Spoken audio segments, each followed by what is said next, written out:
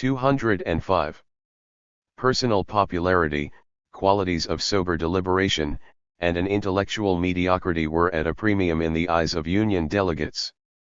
*The SDP's leaders had become accustomed over the years to defeat and dared not rally organized workers for fear that the government, under the guise of martial law, would destroy the party's organizations.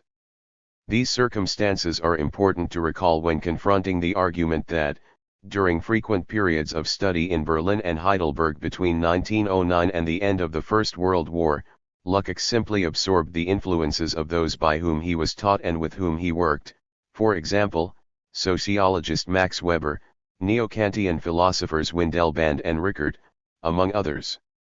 Lukács's attitude to German culture appears much more complex when Hungarian conditions are kept in mind and worth investigating, because it shows him to be critical of both positivist and romantic thought even though he had not yet found an alternative synthesis.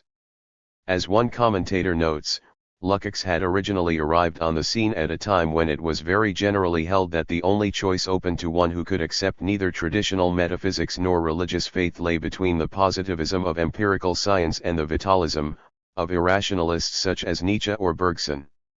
Lukács's whole experience of, and previous reaction to, the impasse of Hungarian society inoculated him against easy acceptance of either of these two currents.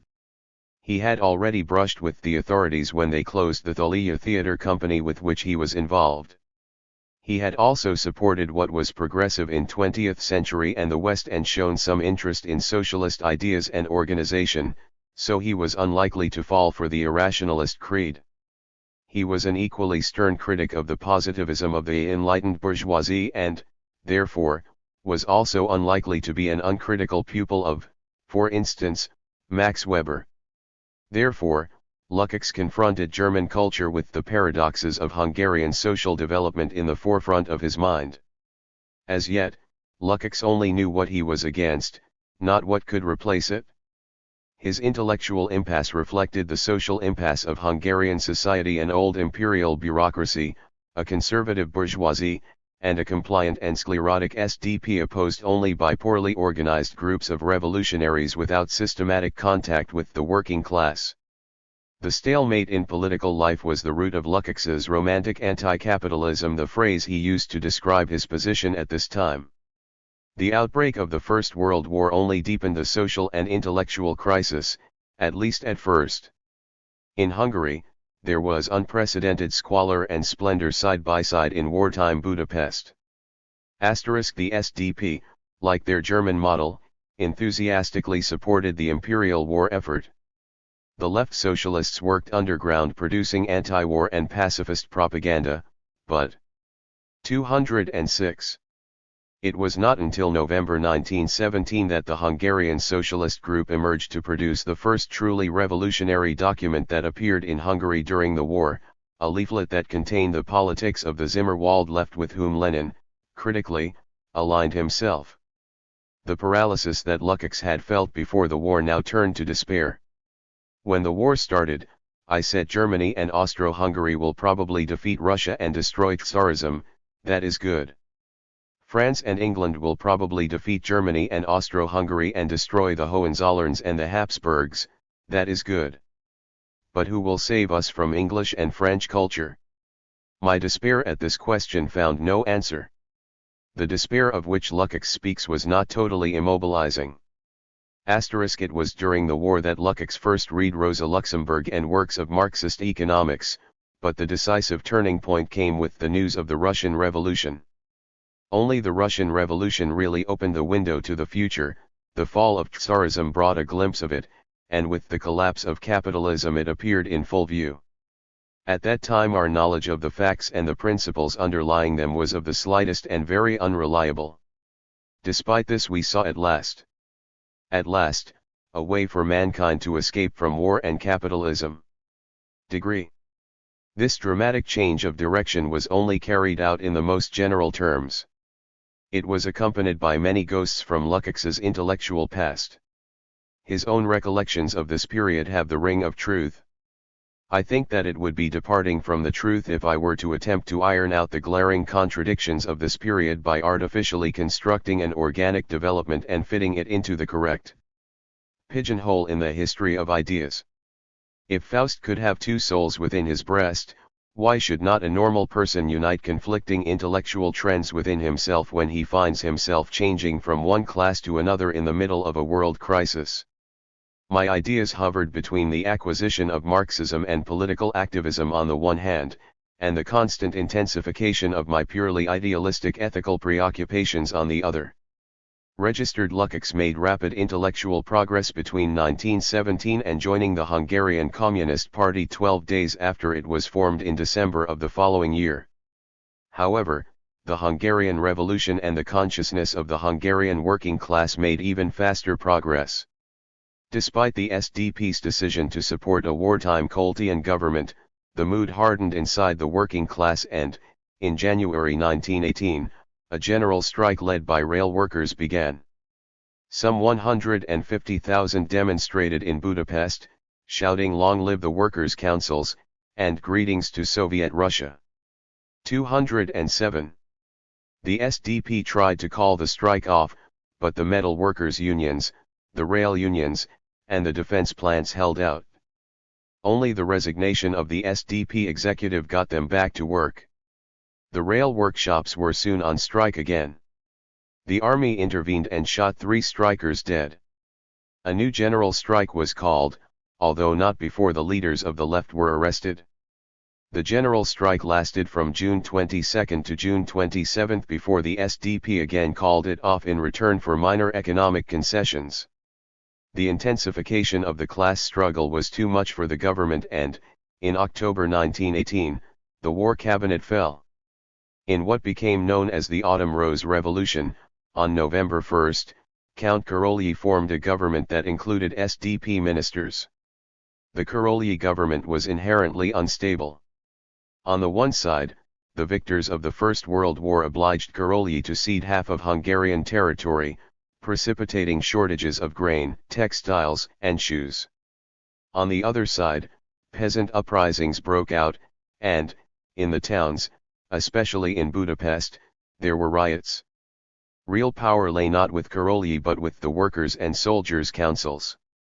The old state bureaucracy and officer corps remained intact, but as historian R. L. Tokes writes, the dual power situation that emerged in the wake of the October Revolution in Hungary was similar in many respects to the one following the February Revolution in Russia.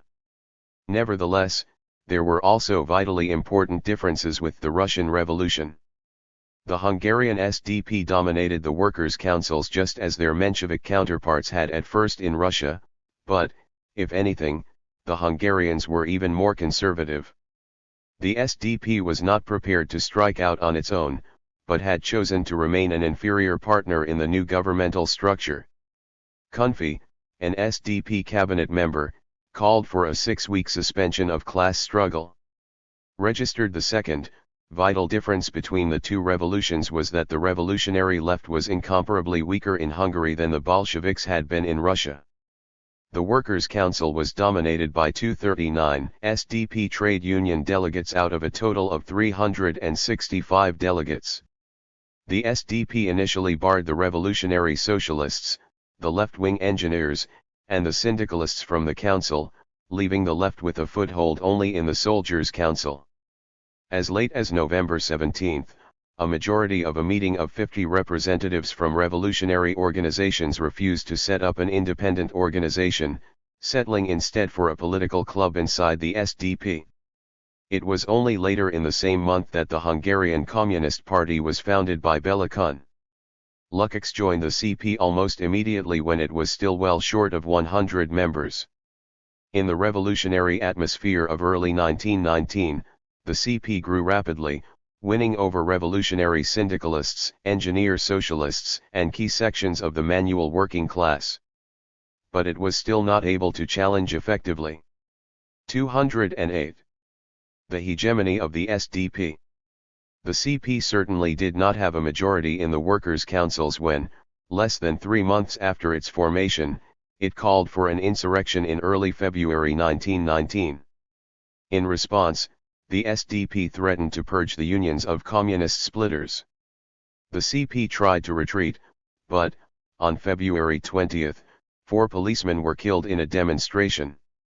The SDP took the opportunity to crack down, closing the CP headquarters, seizing its printing press, and arresting its leaders.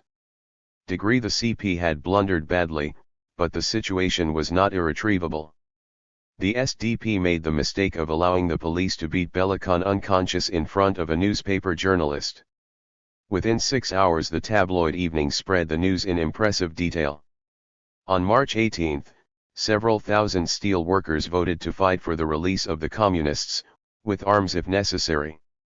The printers' union voted for a 2-day strike, the first directed not at the employers but at the socialist government. The Soldiers' Council and the Budapest militia fell under CP control. The final blow to the government came from the Entente.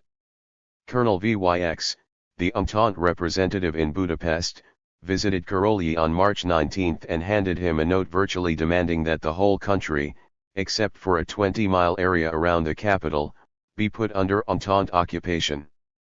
The government crumbled. The bourgeoisie now played their last card, handing power to a SDP government. But the SDP could only be effective if they could control the CP. On March 21, Kuhn's socialist jailers visited him and he agreed to merge the CP and the SDP and form a revolutionary government. There was opposition to the merger in the CP, but Kuhn talked them down in a series of face-to-face confrontations. It was a decision that doomed the Hungarian Republic from birth. The CP were given just 1 out of the 12 commissars in the new government, and only 7 out of 21 deputy commissars. It took the Hungarian SDP just 7 days to fully absorb the CP secretariat, agitprop apparatus, and network of clandestine factory cells. It was against precisely this danger that Lenin had warned.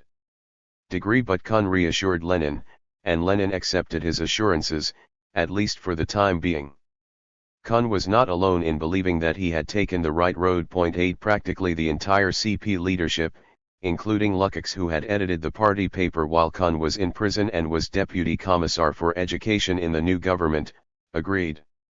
Indeed, Lukács wrote a Luxembourgist article, titled Party and Class, lauding the merger of the SDP and the CP as the spontaneous restoration of proletarian unity. The merger was, of course, a disaster for the revolution and for the CP, although the new government did succeed, at least temporarily, in defeating an Entente invasion. This success only undermined the socialists' tolerance. 209.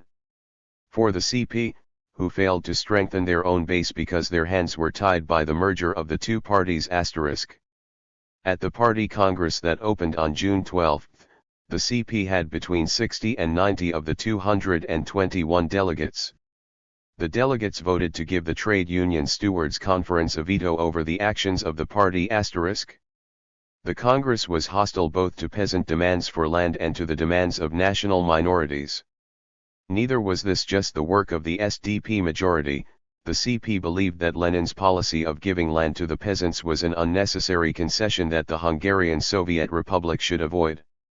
Equally, Kuhn believed that the cautious policy toward nationalization adopted by the Bolsheviks should be replaced by wholesale nationalization. The results of such policies were all too predictable. The working class remained under reformist leadership, but with a communist gloss, the peasants and the nationalities were driven into the camp of counter-revolution by the government's attitude. The Entente threatened again. The right-wing socialists deserted the government and, after setbacks at the front, the remains of the government also resigned and handed power to an Entente-backed government. Admiral Horthy's White Terror followed rapidly, executing 5,000 and jailing 75,000, while another 100,000 fled the country. Lukács stayed behind for 2 months to organize the CP underground before fleeing to Vienna.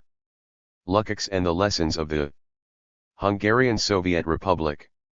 It is common to describe Lukács as an ultra-left in this period, but actually his politics were an amalgam of right and left-wing misunderstandings of the relationship between the Revolutionary Party and the working class.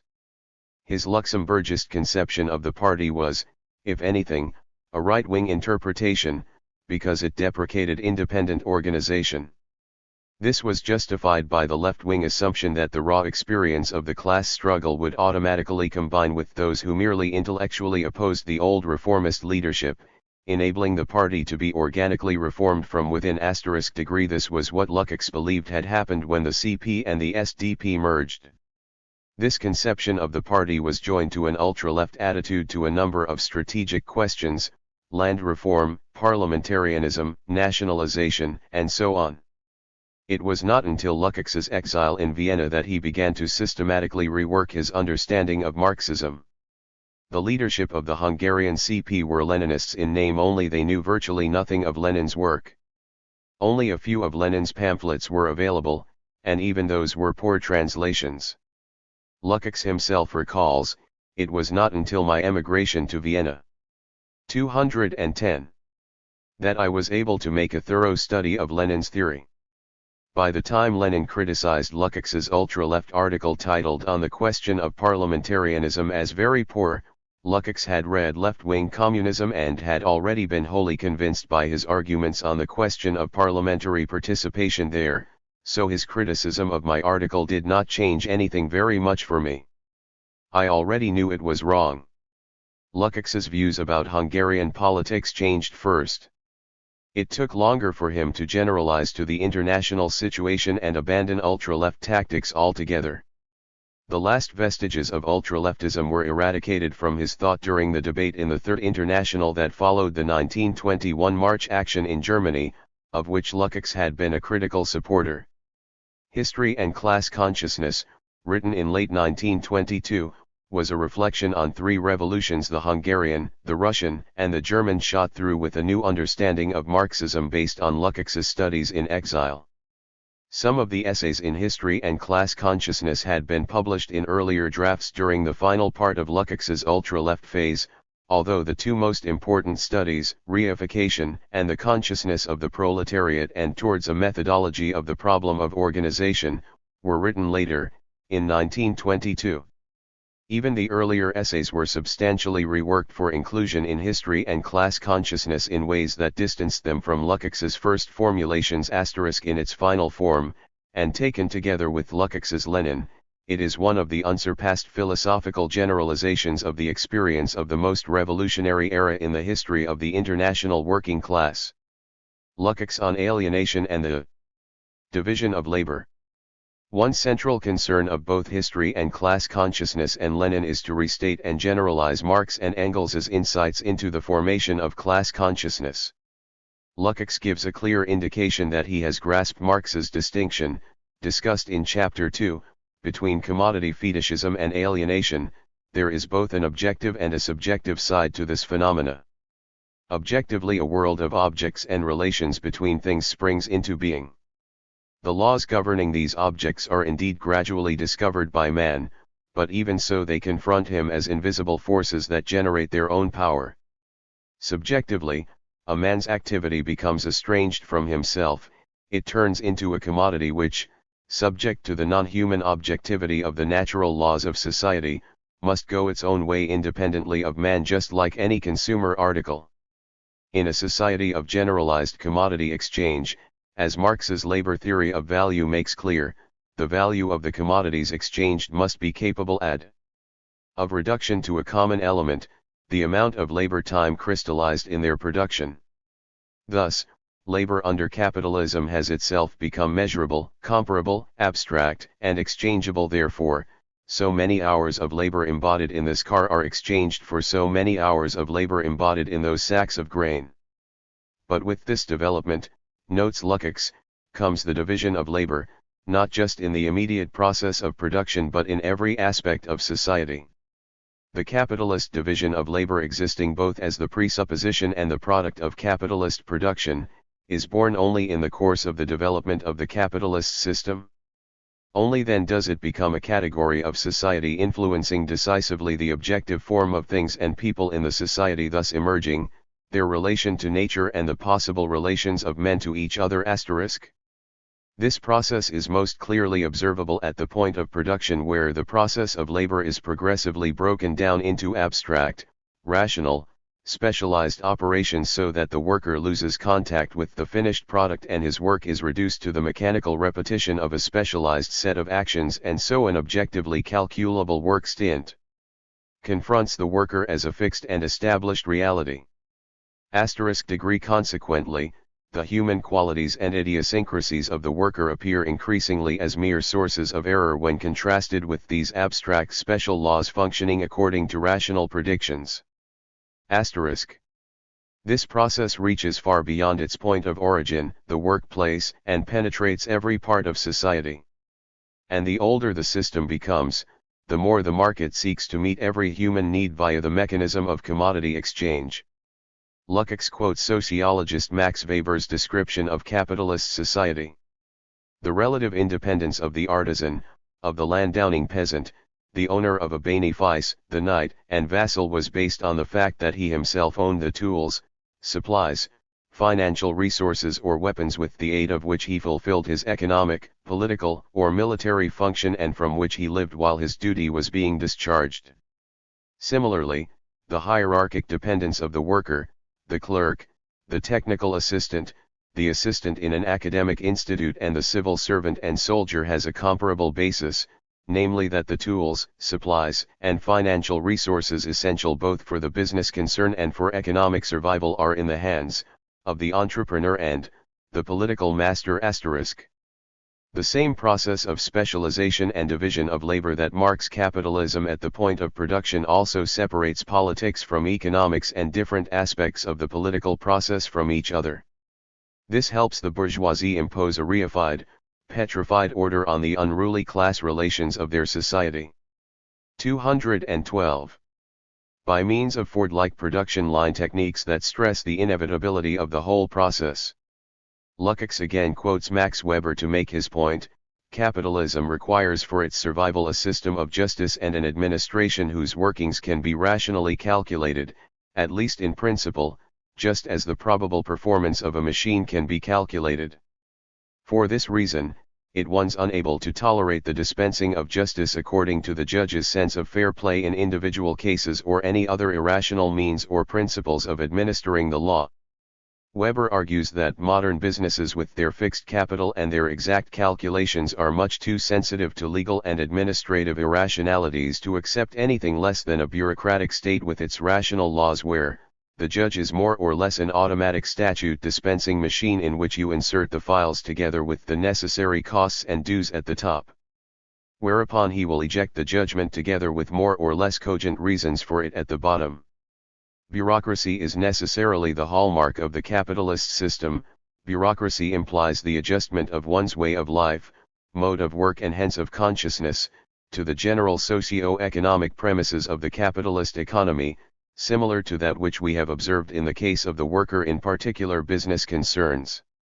The formal standardization of justice, the state, the civil service etc., signifies objectively and factually a comparable reduction of all social functions to their elements. This results in an inhuman, standardist division of labor analogous to that which we have found in industry. Bureaucracy is marked not only by the sterility, uniformity, and repetitiveness of its workings, but also by its remoteness and indifference to the real nature of the issues with which it is supposed to be dealing. Every problem that bureaucracy touches, irrespective of the real human relations involved, is evacuated of all its individual characteristics and reduced to its formal properties, so that it can be processed by the bureaucratic machine. This phenomena can be seen at its most grotesque in journalism. Here it is precisely subjectivity itself, knowledge, temperament and powers of expression that are reduced to an abstract mechanism functioning autonomously and divorced both from the personality of their owner and from the material and concrete nature of the subject matter in hand. The journalist's lack of convictions, the prostitution of his experiences and beliefs is comprehensible only as the apogee of capitalist reification. Marriage, too, is an institution which buries individuality under formal, regulated, reified structures, hence its legal and contractual nature. Kant described the situation with the naively cynical frankness peculiar to great thinkers, says Lukács. Sexual community is the use made by one person of the sexual. 213. Organs and faculties of another. Marriage is the union of two people with a view to the mutual possession of each other's sexual attributes for the duration of their lives. Degree. Hence bourgeois morality and the legal system treat transgression of the marriage contract as they treat transgression of any property law. For example, adultery is fraud, the fraudulent acquisition of sex; rape is theft, the stealing of sex. Any wider social or historical causes or consequences are eliminated, as even the most personal of relationships are reduced to their formal, legal and, consequently, bureaucratically amenable side.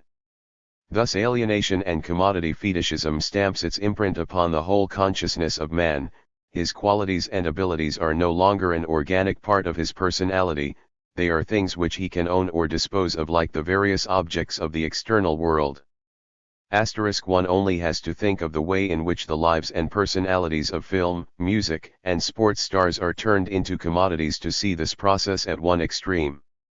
To see what this means at the other extreme, it is only necessary to recall the way in which the fashion industry and the media transform this commodification of stars into a general alienation affecting even the poorest, whose lives are supposed to be enhanced by the vicarious pleasure of adopting the cheap replicas of the clothes, makeup, and lifestyles of the rich and famous. In such a system, individuality and freedom are reduced to playing the system, that is, the manipulation of the rules to your own best advantage. This is necessarily the sham freedom experienced by the roulette player. He or she knows the rules of the game and will, therefore, have an advantage over someone who knows them less well, but the whole process is not under the conscious control of anyone. Consequently, no real freedom, no real control over destiny, is possible, because no single capitalist or group of capitalists, let alone workers, can control the system as a whole. Thus, rigid bureaucracy and division of labor rule the parts of the system, but chaos rules the system as a whole. The capitalist process of rationalization based on private economic calculation requires that every manifestation of life shall exhibit this very interaction between details which are subject to laws and a totality ruled by chance.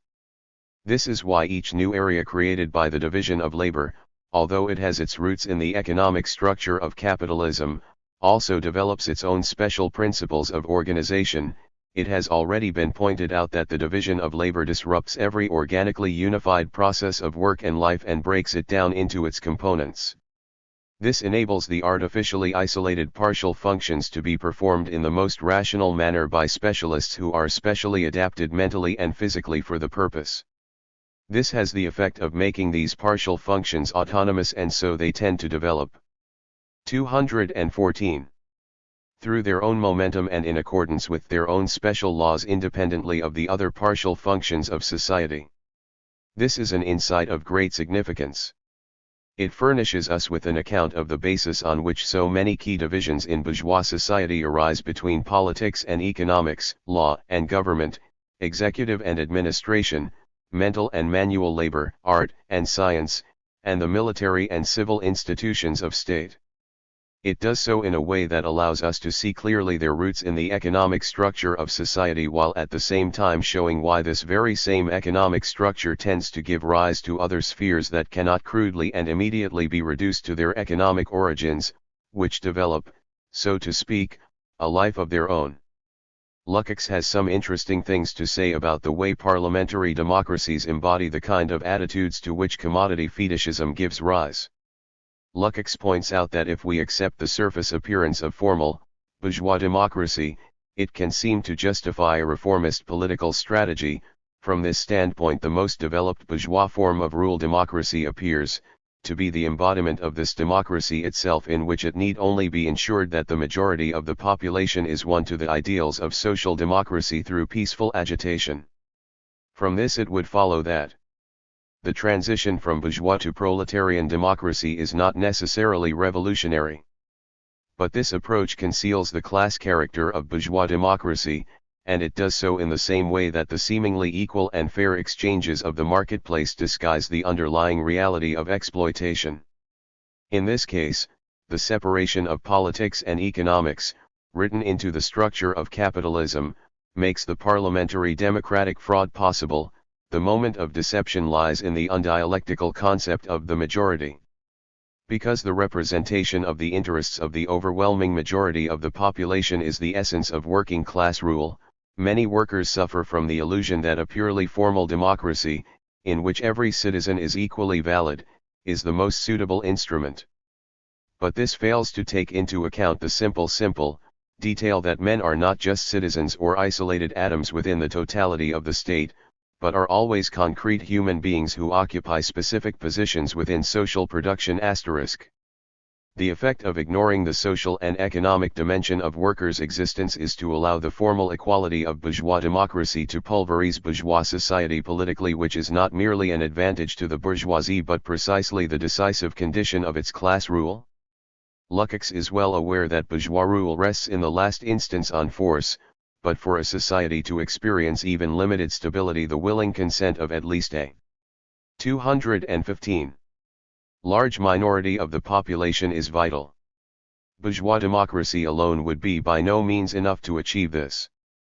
But bourgeois democracy does not stand alone, it is only the political culmination of a social system whose other elements include the ideological separation of economics and politics, the creation of a bureaucratic state apparatus which gives large sections of the petty bourgeoisie a material and moral interest in the stability of the state, a bourgeois party system, press, school system, religion, etc. With a more or less conscious division of labor, all these further the aim of preventing the formation of an independent ideology among the oppressed classes of the population which would correspond to their own class interests, of binding the individual members of these classes to the system as single individuals, as mere citizens, to an abstract state reigning over and above all classes, of disorganizing these classes as classes and pulverizing them into atoms easily manipulated by the bourgeoisie trademark. The aim of any genuine working class organization, including revolutionary parties and trade unions, should be to help workers in their struggle to overcome this fragmentation and to see the connections between different aspects of society. But it is the Workers' Council that can fulfill this task most completely because it is the organized form of workers' power, a workers' state as a weapon against the bourgeois state. The first task of a workers' state is, of course, a practical one. The crushing of the bourgeoisie, the smashing of its state apparatus, the destruction of its press, etc., is a vital necessity for the proletarian revolution because the bourgeoisie by no means renounces its efforts to re-establish its economic and political dominance after its initial defeats.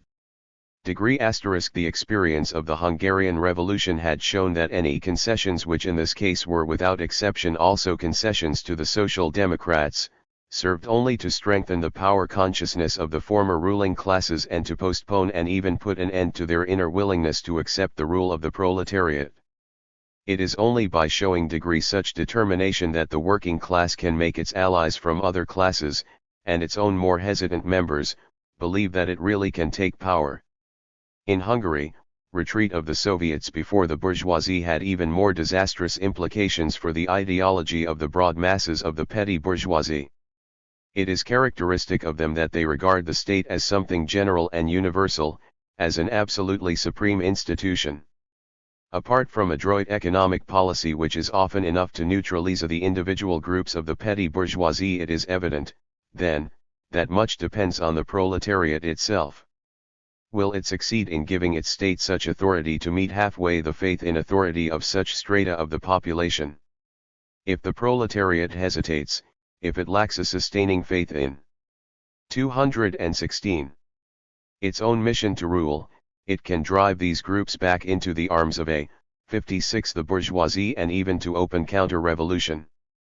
The Workers' Council is an organization designed to maximize the unity and striking power of the working class because the Soviet system bind together those moments of social life which capitalism fragments.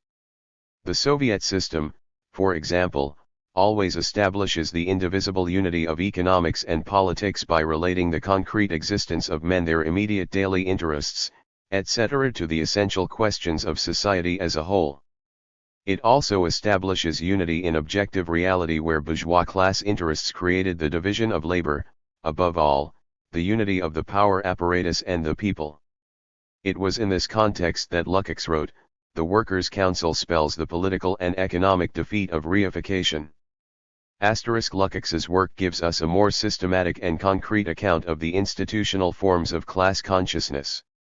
But he is also concerned to show how these structures shape the consciousness of the bourgeoisie and the working class in different ways, giving rise to profoundly different attitudes to the experience of alienation and commodity fetishism. The ideology of the bourgeoisie. The class position of the bourgeoisie circumscribes its ability to understand the society of which it is a part. The bourgeoisie oppresses and exploits other classes, but it does not control society.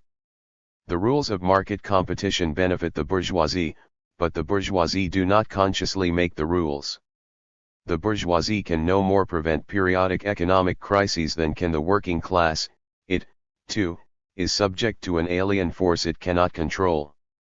The bourgeoisie is alienated, but, as Marx argued, they are happy in their alienation, because it confirms their own social power. For the bourgeoisie to address the fundamental contradiction that produces alienation would be to declare its own dissolution as a class. The bourgeoisie was quite unable to perfect its own science of classes. The reef on which it foundered was its failure to discover even a theoretical solution to the problem of crises. The fact that a scientifically acceptable solution does exist is of no avail. For to accept that solution, even in theory, would be tantamount to observing society from a standpoint other than that of the bourgeoisie. And no class can do that unless it is willing to abdicate its power freely. Thus the barrier which converts the class consciousness of the bourgeoisie into false consciousness is objective, it is the class situation itself. It is the objective result of the economic setup, and is neither arbitrary, subjective, nor psychological degree. 217. A true understanding of society stands in opposition to class interest of the bourgeoisie. One immediate effect is to divorce the bourgeoisie's theory from its social practice. It is true that the bourgeoisie acts as a class in the objective evolution of society. But it understands the process as something external which is subject to objective laws which it can only experience passively. This is not to say, obviously, that the bourgeoisie does not break strikes, fight wars, and so on. But it does so in the more or less sincere belief that it is merely carrying out the dictates of a system over which it has no control, an argument that contains an important element of truth. This fatalism reflects the social position of the bourgeoisie, which is a class united only in opposition to the working class but divided against itself by the competition and by the division of labor that its own system produces. Thus, bourgeois ideology, unable to comprehend the true totality of social relations without announcing its own dissolution, characteristically reacts in two ways.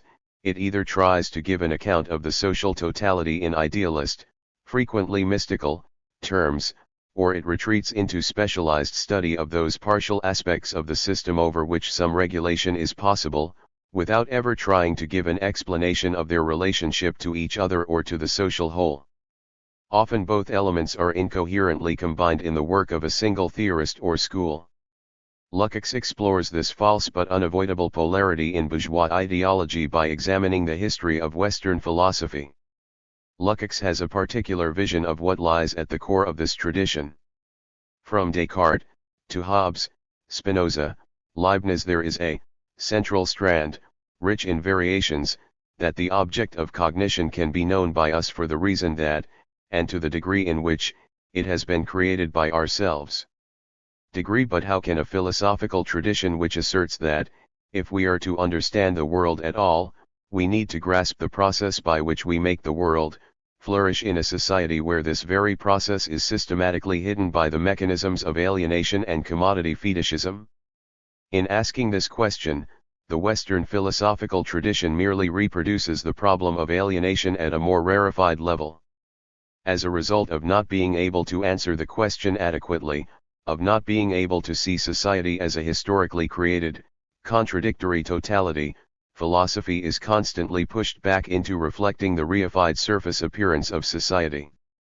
Consequently, it is tossed between two poles: matter and mind, necessity and freedom, materialism and idealism, objectivity and subjectivity, fatalism and voluntarism. One aspect of the empiricist approach is to focus on the specific laws governing parts of the system without ever being able to develop these to the point where a general account of society is possible. This leads to positing 218. As the aim of philosophy, the understanding of the phenomena of isolated, highly specialized areas by means of abstract rational systems, perfectly adapted to them and without making the attempt to achieve a unified mastery of the whole realm of the knowable. Registered since, contrary to its reified appearance, society is a whole and not simply a collection of discrete parts, a crisis inevitably afflicts bourgeois science when it tries to reach beyond its own self-imposed compartmentalism. Such a crisis in the empirical approach to the world often issues in its opposite, an attempt to recreate the lost totality of the real world in the realm of thought. As Lukács says of Kant's philosophy, if it was not to renounce its understanding of the whole, it had to take the road that leads inwards. Registered thus, the pole of empiricism transforms itself into its opposite, the pole of idealism, the belief that the totality of society only exists in thought, in other words, a secular faith that asserts that human beings can create the world but has no rational explanation of how this can actually be done. Kant's philosophy ran aground on this contradiction, asserting that all we could know of the world was the world as it appeared in our thoughts, and that there were strict limits to the correspondence between the world as seen in thought and the thing in itself, or the world as it really existed. Hegel labored mightily to overcome this contradiction. Indeed, he discovered where such a unity could be found. Classical philosophy did indeed advance to the point, in which philosophically the underlying order and connections between things were to be found, namely history. The historical process is the site where mind and matter and objectivity and subjectivity are united, because historical evolution annuls the autonomy of individual factors, and by compelling the knowledge which ostensibly does these factors justice to construct its conceptual system upon what is qualitatively unique and new in phenomena, it forces it at the same time to refuse to allow any of these elements to remain at the level of mere concrete uniqueness. Instead, the concrete and total historical process is the only point of view from which understanding becomes possible. Registered, there is more than one way of seeing this unity and, in particular, more than one candidate for the historical agency through which such a unity could be achieved. It was Hegel's greatest achievement to pose the correct question, but it was his inevitable weakness that he chose to see the spirit of the nation as the only real embodiment of the world spirit, as the agency of historical change. Hegel's great discovery was that history is source and solution of philosophical problems. It signals a change in the relation between theory and practice and between freedom and necessity, because the idea that we have made reality loses its more or less fictitious character. We have made our 219 own history, and if we are able to regard the whole of reality as history, we shall have raised ourselves in fact to underscore the position from which reality can be understood as our action. But it is still necessary to discover the site from which to resolve all these problems, and also to exhibit concretely the we which is the subject of history, that we whose action is in fact history. It was Marx's great discovery to see that history was driven forward, not by the spirit of great nations, but by class struggle. With the development of capitalism, a class had been created through whose struggle the course of history could become comprehensible. The consciousness of the working class. The insuperable barrier into which every attempt to understand society from the point of view of the bourgeoisie runs is the class interests of the bourgeoisie. If the bourgeoisie were to break through the reified appearance of capitalist society, it would have ripped the mask from its own crisis-ridden system and so be forced to admit that its fundamental faults can only be remedied by ending the rule of the bourgeoisie. The bourgeoisie would have to announce its own dissolution. There is no such barrier between the class interests of the working class and a clear, scientific understanding of society. When the working class breaks through the same reified appearance, it sees its own labor as the basis on which society rests. Its liberation is seen to be the liberation of humanity from a chronically, necessarily crisis-racked world. This image of a frozen reality that nevertheless is caught up in an unremitting, ghostly movement at once becomes meaningful when this reality is dissolved into the process of which man is the driving force. This can be seen only from the standpoint of the proletariat, because the meaning of these tendencies is the abolition of capitalism, and so for the bourgeoisie to become conscious of them would be tantamount to suicide degree. The unique position of the working class is a result of the fact that labor power is the commodity on whose sale the whole system rests. Workers are a living commodity and therefore have the ability to become conscious of the real nature of a world based on the sale of commodities. Workers experience, as no other class does, the reality of exploitation, the real human relation that stands behind the seemingly natural and inevitable workings of the market. They alone stand at the vantage point from which it is possible to see that history can be made and need not be passively experienced as if we were all merely cogs in some great machine.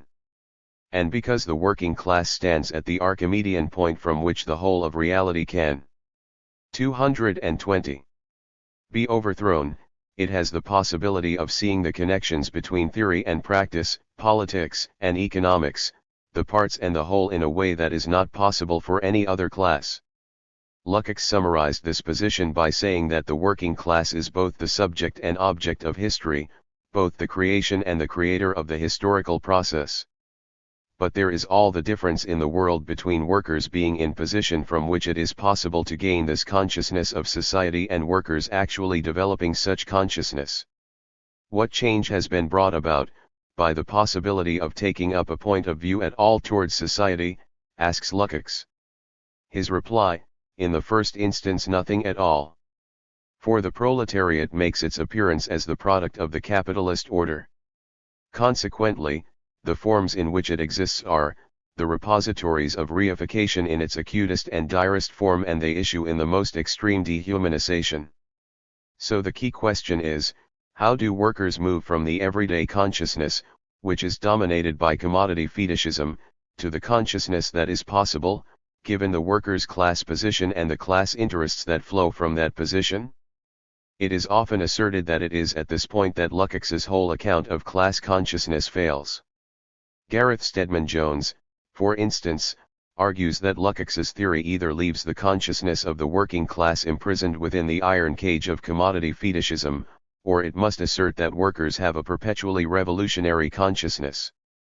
There is nothing to show what determines the proletariat's swing from one to the other of these two all-or-nothing poles. Registered consequently, Lukács must either put his faith in the final cataclysmic economic collapse of capitalism that will usher in the socialist revolution, or he must rely on the Revolutionary Party to be magically proof against this ideological crisis, endowed with the power to recall the class to its true historical vocation. Thus, Lukács is accused of economist spontaneism or organizational voluntarism. In fact, neither of these charges can withstand the contact with what Lukács actually wrote in History and Class Consciousness. Lukács does give an important role to both economic crises and the Revolutionary Party, but they are not introduced externally, like some good fairy whose wand merely has to touch the brow of the alienated worker to transform him into a Marxist revolutionary. Part of Lukács's answer is to repeat the point that Marx made in the Communist Manifesto when he described how the workings of capitalism create its own gravedigger by concentrating masses of workers in large factories, of mechanizing and standardizing the processes of work and leveling down the standard of living. These are the indispensable precondition without which the proletariat would never have become a class, and if they had not been continually intensified by the natural workings of capitalism it would never have developed into the decisive factor in human history. Nevertheless, this only explains the sociological formation of the working class, not the process by which it becomes conscious. To use Marx's terms, it shows how it becomes a class in itself but not how it becomes a class for itself. To understand this, the crux of the whole problem, we have to look again at the worker's experience of exploitation at the point of production. A central contradiction of capitalism is, as we have seen, that the system treats the worker's labor power as if it were just another commodity to be used for as long, and at whatever intensity, the purchaser, the capitalist, desires. From the point of view of the market, which is also the point of view of the workers so long they accept the laws of the market as eternal and unavoidable, the capitalist is within his rights. But the law of the market blesses the seller as well as the purchaser, sanctifies the seller's right to demand whatever price he likes for his product, and to sell only so much as he chooses to sell. Moreover, the product that the worker sells, labor power, is a very peculiar product. When the capitalist buys a tin of beans, the seller does not accompany him to his kitchen and continue to haggle over the price he should pay for the beans or the quantity of beans that he should consume. But, much as the capitalist might wish to, he cannot separate the owner of labor power from labor power itself. This fact inconvenienced Henry Ford so much that he asked, "How come every time I want a pair of hands I get a human being?" The worker brazenly accompanies his labor power right into the workplace and stands protectively by it, continuing to argue with the capitalist day in, day out about the terms of its sale.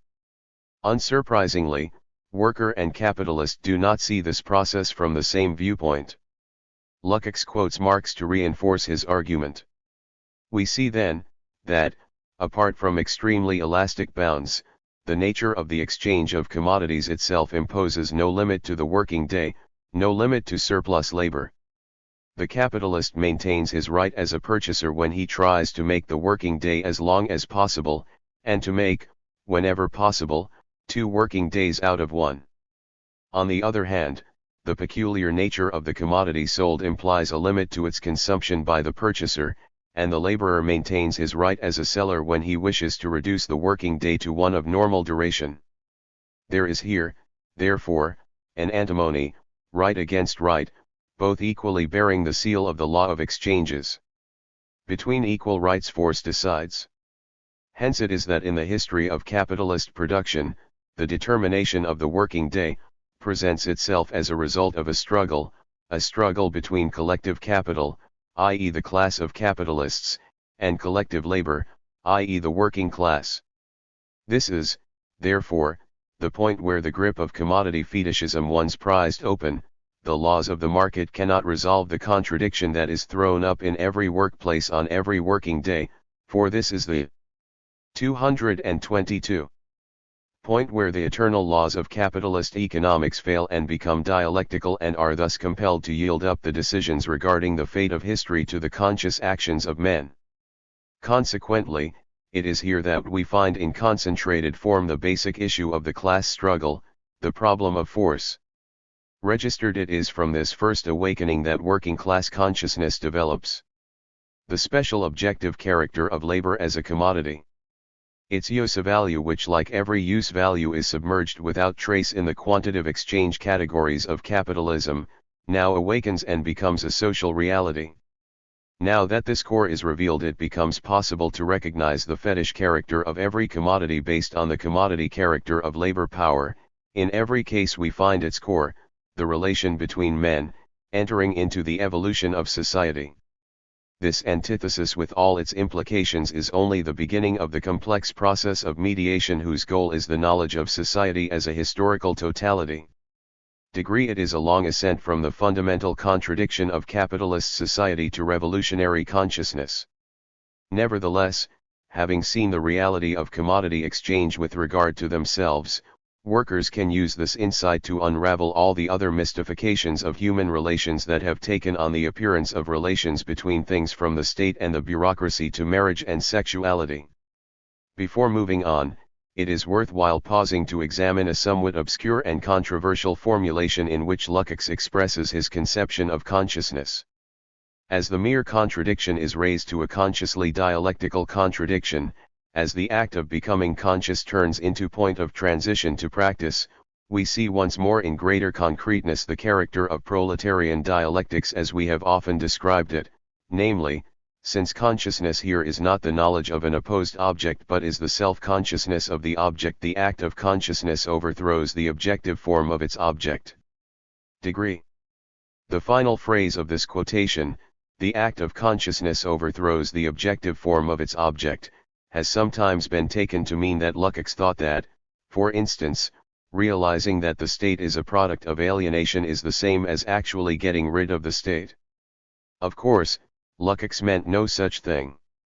He realized, with Marx, that to supersede private property as it actually exists, real communist activity is necessary.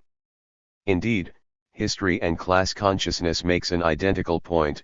Even though Lukács had not read Marx's formulation, it is evident that however clearly we may have grasped the fact that society consists of processes, however thoroughly we may have unmasked the fiction of its rigid reification, this does not mean that we are able to 220.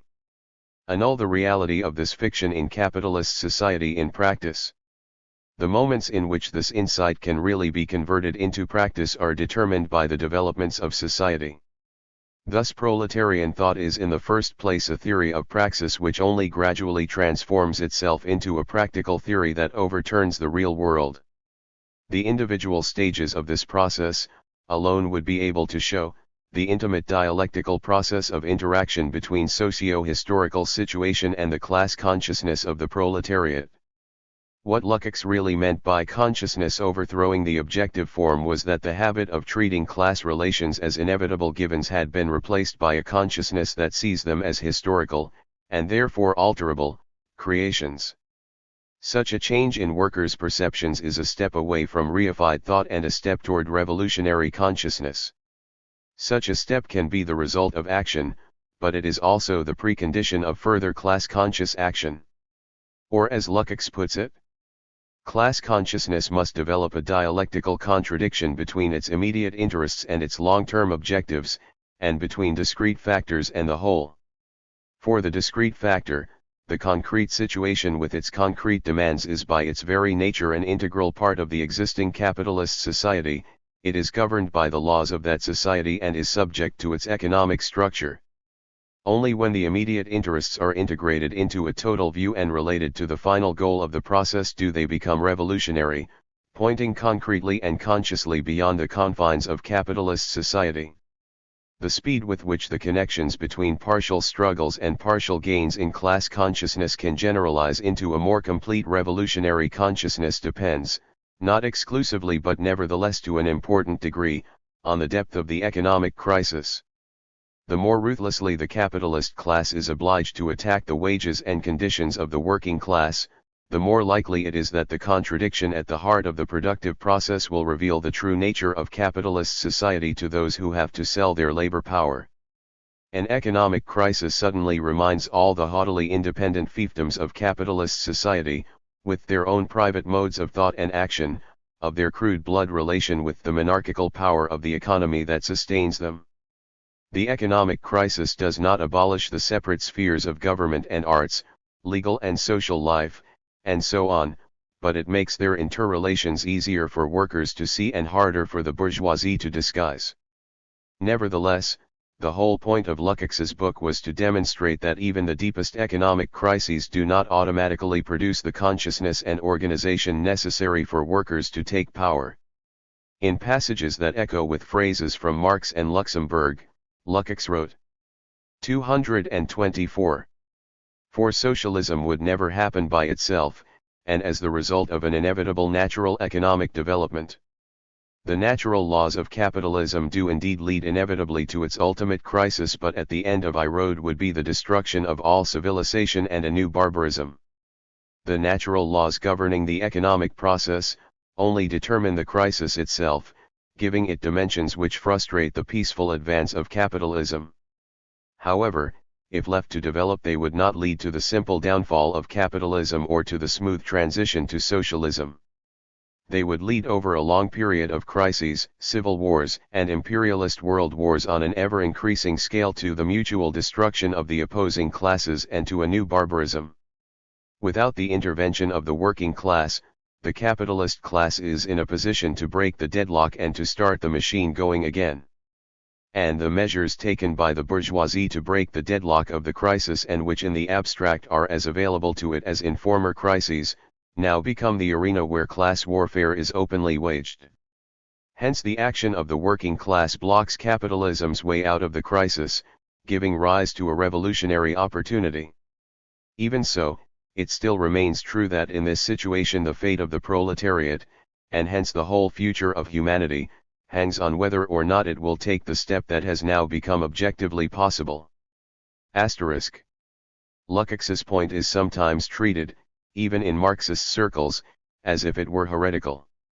In fact, Lenin made a very similar, if more concrete, observation.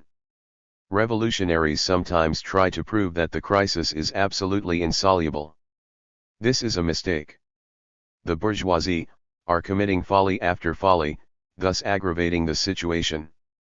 But nobody can prove that it is absolutely impossible for them to pacify a minority of the exploited with some petty concessions and suppress some movement or uprising of some section of the oppressed and exploited.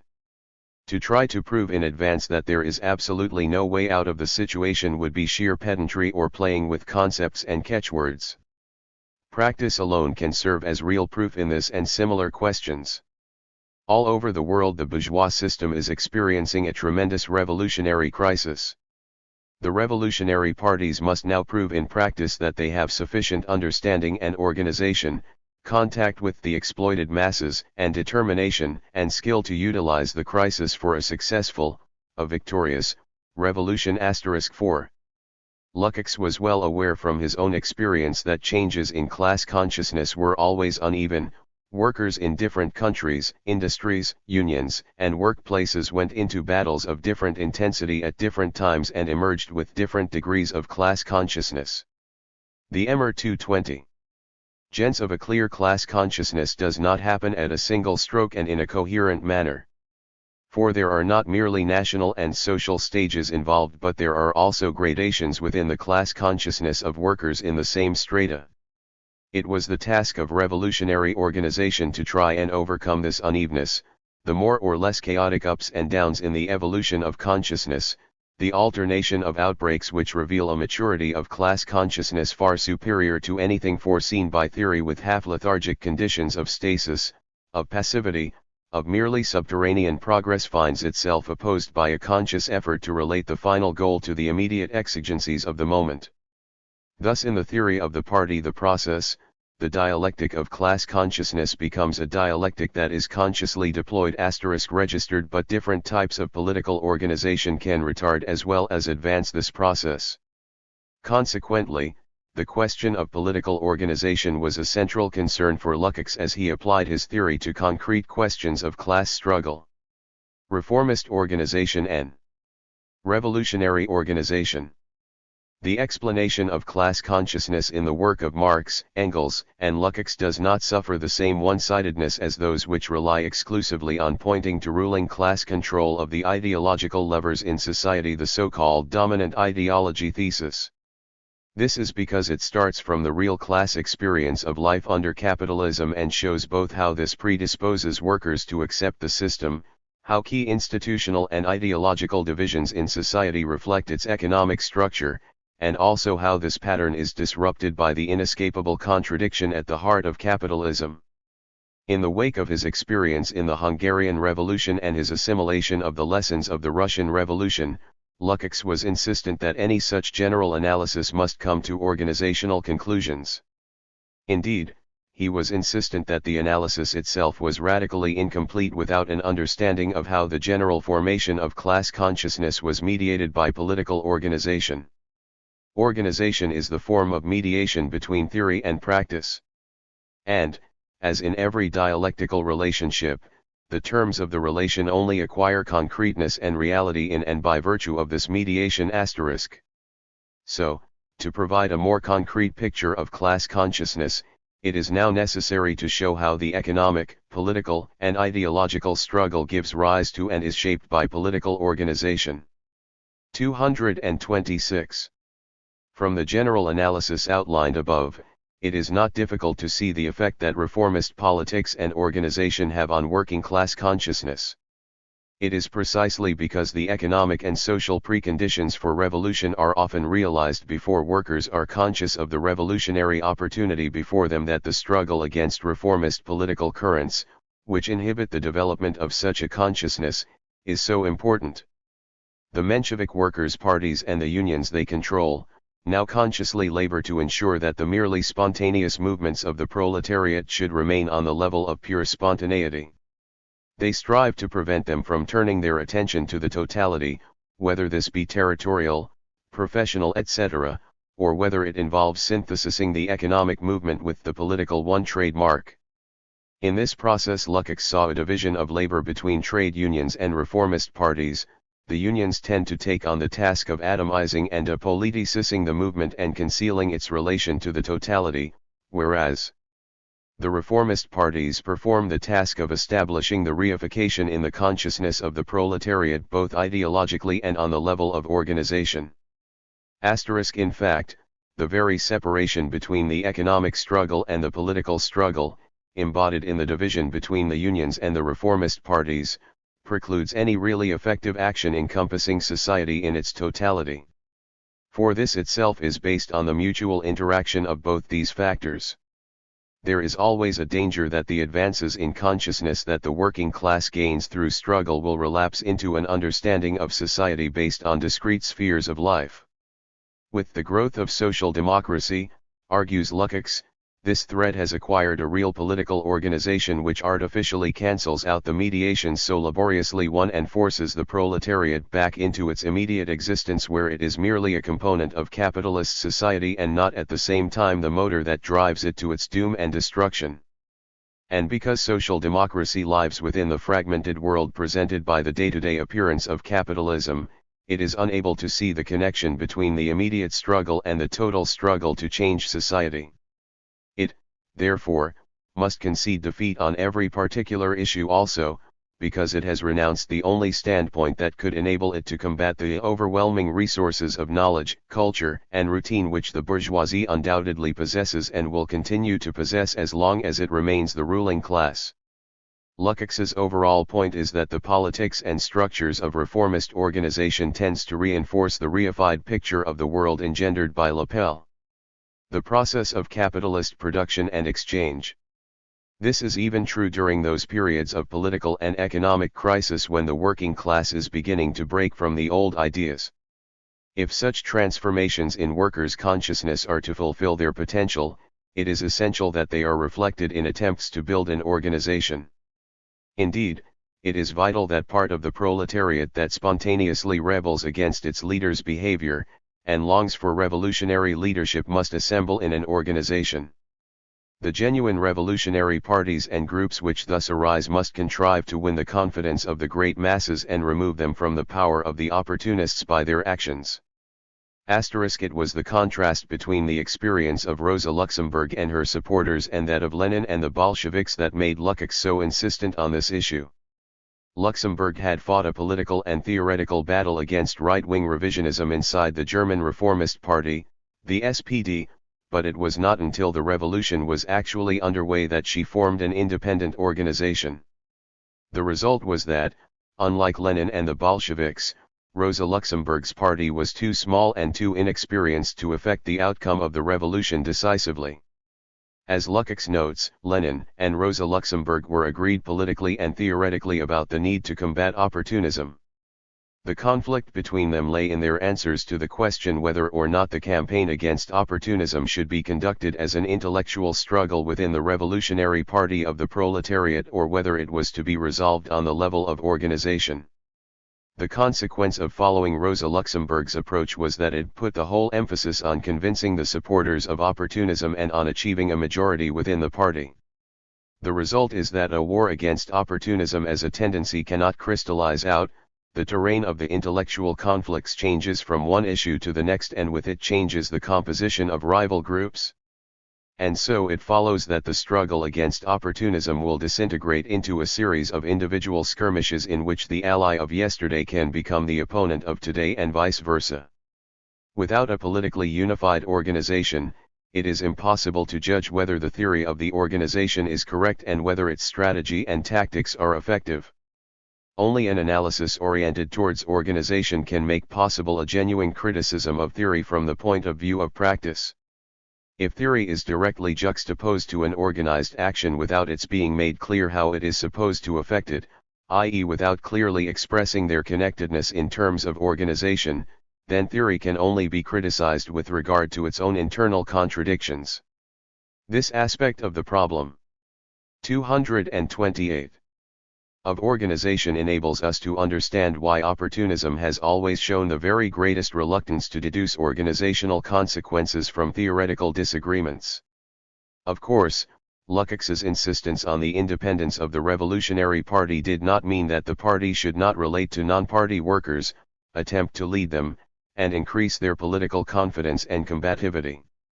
Indeed, it was precisely because the reformist organization blunted the politics of the revolutionaries, forcing them into internal party struggles with the right wing, that Lukács saw reformism as incapable of relating to the struggles of workers. And Lukács was clear that the party's relationship with the class was a two-way affair. The party had to learn from, as well as lead, the class.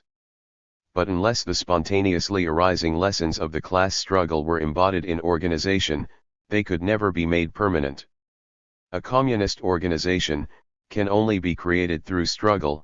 It can only be realized if the justice and the necessity of this form of unity are accepted by every member as a result of his own experience.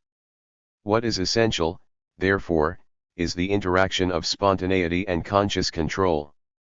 Thus, Engels describes how certain forms of military action originated spontaneously in the instincts of the soldiers as a reaction to the exigencies of the situation.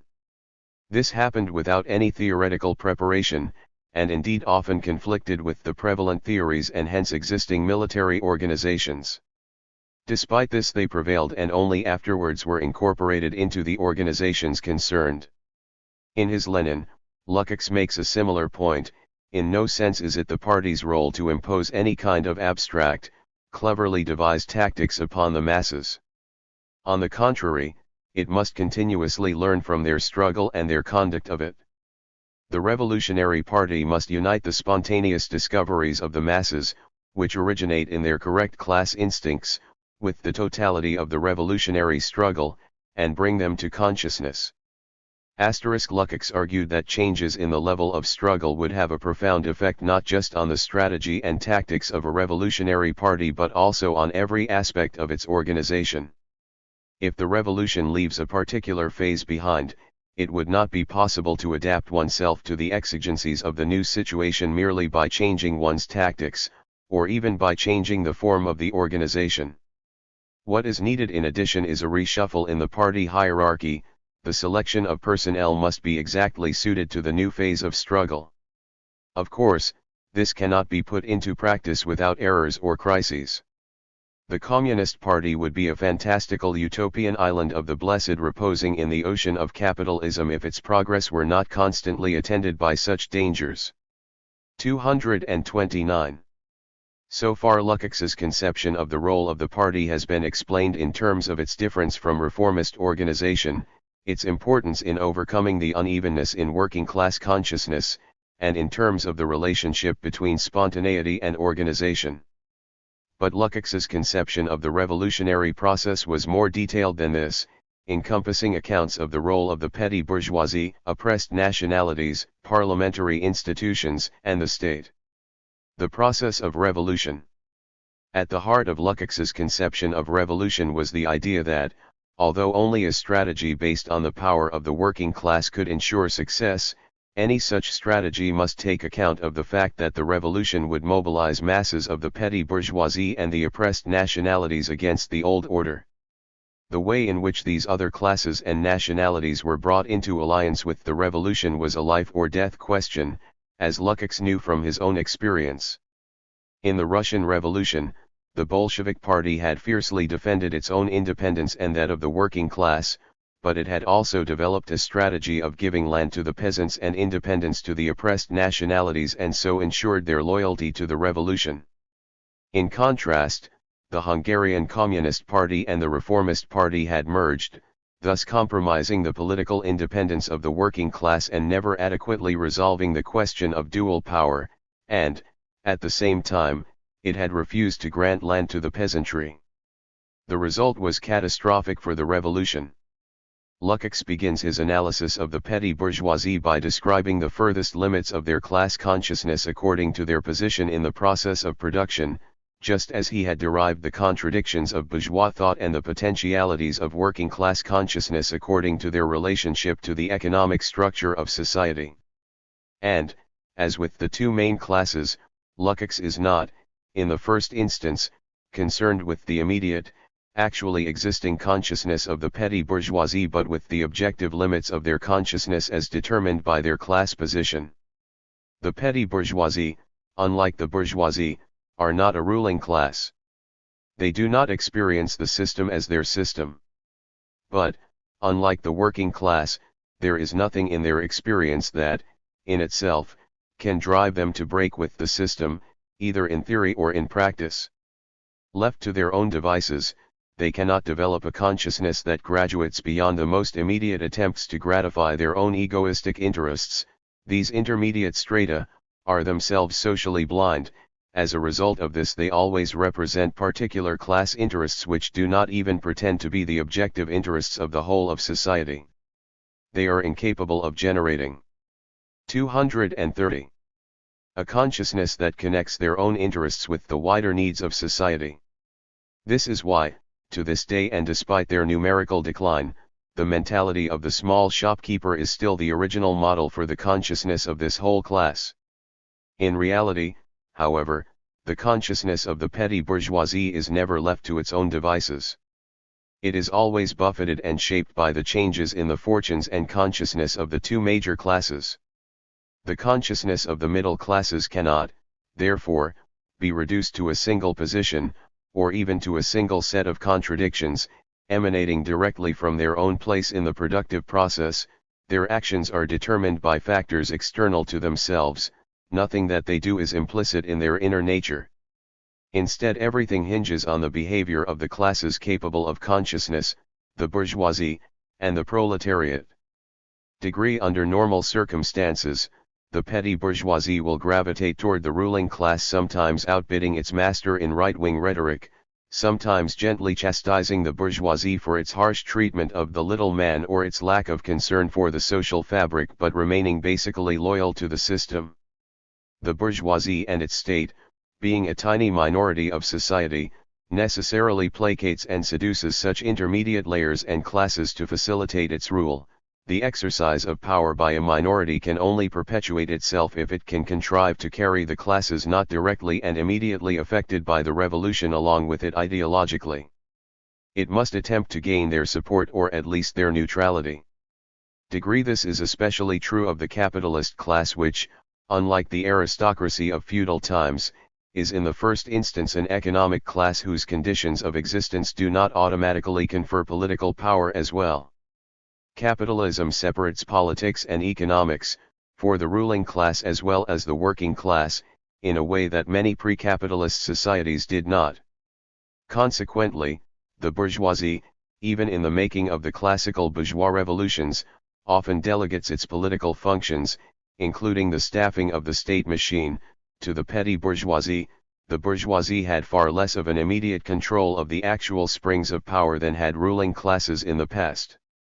On the one hand, the bourgeoisie had to rely much more strongly on its ability to make peace or achieve a compromise with the opposing classes that held power before it, so as to use the power apparatus they controlled for its own ends. On the other hand, it found itself compelled to place the actual exercise of force in the hands of petty bourgeois, peasants, the members of subject nations, etc. 231. Under conditions of economic expansion and political quietude, the bourgeoisie finds it relatively easy to gather around it this protective skirt of intermediate classes. And, of course, this process cannot but have an effect on the class consciousness of the working class, or at least those layers of it which are in greatest contact with the petty bourgeoisie, particularly the leaders, functionaries, and those most influenced by trade union and reformist party bureaucracies. But in conditions of economic and political crisis, the petty bourgeoisie's loyalty to the system comes under strain. Their naive, unthought-out loyalty to the social system led by the bourgeoisie is shaken. Broader and broader strata separate out from the seemingly solid edifice of bourgeois society, they bring confusion into the ranks of the bourgeoisie. They unleash movements which do not themselves proceed in the direction of socialism, but which through the violence of the impact they make do hasten the realization of the preconditions of socialism, namely, the collapse of the bourgeoisie. This is a situation which causes ever wider rifts in bourgeois society and which drives the proletariat on to revolution whether it would or not. Trademark Lukács's attitude to the role of oppressed nationalities in the revolution follows a broadly similar pattern. First of all, he notes that there is nothing inherent in the position of an oppressed nationality which predisposes it to look favorably on a socialist revolution. If other strata of the population become involved in the revolution, they may advance it under certain circumstances. But it is just as easy for them to deflect it in a counter-revolutionary direction. For in the class situation of these strata there is nothing, nor can there be anything to make their actions lead inevitably towards the proletarian revolution. In the case of oppressed nations, this is increasingly the case as the capitalist system ages.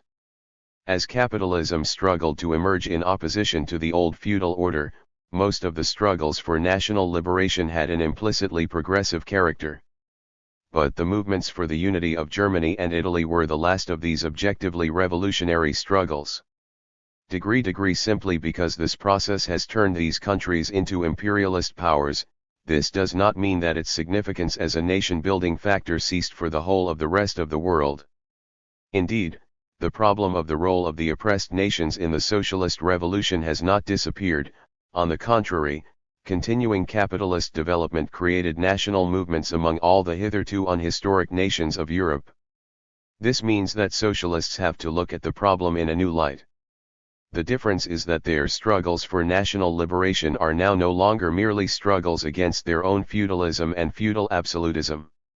232, that is to say only implicitly progressive, for they are forced into the context of imperialist rivalry between the world powers. Their historical significance, their evaluation, therefore depends on what concrete part they play in this concrete whole. Or, as history and class consciousness expresses the same thought, forces that work towards revolution today may very well operate in the reverse direction tomorrow. And it is vital to note that these changes of direction do not simply follow mechanically from the class situation or even from the ideology of the stratum concerned. They are determined decisively by the constantly changing relations of the totality of the historical situation and the social forces at work. So that it is no very great paradox to assert that, for instance, Kemal Pasha may represent a revolutionary constellation of forces in certain circumstances, whilst a great workers' party may be counter-revolutionary. Of course, Lukács understood that ensuring that the petty bourgeoisie, the peasantry, and the oppressed nationalities fought on the side of the working class and not against it was of the very greatest importance. For, as the proletariat can liberate itself only by destroying class society, it is forced to conduct its war of liberation on behalf of every suppressed and exploited sector of the population. But whether the J/ATR find themselves fighting on the side of the proletariat or in the camp of its opponents, depends, very much upon whether the revolutionary party of the proletariat has chosen the correct tactics. In his short book on Lenin, Lukács outlines the difference that this choice of tactics can make. The approach of a revolutionary period is, heralded by all the dissatisfied elements of the old society seeking to join, or at least to make contact with, the proletariat. But precisely this can bring with it hidden dangers. If the proletarian party is not organized so that the correct and appropriate class policy is assured, these allies who always multiply in a revolutionary situation can bring confusion rather than support. For the other oppressed sections of society naturally do not strive for the same ends as the proletariat. The working class, provided it knows what it wants and what its class interests dictate, can free both itself and these other groups from social bondage. But if the party is uncertain of the direction the class should take, then these other groups will deflect it from its path. Their alliance, which would have benefited the revolution if the proletarian party had been sure of its class organization, can then instead be of the greatest danger to it. Degree. To avert this last danger, Lenin's conception of the party contains two fixed poles, the strictest selection of party members on the basis of their 233 proletarian class consciousness, and total solidarity with and support for all the oppressed and exploited within capitalist society. As a consequence of this, Lenin dialectically united exclusive singleness of purpose, and universality the leadership of the revolution in strictly proletarian terms and its general national character. By contrast, the reformist conception of the party weakened both these poles, confused them, reduced them to compromises, and united them within the party itself. These general propositions had, naturally, to be expressed in specific tactical proposals. Lukács showed in his discussion of Rosa Luxemburg's attitude to the national question that he had absorbed this lesson of the Russian Revolution. He insisted that the internationalist instincts of the oppressed nationalities cannot be aroused by intellectual utopians who behave as if the socialist world to come had already arrived and the nationality problem no longer existed. Instead, Lukács followed Lenin in insisting, it can be aroused only by the practical proof that the victorious proletariat of an oppressor nation has broken with the oppressive tendencies of imperialism with all its consequences to the point where it accepts the right of self-determination including national independence. Asterisk. The ultimate test of a revolutionary party was whether it could bind the working class and its allies together to smash the bourgeois state. Thus Lukács's theory of class consciousness, although never reaching the level of concreteness to be found in Lenin, Luxemburg, Gramsci, and Trotsky, has provided a powerful general picture of what it is that makes workers liable to accept bourgeois ideology. It, therefore, provides a framework within which more partial explanations can be situated. And it has derived from that general picture some important observations about the institutions and characteristic forms taken by the ideology of the bourgeoisie and the class consciousness of the working class. Nor has it stopped at extending this analysis to other classes in capitalist society. It has also made working class organization a decisive factor in the struggle for socialism. But for all its achievements, Lukács's theory has been subject to ferocious criticism. The critics of Lukács' criticism of history and class consciousness has been heavy and sustained ever since the book was first published, becoming particularly intense after the first English translation appeared in 1971. In the mid-1920s, the book unsuccessfully swam against the rising tide of the Stalinist bureaucracy and the rapidly atrophying philosophical culture to which it gave rise. History and class consciousness was widely denounced within a Third International falling under Stalin's influence. Lukács soon made his peace with Stalinism. 234. His passage to Stalinism inevitably required him to repudiate his own masterwork because history and class consciousness itself was imbued with the politics of the revolutionary era. Nevertheless, not everything was lost, despite Lukács's frequent bouts of Stalinist self-criticism. Indeed, after he read Marx's economic and philosophical manuscripts for the first time in Moscow in the late 1920s, Lukács was able to make labor much more central to his philosophy than he had done in the early 1920s. This new perspective gives a powerful new dimension to the young Hegel, and it is a useful lens through which the modern reader can study history and class consciousness. Despite this, after the mid-1920s, the great systematic interpretation of Marxism embodied in history and class consciousness and Lenin was a broken mirror. Reflections of the old majesty could sometimes be glimpsed in the shards of Lukács's later writings, but Lukács himself could never recompose the totality of the system. That task could only be performed by spirits still in touch with the genuine revolutionary movement. The English translation was launched amid much interest in Western Marxism, of which Lukács was assumed to be a founder. This interest was fueled by the events of 1956. Lukács identified with the Hungarian Revolution and took a post in the Nagy government before it was crushed by Russian tanks. Interest continued to build throughout the wave of struggle which began in the 1960s and lasted into the mid-1970s. Registered in the left-wing theoretical discussions of the 1970s, two broad camps could be distinguished. One represented the forces of the New Left, among whom were many orthodox Trotskyists. Here there was a stress, not all of it positive, on the young Marx, on a humanist, activist Marxism. It distinguished itself from an older, corrupted Stalinism. In these discussions, there have been two types of criticism leveled at Lukács. One concerns Lukács's view of the Marxist method, the second concerns Lukács's substantive account of how class consciousness is formed. The remainder of this section deals with the critics of Lukács's conception of class consciousness. The next section looks at the complementary work of Antonio Gramsci, and the final section examines weaknesses in Lukács's understanding of the Marxist method. One of the most frequent objections to Lukács's notion of class consciousness is that it makes the ability to see the truth about society depend on class position. Gareth Stedman Jones insists that for Lukács all truth is relative to the standpoint of individual classes.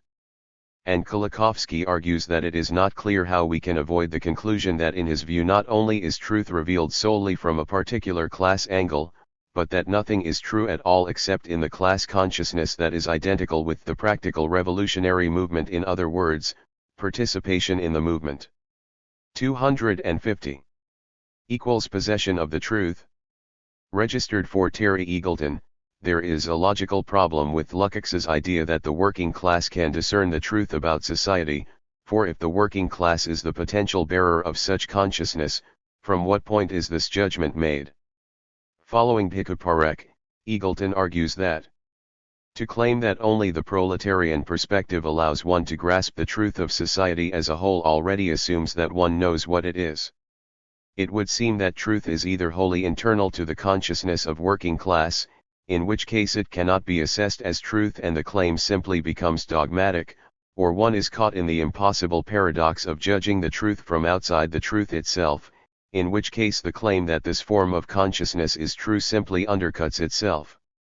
In a certain sense, of course, all truth is relative. It is just that some theories do not acknowledge this elementary fact.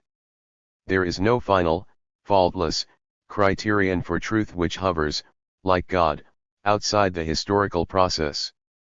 Neither is there any privileged scientific method which is not shaped by the contours of the society of which it is a part. All that exists are some theories which are less internally contradictory and have greater explanatory power than others. The real question is from which vantage point, using what methods and tested by which criteria, are we likely to see more of the truth about our history? On this understanding, the charge of relativism against Lukács would hold only if, 1. His picture were one in which the ideology of a particular class was both homogeneous and automatically reducible to its class position, 2. There was no disjunction, either analytically or historically, between the emergence of Marxism as a body of theory and, even, the revolutionary consciousness of the working class, and, 3.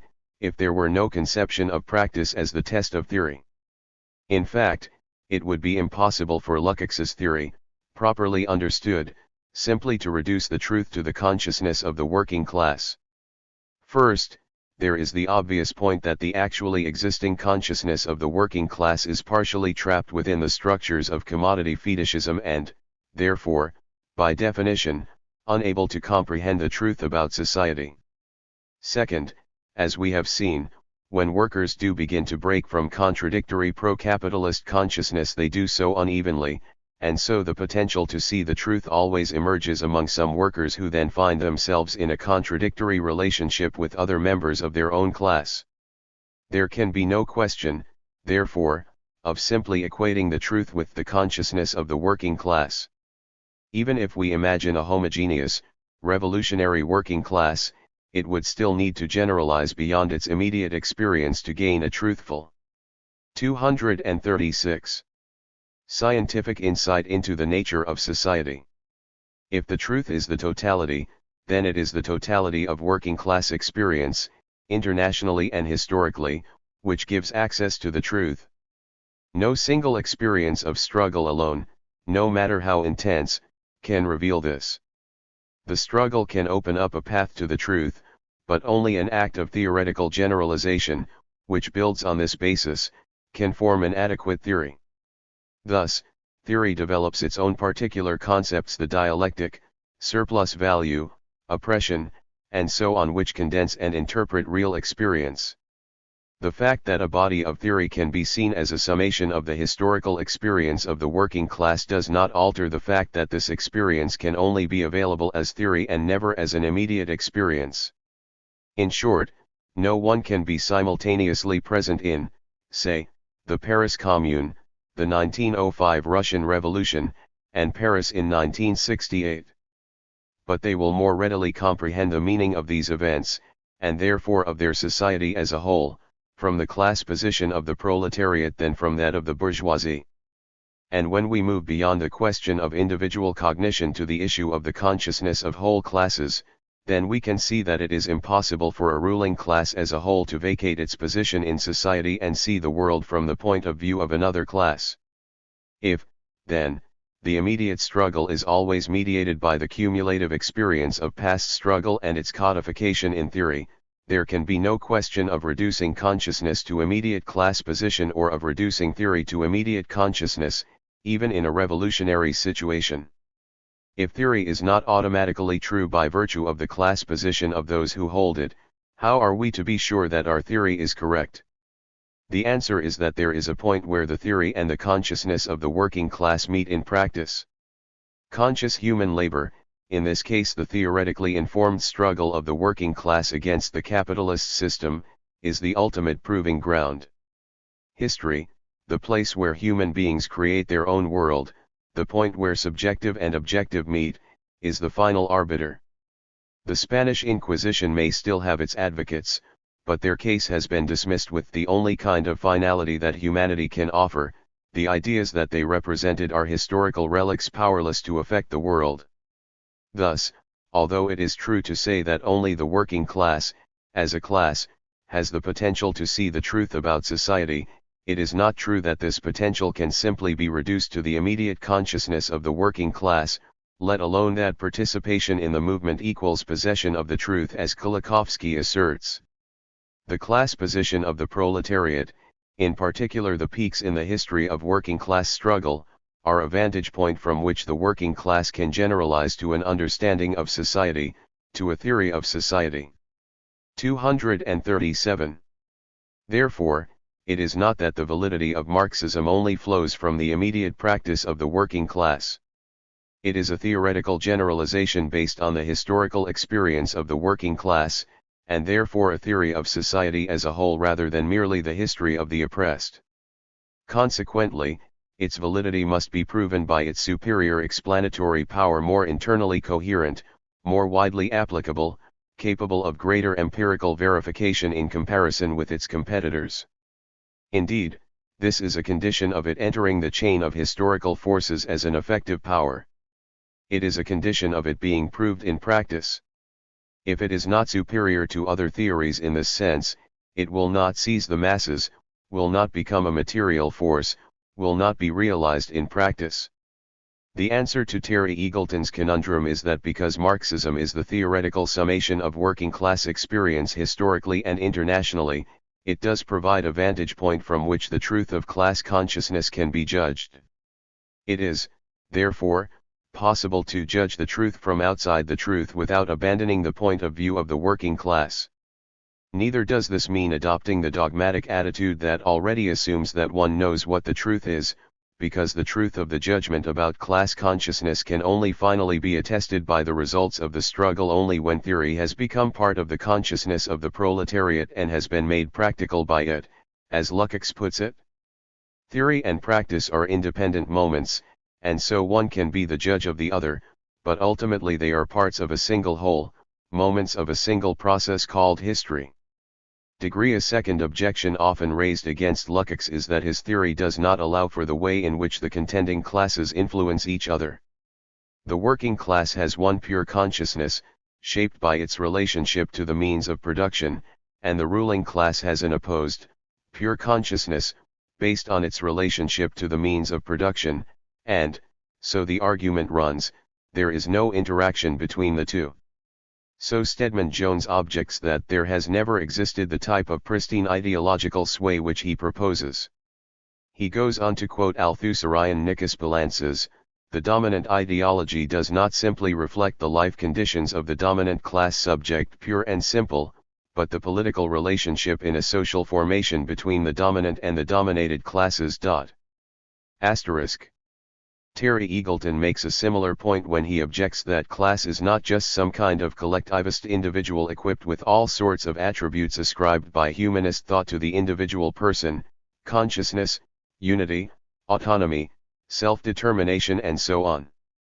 Instead, Eagleton argues, classes are complex, internally conflictive blocks, rather than homogeneous bodies, which display unevenness and contradictoriness.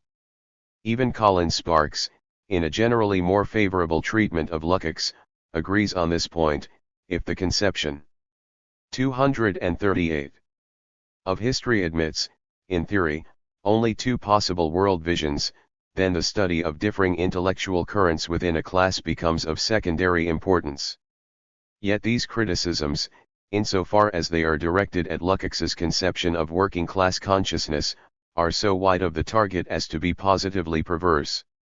A number of writers have testified to Lukács's central concern with the uneven nature of working-class consciousness, the whole point of which was to demonstrate that workers' consciousness needed to overcome the impact of ruling ideas upon it and to break with the organized forms in which such ideas were embodied, such as reformist parties.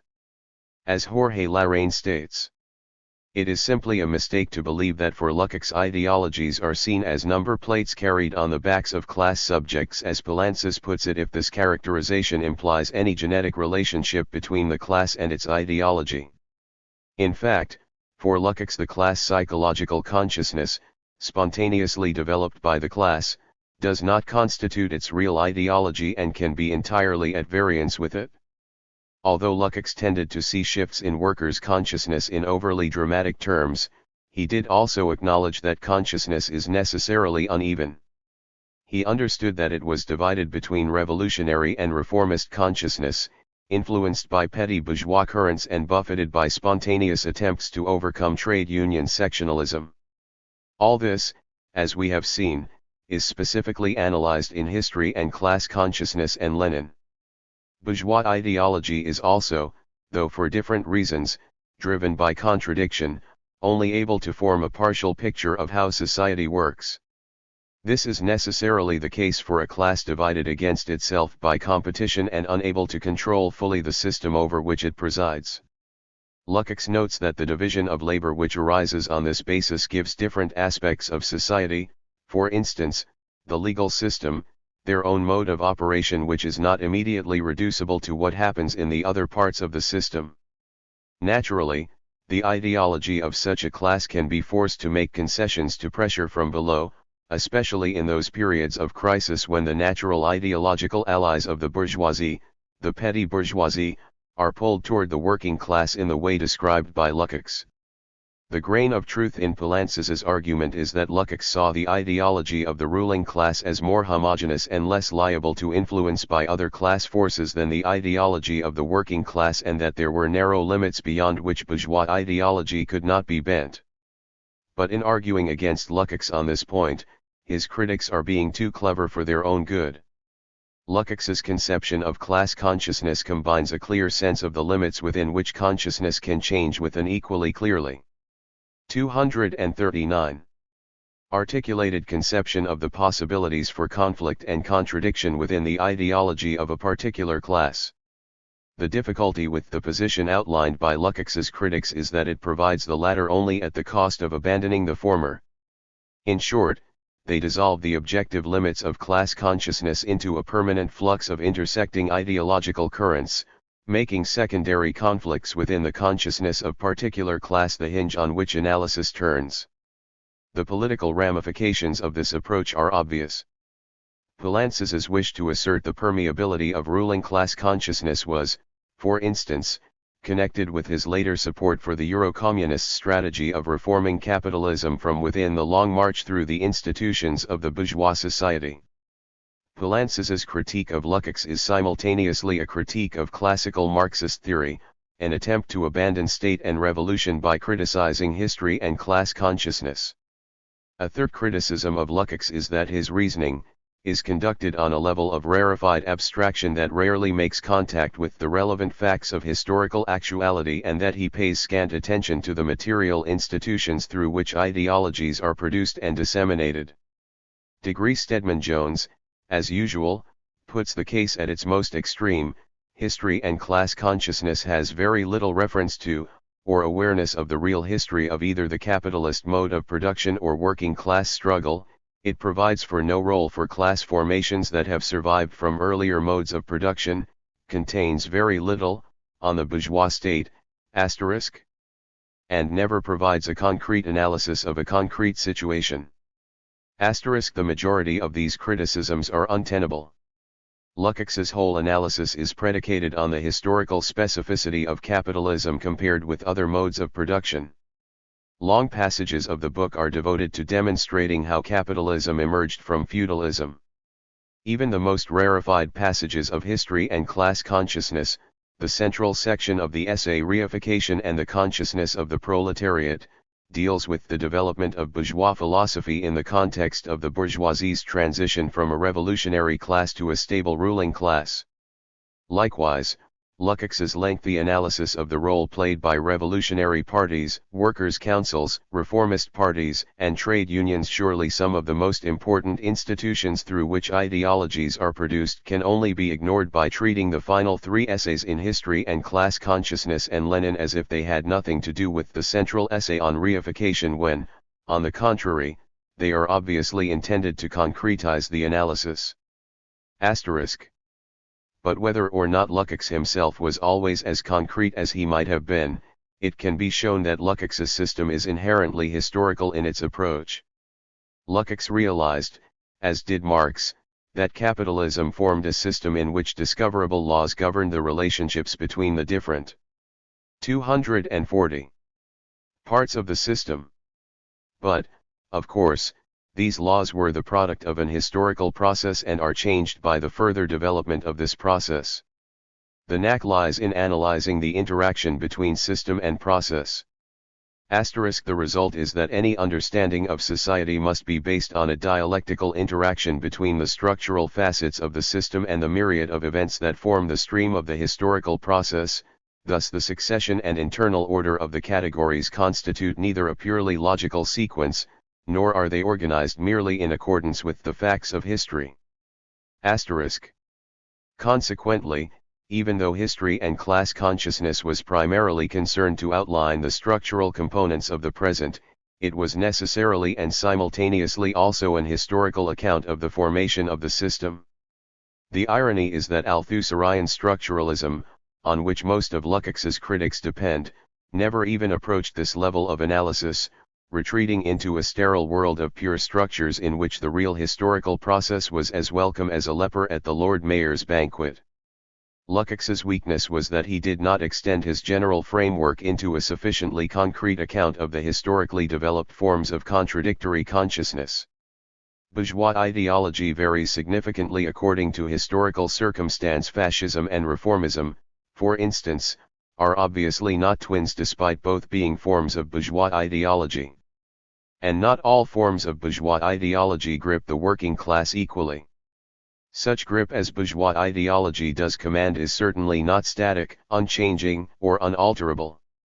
To account for these important variations in consciousness is an important challenge for any Marxist. The general approach that Lukács provided is indispensable for meeting this challenge. But it needs to be supplemented with insights which, for example, are to be found in the work of Antonio Gramsci. Gramsci's concept of contradictory consciousness. George Lukács and Antonio Gramsci could not have come from more different backgrounds. Gramsci came from poor provincial origins in Sardinia. His education was difficult and often interrupted by poverty and illness. His revolutionary activity began earlier than Lukács, giving him the decisive advantage of real immersion in a mass workers' movement. But Lukács and Gramsci also have some close similarities. Gramsci's intense hostility to the reformism of the Second International at first led him to adopt spontaneist political positions. Even when he rethought these attitudes, he retained a deep aversion to reformism, but then coupled it with an abiding commitment to building a revolutionary workers' party, although much modern commentary seeks to diminish the fact. Degree philosophically, he was indebted to the Hegelian tradition. He was influenced by the idealist philosopher Benedetto Croce's reading of Hegel. Antonio Labriola's Hegelian. 241. Marxism became a recurring point of reference in Gramsci's writing. Gramsci attended the philosophy classes of Professor Annibale Pastor in Turin, who recorded that his own conception of the Hegelian dialectic went beyond the idea that it was fixed in an eternal trichotomy of thesis, antithesis, and synthesis. His original discovery was that the incubation of material conditions in the womb of existing society, the point of disruption between thesis and antithesis. Pastor remembers that Gramsci grasped the originality of the notion at once, and saw it as a new and critical insight into the meaning of crisis and revolution. He had been a Croatian originally, but now was very restless. He wanted to understand how culture developed, for revolutionary reasons, the ultimately practical significance of theoretical life. He wanted to find out how thinking can lead to actions, how thought can make people's hands move, and how and in what sense ideas themselves may be actions. Degree. It is this practical aspect that is Gramsci's decisive advantage over Lukács. In many purely philosophical respects, his understanding of Hegel, the precision with which he used the dialectic, his clarity about the overall limits of class consciousness, his understanding of commodity fetishism, he was inferior to Lukács. But he did have a much greater feel for the concrete ways in which philosophical ideas interact with both the social circumstances and the existing ideologies of the various classes in capitalist society. In particular, Gramsci understood contradictory consciousness as something within classes, sections of classes, and, even, single individuals. Lukács, by contrast, tended to express the same idea much more abstractly, merely as uneven consciousness between discrete layers of the class. Even though Lukács's broader theory was quite capable of generating a more complex picture, it was in fact Gramsci who did so, despite a weaker general theory. Although couched in language obscure enough not to alert the censor, Gramsci's writings during his decade in Mussolini's jails captured the lessons he learned during the revolutionary years after the First World War. In the following passage, he describes the struggle for political consciousness that takes place in every worker's mind, especially during periods of heightened class conflict. The active man in the mass has a practical activity, but has no clear theoretical consciousness of his practical activity, which nonetheless still involves understanding the world insofar as he transforms it. His theoretical consciousness can indeed be historically in opposition to his activity. One might almost say that he has two theoretical consciousnesses, one which is implicit in his activity and which really unites him with his fellow workers in the practical transformation of the real world, and one, superficially explicit or verbal, which he has inherited from the past and uncritically absorbed. 242. It is not difficult to see how this notion of superficial verbal consciousness marries up with Lukács's idea of false consciousness derived from the experience of commodity fetishism, nor to see in Gramsci's practical consciousness the idea of a non-alienated consciousness emerging in the process of struggle against the power of capital described by Lukács. But Gramsci's analysis turns away from these more abstract discussions of the determinants of class consciousness in favor of the institutions and ideologies that do battle for the workers' allegiance. This verbal conception holds together a specific social group, it influences moral conduct and the direction of the will, with varying efficacy but often powerfully enough to produce a situation in which the contradictory consciousness does not permit of any action, any decision, or any choice, and produces a position of moral and political passivity. Critical understanding of self takes place therefore through struggle of political hegemonies and of opposing directions, first in the ethical field and then in that of politics proper, in order to arrive at the working out at a higher level of one's own conception of reality. Gramsci, therefore, concludes that political consciousness is the first stage towards the further progressive self-consciousness in which theory and practice will finally be one. This general framework led Gramsci to a lifelong study of various ideologies, Catholicism, folklore, cultural theories, the limits of trade union and reformist consciousness, the popular appeal of fascism, and so on.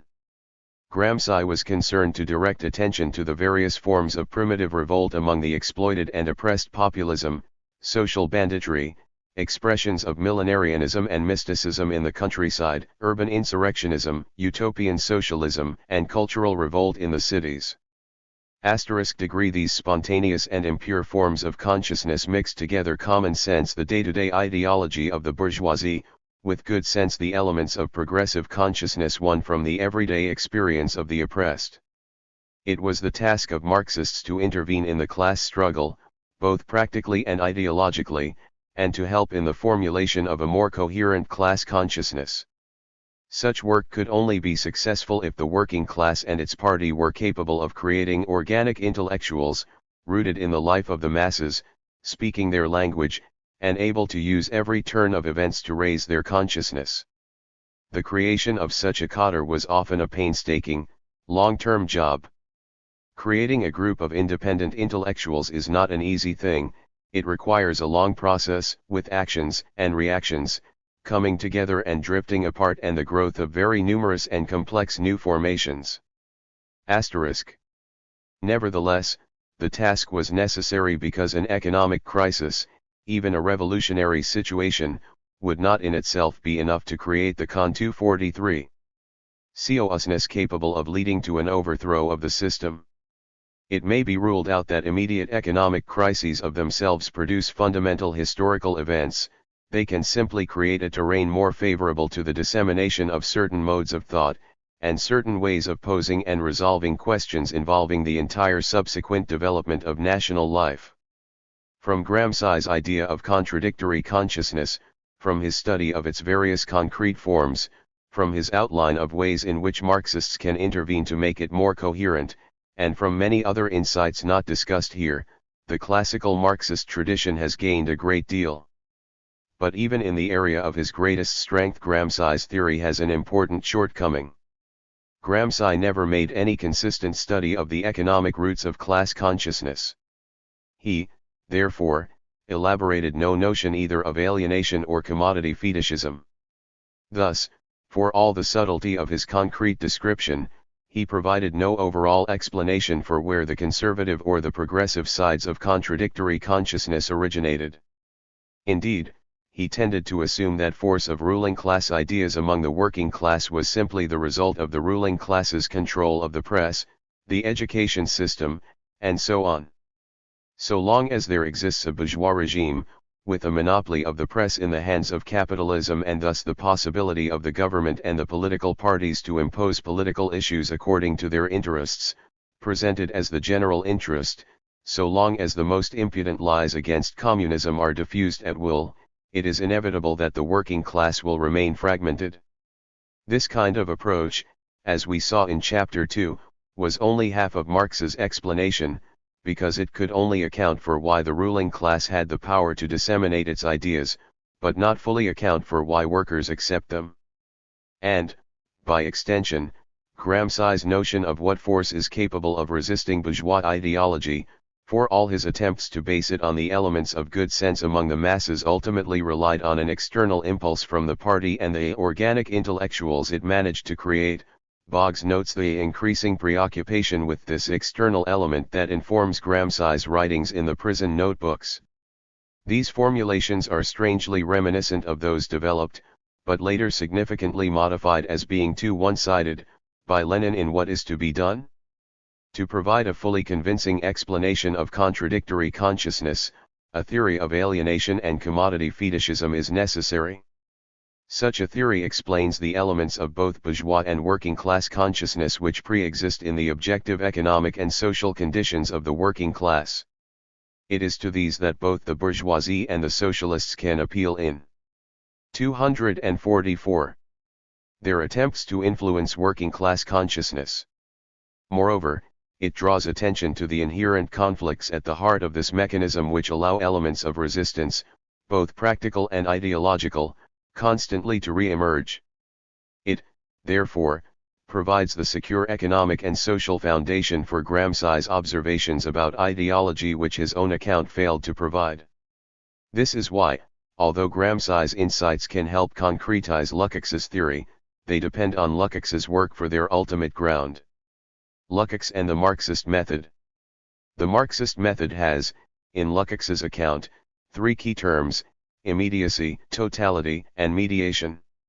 Immediacy is the condition in which we confront the world in our day-to-day lives. It is the raw experience of daily life, or what empiricists call reality.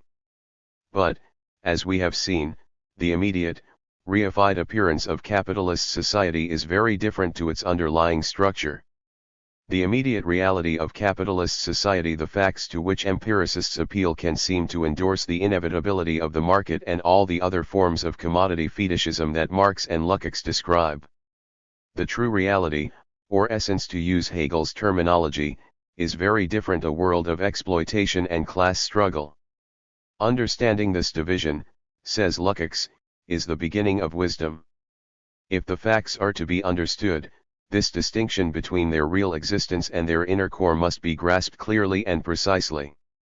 This distinction is the first premise of a truly scientific study, which, in Marx's words, would be superfluous if the outward appearance of things coincided with their essence.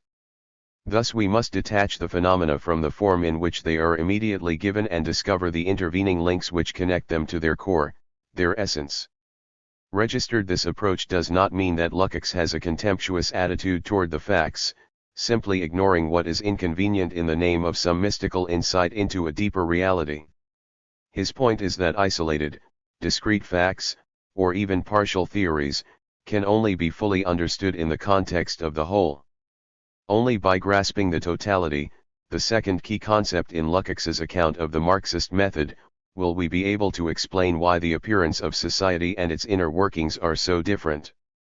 Indeed, given the workings of commodity fetishism, the appearance of society is necessarily different from its true reality. So, for Lukács, the Marxist method must explain the facts in terms of the deeper reality, not simply ignore them. What is required to overcome immediacy? To leave empirical reality behind, argues Lukács, can only mean that the objects of the empirical world are to be understood as aspects of a totality, i.e. as the aspects of a total social situation caught up in a process of historical change. Lukács. 245. Like Marx, followed Hegel's maxim that the truth is the whole. And, because this totality is the historical process, it is important not to see the facts as static segments that must be related to an equally unchanging whole, but to see facts as dynamic processes related to a constantly changing totality. Or, as Lukács expresses it, the developing tendencies of history constitute a higher reality than the empirical facts. Degree Nevertheless, it is not possible simply to pick out a particular social process, say, the breakdown of Prince Charles's marriage, and relate it directly to the historical evolution of capitalism in its entirety.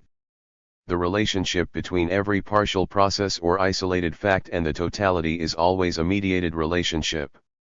Mediation, the third term in Lukács's Dialectic, involves looking at the various subordinate totalities into which the individual processes must be integrated before they can be absorbed into the global process of historical change.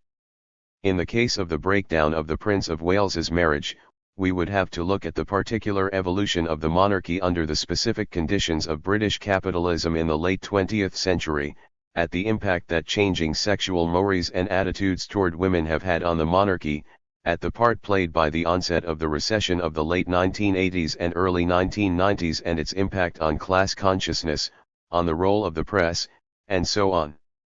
Thus, mediation is not just an intellectual tool but also a real historical process.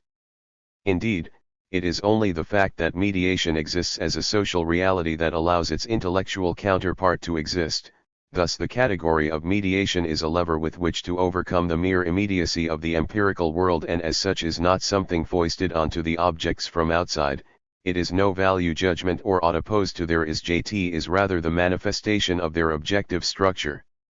Mediation would not be possible were it not for the fact that the empirical existence of objects is itself mediated and only appears to be unmediated insofar as the awareness of mediation is lacking, so that the objects are torn from the complex of their true determinants and placed in artificial isolation.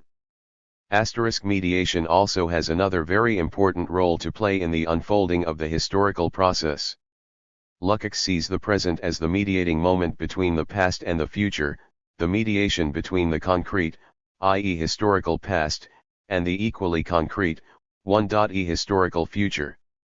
The present is where the dialectically understood past can be transformed in accordance with a theory that has grasped the developing tendencies of history.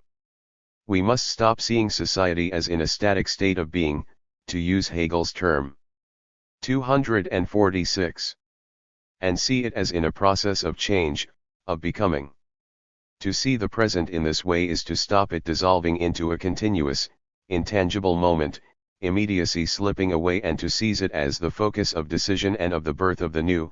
As long as man concentrates his interest contemplatively upon the past or the future, both ossify into an alien existence. And between the subject and the object lies the unbridgeable pernicious chasm of the present.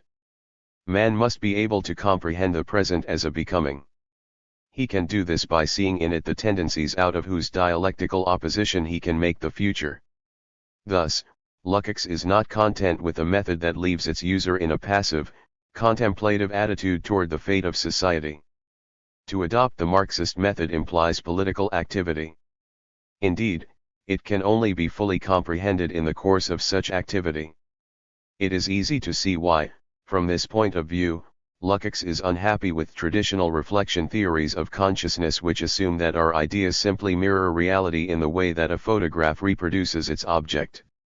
In the first place, because appearance and reality are opposed, a reflection theory of consciousness is likely simply to reproduce the reified surface of society, not its inner structure.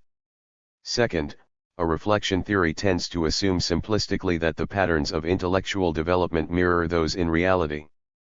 But for Lukács, although thought and reality are part of the same process, they also develop their own specific features, just as the world of art moves according to its own laws as well as being subject to those which govern the economic structure.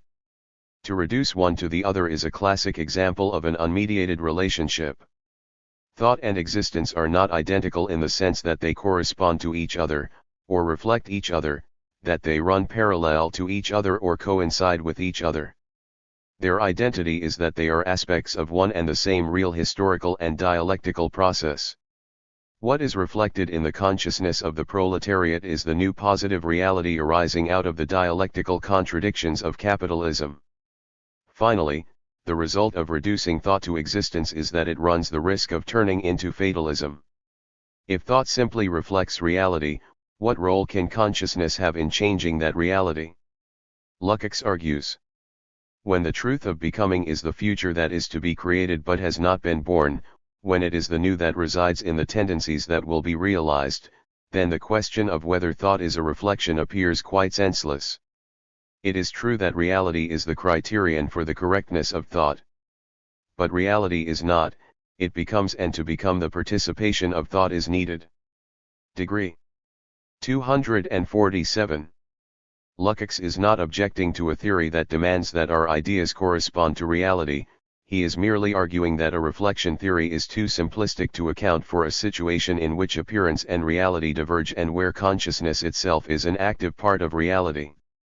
By ignoring these complexities, reflection theories produce all the old dualism characteristic of bourgeois ideology, complete with either the contemplative or the voluntarist attitude toward reality that it entails.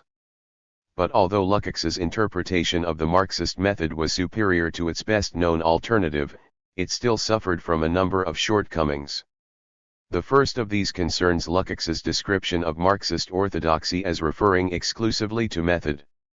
Lukács formulates this point in an extreme form on the very first page of History and Class Consciousness. He argues that even if recent research had disproved once and for all every one of Marx's individual theses, no Marxist should worry, because Marxism is not the belief in this or that thesis, not the exegesis of a sacred book, but only a question of the dialectical method. This view may have something to recommend it as a polemical response to the positivism rampant in the Second International, but it creates as many problems as it solves. There is, for instance, an objection on which common sense and dialectics agree: what is the use of a pristine method that continually delivers predictions which are proved false? And proved false, presumably, by bad old empirical methods at that. Or, put dialectically, method and result must bear the same structure and cannot, therefore, be separated in the manner Lukács proposes. Neither is there, on Lukács's definition, any necessary or continuing connection between Marxism and the struggle of the working class. Indeed, such an approach risks resurrecting the old division between thought and reality for which Lukács criticizes reflection theory. In fact, method and theory can only find their ultimate verification in the struggle of the working class, as history and class consciousness goes on to demonstrate in some detail. A more satisfactory summary of the real definition contained in the substantive analysis of history and class consciousness would be Engels's view that Marxism is the theory of the conditions of the liberation of the proletariat. Indeed, the very first sentence of Lukács's Lenin paraphrases Engels: historical materialism is the theory of proletarian revolution.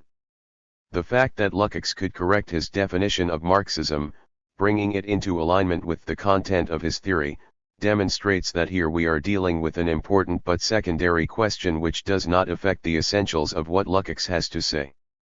This is not the case with the next issue raised by Lukács's description of the Marxist method.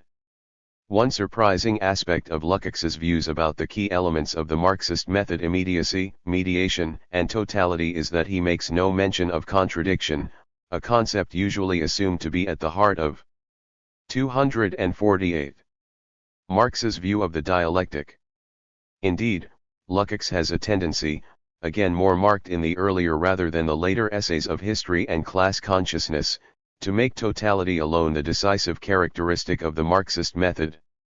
The primacy of the category of totality is the bearer of the principle of revolution is science. 5. It is not hard to see why Lukács adopts this definition, distinguishing Marxism from the fragmented and partial nature of bourgeois ideology and from the economic reductionism current in the Second International. But totality alone is not the defining characteristic of the Marxist method. Many other social theories also involve seeing the world as a totality. Religions of various kinds often insist on seeing the world as expressions of a single, albeit mystical, essence. A variety of ecological and green theorists argue that all natural and human life are part of an interconnected ecosystem. Functionalist sociological theorists see society as an interrelated system. Even conservative ideologies have their own conception of totality linked to ideas of blood, family, and nationhood. It could be argued in defense of Lukács's use of totality that all these are examples of unmediated totalities in which the facts of everyday life are simply held against the backcloth of some grand theory without ever demonstrating the real connections between the two. They are, therefore, not totalities in the real sense because every real totality is a mediated totality but mystical and irrational attempts to counterfeit a genuine account of how society develops. This point is perfectly valid, but it ignores another equally important point. All these false totalities are static. None can explain why the totality changes and develops over time. They simply produce the same features generation after generation or, at best, assume a cyclical development, that is, a situation in which there is change but no progress, only repetition. For a totality to be capable of generating change independently, it must be internally contradictory. Contradiction is the motor of progress in Marxism. Such contradictions are class contradictions. Similarly, for there to be changes in the consciousness of the working class, it, too, must embody a contradiction. We have seen from Lukács's account of how working class consciousness changes, of the effect of the battle over the length of the working day and so on, that he clearly identified such a contradiction at this level of analysis. For instance, on the very page where he describes the battle over the working day as the hinge on which class consciousness turns, as the point where the reified relations of the market give way to the force of the class struggle, Lukács says that such a movement must direct itself to the qualitatively new factors arising from the dialectical contradictions. It must be a movement of mediations advancing from the present to the future. 52. And there are many other instances in the description of the class struggle contained in history and class consciousness where particular contradictions are given a key role. But Lukács did not raise this insight to the point. 249. Where he made it the defining characteristic of the Marxist method. In this respect, Lenin's definition in the philosophical notebooks, previously cited, is superior, the splitting of a single whole and the cognition of its contradictory parts, is the essence of dialectics. For this definition has the virtue of focusing attention on contradiction and conflict, the dynamic at the heart of the totality, encouraging attempts to find the key link in the whole chain, the possessor of which can move the chain in its entirety. Lukács's weakness in respect of this methodological question has its counterpart in a weakness in his view of alienation. For Marx and Engels, the ability to create objects through labor, be they physical objects such as a table, or institutions like a workers' council, or intellectual systems like Marxism, was fundamental to their definition of what it meant to be a human being. To objectify oneself by the creation and alteration of the natural and social world was what distinguished humans from animals. It was only under certain specific historical conditions that this natural characteristic of humanity could be experienced as alienation. Those conditions, as we have seen, are at their most extreme in capitalist society, where the products of human labor, including its social, political, and intellectual aspects, confront us as alien objects, not as confirmation of our nature but as distortions of our nature. The distinction between objectification and alienation was one of the crucial advances that Marx made over Hegel. It was Hegel's belief that it was changes in consciousness that were ultimately the motor force of history which led him to the view that any attempt to give physical shape to thought, to embody thought in the structures and institutions of the real world, was a form of alienation. Objectification and alienation were, therefore, identical. In this context, alienation became a universal condition of human existence, not the condition imposed on humanity by a particular mode of production. In Hegel, alienation was absolute and unchangeable; in Marx, it was historical and transitory.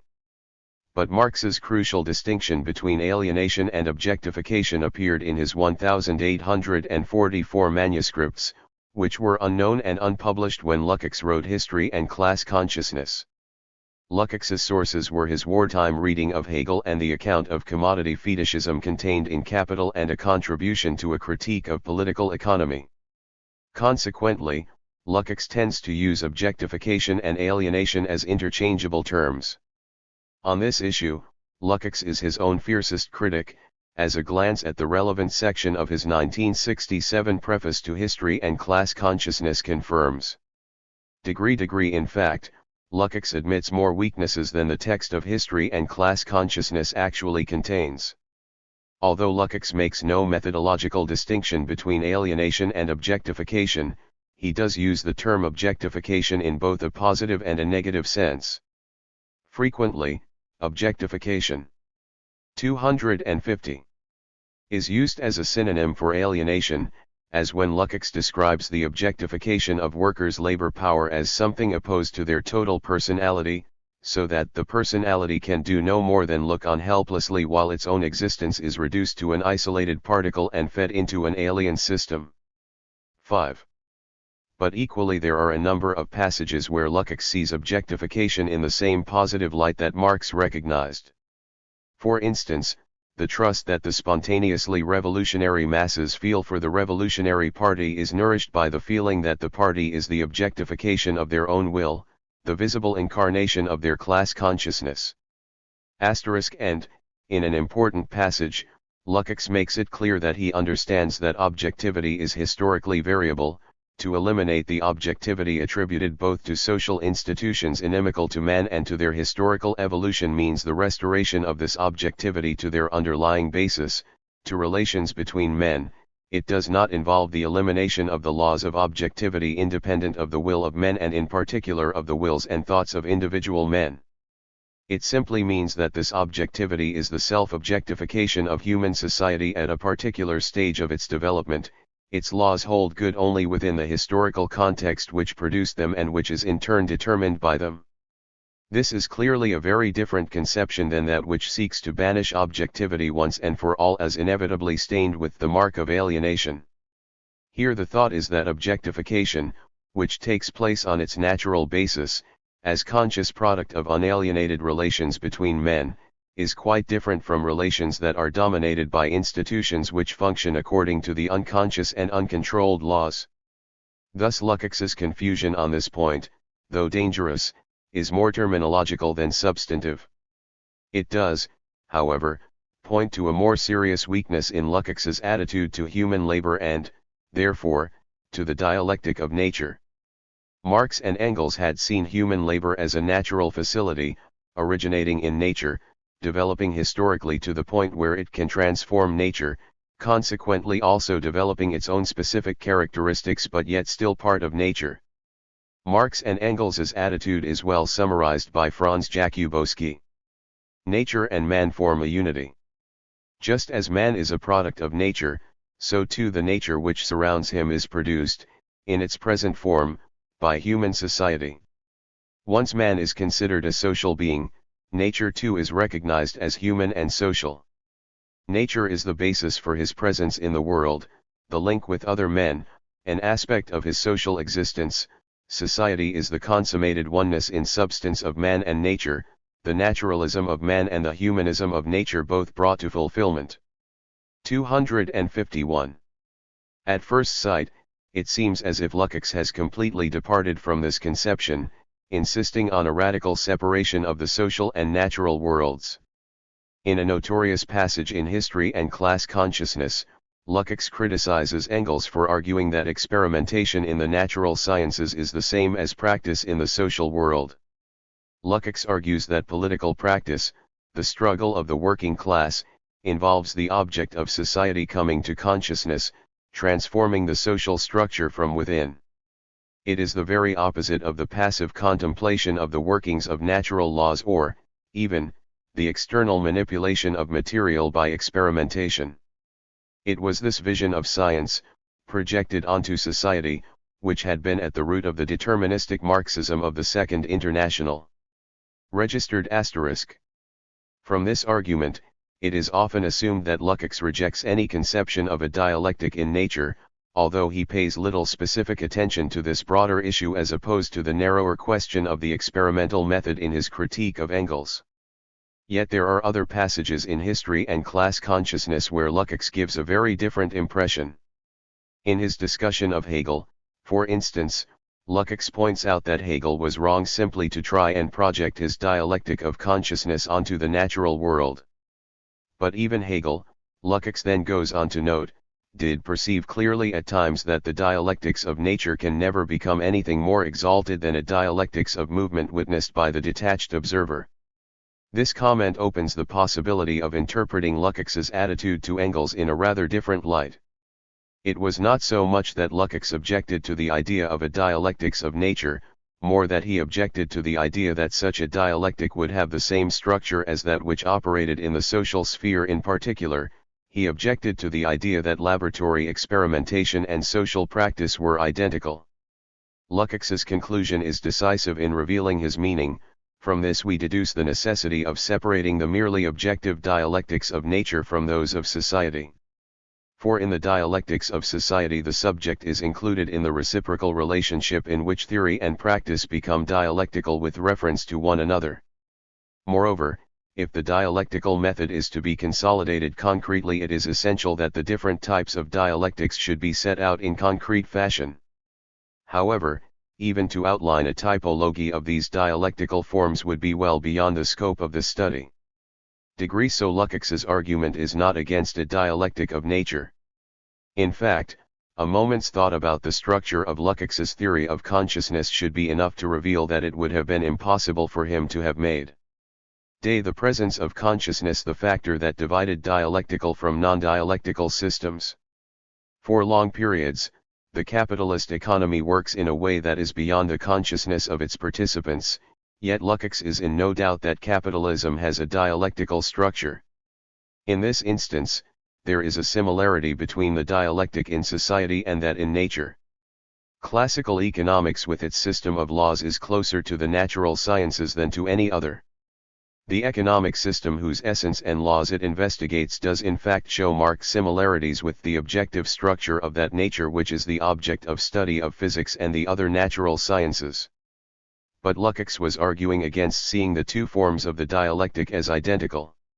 He rightly saw that the presence of consciousness, or the possibility of consciousness, marks a qualitative difference between the dialectic in society and that in nature. The main problem with Lukács's view of nature is not that he saw it as undialectical. Rather, it is that he was not clear about the connection between the dialectic of nature and that in society. Both were dialectical, but in sufficiently different ways, Lukács seems to have thought, for him not to have to look closely at how the one impinged on the other. Indeed, Lukács's almost exclusive concern with the dialectic in society led him to concentrate on how changes in society influenced nature, but not on how changes in nature influenced society. Nature, Lukács insisted, is a social category, because natural relations are socially conditioned. They change when society changes, even if over a much longer time scale, which, therefore, gives the impression that natural laws are eternal. Registered *. This attitude was reinforced by the correct appreciation that the more capitalism developed, the more natural limits receded, tending to reducing everything to a social level. Registered Yet none of this abolishes the problem that the natural realm is a persistent element in human history, that human beings will remain partly subject to its laws, and that it is, therefore, inadmissible to compartmentalize the dialectic in the way that, by a sin of omission, Lukács did. Had Lukács clearly understood human labor as the original form of conscious, unalienated practice and its ultimate origins in a natural world that preceded consciousness, he would have been able to avoid the ambiguity involved in his attitude to objectification and to strengthen his conception of the dialectic by putting the question of contradiction and its resolution in practice more explicitly at its core. And he would also have been able to avoid the mistake that he made in his attitude toward the dialectic of nature. Trotsky and the dialectic of history. Even his most determined enemies grant that Leon Trotsky was a great revolutionary, a reputation assured by his leadership of the workers, peasants, and soldiers Soviet in the Russian revolutions of 1905 and 1917 and of the Red Army in the Russian Civil War. But Trotsky's status as a theoretician is less secure, at least among academics. That same strange alliance of conservatives and Stalinist supporters of the former USSR who have failed to eradicate the facts of Trotsky's life have been more successful in denying the intellectual contribution that he made to the Marxist tradition. Trotsky was one of the great original thinkers of the Marxist tradition. The theory of permanent revolution predicted the course of the Russian Revolution 11 years before it broke out. His analysis of Germany foresaw the dangers of Nazism when many, on the left as well as the right, remained blind. His writings on art and literature gained respect from the unlikely figures of F.R. Levy and T.S. Eliot. Trotsky's monumental history of the Russian Revolution moved even the conservative historian A.L. Rouse to say his gift is so brilliant and incisive that one is continually reminded of Carlyle. But even among those who are willing to grant all this, Trotsky has never had much of a reputation as a pioneer of the Marxist method. In the post-war period, Marx's philosophy has become an object of almost obsessional study. The philosophy of both Lukács and Gramsci have produced endless debate. Even Lenin's materialism and empiricism and his philosophical notebooks have received some attention. But Trotsky, it was assumed, even by some of his admirers, had little to contribute in this field. Point 2 For Merleau-Ponty, Trotsky was not a philosopher, and when he speaks philosophically it is by taking up again and making his own the most banal naturalism. Kevin Anderson argues that Trotsky adhered to a crude form of scientific materialism, which shows either indifference or hostility toward Hegel. These charges were always unjust. The evidence of Trotsky's fine dialectical method was obvious not just in his explicit statements from the 1920s. 262,263. And late 1930s, but also from his theory of permanent revolution and his writings on history and art. In 1986, however, new proof of Trotsky's original contribution to the Marxist method emerged when Trotsky's notebooks, 1933-35, writings on Lenin, dialectics, and evolutionism were published for the first time. They place Trotsky very firmly in the Hegelian Marxist tradition. Trotsky's notebooks on dialectics and his other related writings provide more than a defense of the materialist conception of history. They provide an account of the Marxist method that resolutely refuses all crude reductionism and that articulates a dialectical method which is sophisticated enough to give proper weight to all the different political, ideological, and philosophical elements within society without lapsing into idealism. These elements were part of Trotsky's approach from his earliest encounters with Marxism, as his own account of his earliest Marxist influences demonstrates. The influence of Antonio Labriola. In his autobiography, My Life, Trotsky pays tribute to the influence that the work of Antonio Labriola had on his development as a Marxist. In January 1898, Trotsky was arrested by the Tsarist authorities and, while imprisoned, began a study of Freemasonry. In his search for an explanation of this strange movement, Trotsky recalls that he at first resisted the theory of historical materialism, and held to that of the multiplicity of historical factors, which, as we know, even today is the most widely accepted theory in social science. As this theory is still influential today, its approach not only underlies much sociology but also the Althusserian and cultural materialist varieties of Marxism developed by Raymond Williams and other New Left theorists. It is worth looking at Trotsky's definition of it. In this method, argues Trotsky, people denote as factors the various aspects of their social activity, endow this concept with a supersocial character, and then superstitiously interpret their own activity as the result of the interaction of these independent forces. Where did the factors come from, that is, under the influence of what conditions did they evolve from primitive human society? With these questions, the official eclectic theory does not concern itself degree. The appeal of this approach is that it appears to provide a non-determinist explanation of social change by stressing the ideological factor, the cultural factor, the political factor, and so on, as well as the economic factor. Trotsky's objection is not simply that it dissolves any real explanation of how these factors arose but also that the whole structure of factors then replaces human activity as the motive force of history. Consequently, the theory ends up replacing economic determinism with structural determinism. Labriola's influence was decisive in winning Trotsky from this approach. He recalls. 264. It was in my cell that I read with delight two well-known essays by an old Italian Hegelian Marxist, Antonio Labriola, which reached the prison in a French translation. Unlike most Latin writers, Labriola mastered the materialist dialectics, if not in politics in which he was helpless at least in the philosophy of history. He made short work, and in marvelous style, of the theory of multiple factors. Labriola's work stayed with Trotsky all his life. Although 30 years have gone by since I read his essays, the general trend of his argument is still firmly entrenched in my memory. So what was it in Labriola's work that Trotsky found so useful? In Labriola's essays on the materialistic conception of history, Trotsky found a brilliant outline of Marx and Engels's method, practically unique in the Second International of the day for its careful restatement of a dialectical approach to the study of history. Labriola was certainly a materialist, and his famous aphorism, which Trotsky remembered in My Life, "Ideas do not fall from heaven, and nothing comes to us in a dream," encapsulates his commitment to this fundamental aspect of Marxism. Labriola was, therefore, absolutely opposed to idealist explanations of social change, but he combined this with a stress on the role of human labor mostly missing from his contemporaries' accounts of Marxism.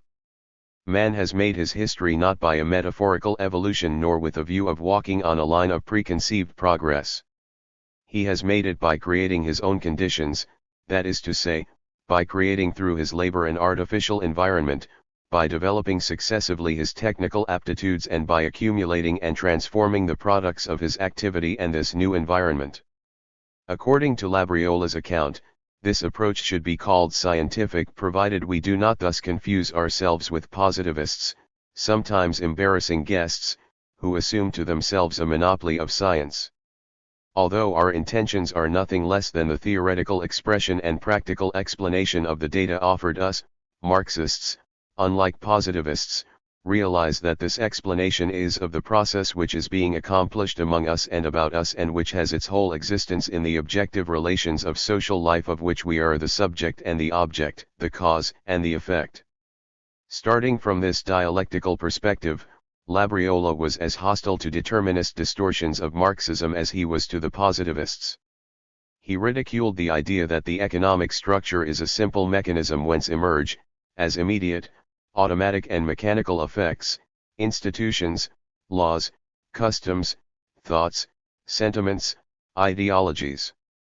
From this substructure to all the rest, the process of derivation and of mediation is very complicated, often subtle, tortuous and not always legible. Though the mediations between economic structures and superstructures. Trotsky and the Dialectic of History. 265. Might be complex, Labriola was unwilling simply to dissolve them into a mass of competing factors. It is this argument, which denies both crude determinism and a rootless conglomeration of sociological categories, that Trotsky remembered so vividly. Labriola, who was himself a considerable Hegel scholar, mounts a critique of the factors theory which recalls Hegel's discussion of shortcomings of the notion of reciprocity.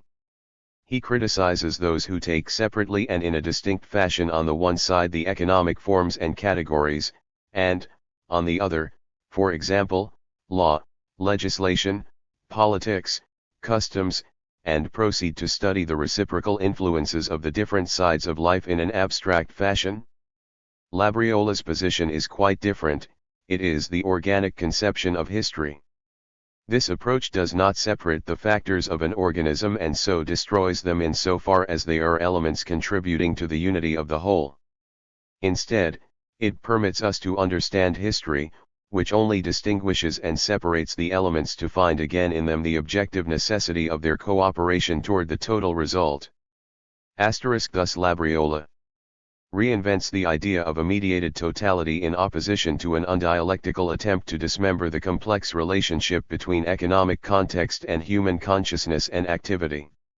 It is not that Labriola denies the need to establish distinctions between different spheres of social life. The complete whole is the stage on which the events unfold, but if the narrative is to have solidity, vividness, and perspective, there must be points of departure and ways of interpretation. The danger occurs when this process, which is ultimately rooted in the real division of labor in class, particularly capitalist, society, is allowed to ossify into a fixed system of categories. In this consists the first origin of those abstractions, which little by little take away from the different parts of a given social complexus their quality of simple sides or aspects of a whole, and it is their ensuing generalization which little by little leads to the doctrine of factors. Labriola saw that such frozen images of a fluid reality arise in the mind as a sequence of the abstraction and generalizations of immediate aspects of apparent movement and are, therefore, simply of an equal value with that of all other empirical concepts. They will persist until they are reduced or eliminated by a new experience, or until they are absorbed by a conception more general, genetic, evolutionary, or dialectic. Registered, the experiences and theories that are capable of overcoming this stupefaction of theory emerge from a social totality, which is riven by contradiction and which, therefore, will not eternally conform to the circular, static model described by the factors theory. Labriola's stress on the element of contradiction, rare enough among Marxists in the 1890s, is reinforced by his citation of the then almost forgotten maxim of Marx: it is the antagonisms which are the principal cause of progress. 266. It was from this narrow channel of continuity with the historical materialism of Marx and Engels that Trotsky drew his early inspiration. He was to make direct use of Labriola's critique of the factors theory in one of his clashes with the Stalinist bureaucracy. A polemic against the Stalinist bureaucracy. Trotsky mostly elaborated and defended his vision of the Marxist method against the backdrop of the growth of Stalinism. Stalinism and the Marxism of the Second International had much in common. They both elaborated a fatalistic, closed form of the dialectic which justified the status quo. They both needed to iron out the volatility, uniqueness, and unevenness in the world that the dialectic was first developed to explain. Trotsky's materialist analysis, unlike Hegel's idealism, dealt with real history unfolding in time and space, not just the timeless patterns of consciousness. It, therefore, needed to develop concepts that were either undeveloped or unknown in Hegel.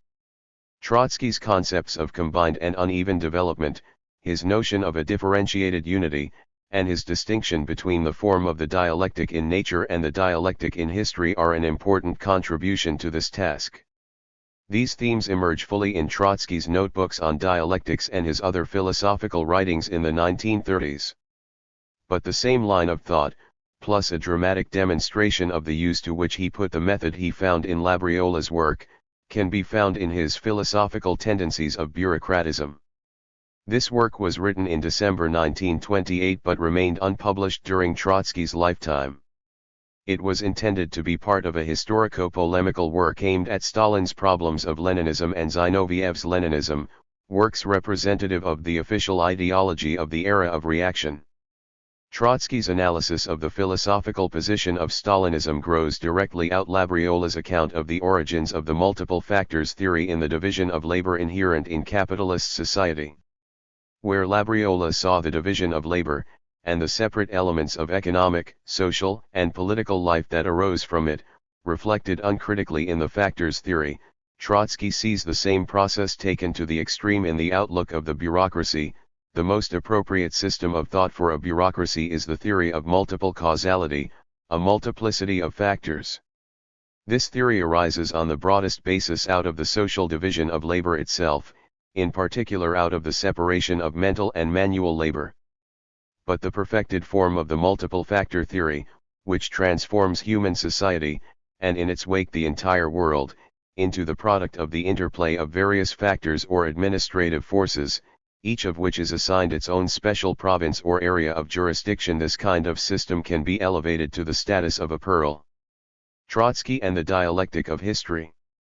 267. Of creation only if there is present a bureaucratic hierarchy which, with all its ministries and departments, has raised itself over and above society. Registered the supreme virtue of this approach, as far as the Stalinist bureaucracy was concerned, or indeed for any bureaucratically organized layer in any capitalist state, is that it requires a force that will guide and coordinate the various more or less autonomous factors, just as the bureaucracy itself needs a dictator to oversee its separate departments. In essence, the multiple factors theory cannot get along without a deity. It simply dispenses the divine omnipotence among the various lesser rulers with more or less equal powers: economics, politics, law, morality, science, religion, aesthetics, etc. The factors theory is doubly compromised in Trotsky's view because apparent pluralism always relapses into a hidden reductionism. If we want a method that can both provide a rational account of development without crushing the obvious heterogeneity of the world, we must look elsewhere. Trotsky's own account of social causation begins by acknowledging, as Labriola had done, that we cannot do without differentiation and distinction. Materialism does not simply reject factors, just as dialectics does not simply reject logic. Materialism makes use of factors as a system of classification of phenomena which have arisen historically, out of the underlying productive forces and relations of society and from the natural, historical, i.e., material, foundations of nature. Degree. The knack is not to allow this perfectly necessary procedure to congeal into a crude fetishization of the distinct, homogeneous factors which weave the fabric of history through their interaction and combination. Trotsky then proceeds to give a number of examples of the way in which we can relate one area of reality to others without either abandoning materialism or becoming determinists. Thus natural phenomena and social phenomena are related, but not reducible to one another. Historical materialism itself is the application of materialist dialectics to a distinct, although enormous, part of the universe, yet dialectics is not reducible to historical materialism. These are themes that Trotsky develops more fully in his writings in the 1930s. But in the Philosophical Tendencies of Bureaucratism, the best example of this notion of differentiated unity, as he will later call it, is his discussion of the relationship between theory and practice. Trotsky seizes on Stalin's definition of Leninism as the primacy of practice before theory. If Stalin's definition is correct, argues Trotsky, are the empiricists not right, they who guide themselves by direct practice as the highest court of authority?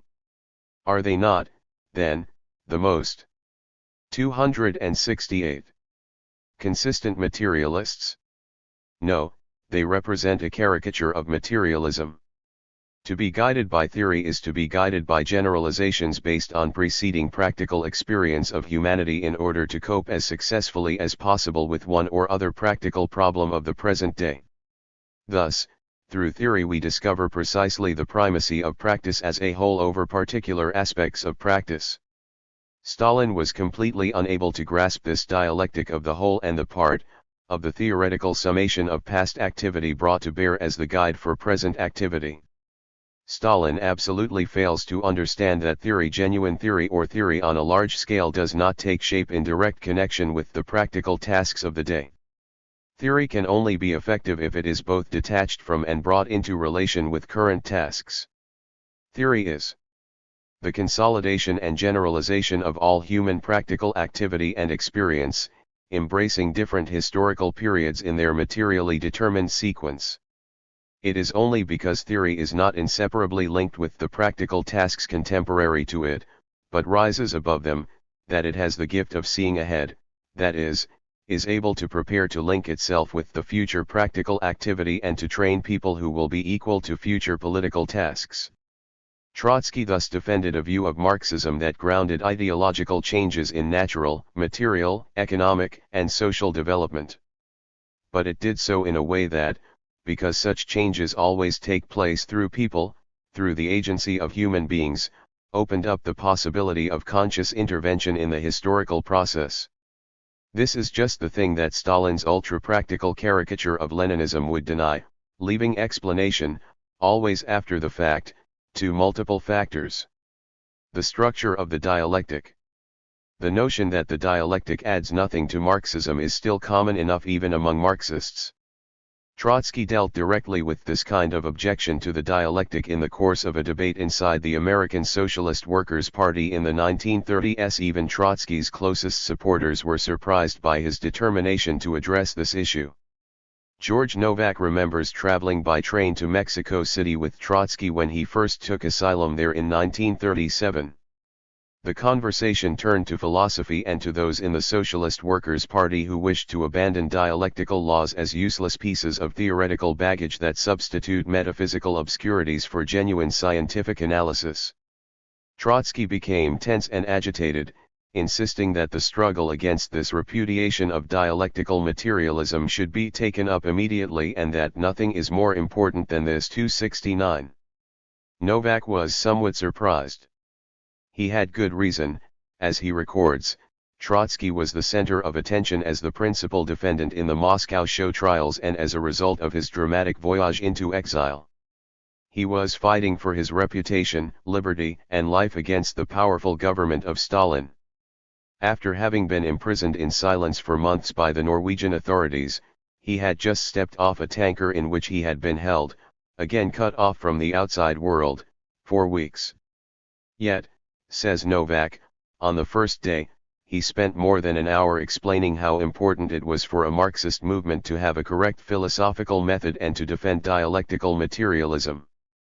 The substance of the debate inside the American SWP about which Trotsky was so concerned, the class nature of Russia, does not directly concern us here. But the context of the debate is important. Trotsky's central opponent, James Burnham, like many in the SWP at this time, was an intellectual drawn to the American Communist Party in the 1930s. They were horrified by the Great Slump and the rise of Nazism and inspired by the resistance of the Republicans in the Spanish Civil War.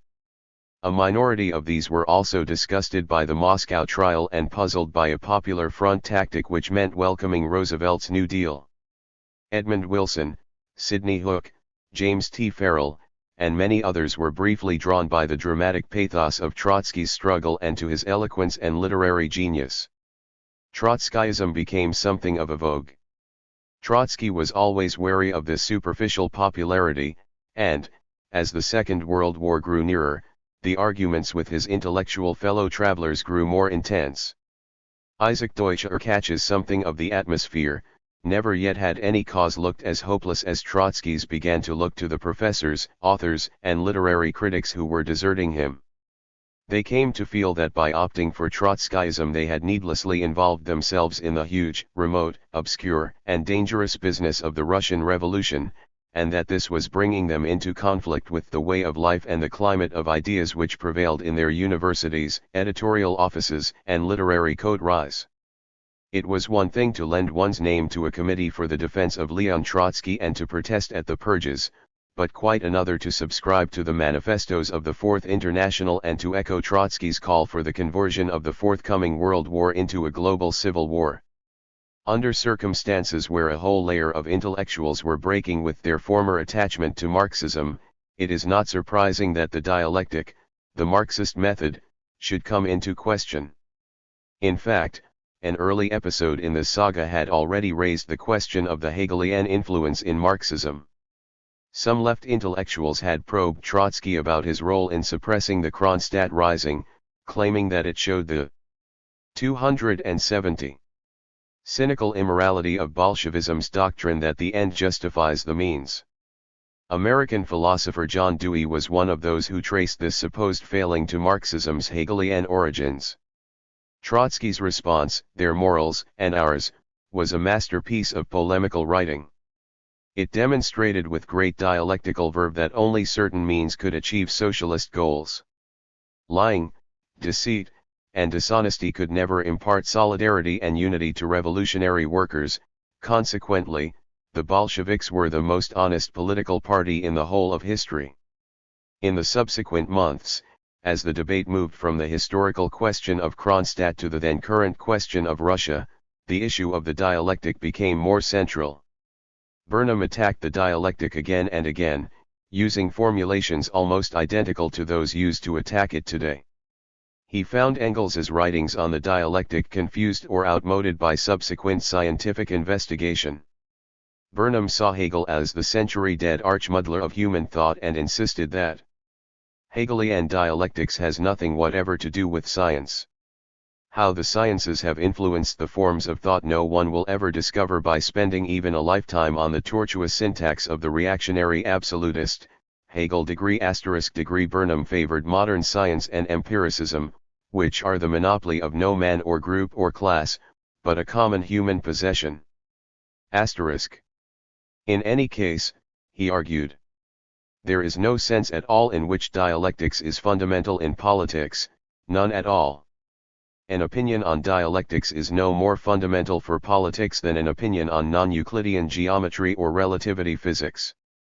Therefore, it made no difference if every revolutionist believed in dialectics and everyone who was against the revolution disbelieved this fact, would not have the slightest relevance to the question of the truth, falsity, or scientific meaninglessness of dialectics.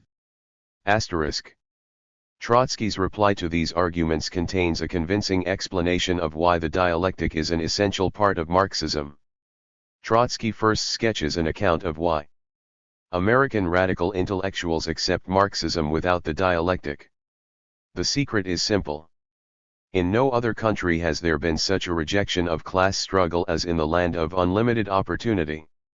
The denial of social contradictions as the moving force of development led to the denial of the dialectic as the logic of contradictions in the domain of theoretical thought. Just as in the sphere of politics it was thought possible everybody could be convinced of the correctness of a just program by means of clever syllogisms and society could be reconstructed through rational measures, so in the sphere of theory it was accepted that Aristotelian logic, lowered to the level of common sense, was sufficient for the solving of all problems. Pragmatism, a mixture of rationalism and empiricism, became a national philosophy in the United States. Degree 4. This historical circumstance was most damaging to the intelligentsia because, argued Trotsky, the academically trained petty bourgeoisie. Theoretical prejudices have been given a finished form at the school bench. Academics assume that because they have succeeded in gaining a great deal of knowledge both useful and useless without the aid of the dialectic they can continue excellently through life without it. but the test of great events always reveals that in reality they dispense with the dialectic only to the extent that they fail to check, sharpen, and theoretically polish their tools of thought. Trotsky goes on to reply to those who argue that questions of method are not important in reaching correct political conclusions. What is the meaning of this thoroughly astonishing reasoning? Inasmuch as some people through a bad method sometimes reach correct conclusions, and inasmuch as some people through a correct method not infrequently reach incorrect conclusions, therefore, the method is not of great importance. Imagine how a worker would react upon complaining to his foreman that his tools were bad and receiving the reply, with bad tools it is possible to turn out a good job, and with good tools many people only waste material. Am afraid that such a worker, particularly if he is on piecework, would respond to the foreman with an unacademic phrase. Trotsky then spells out the essence of the dialectic. He makes some elementary points that bear repetition, because they are still not always understood, even among Marxists.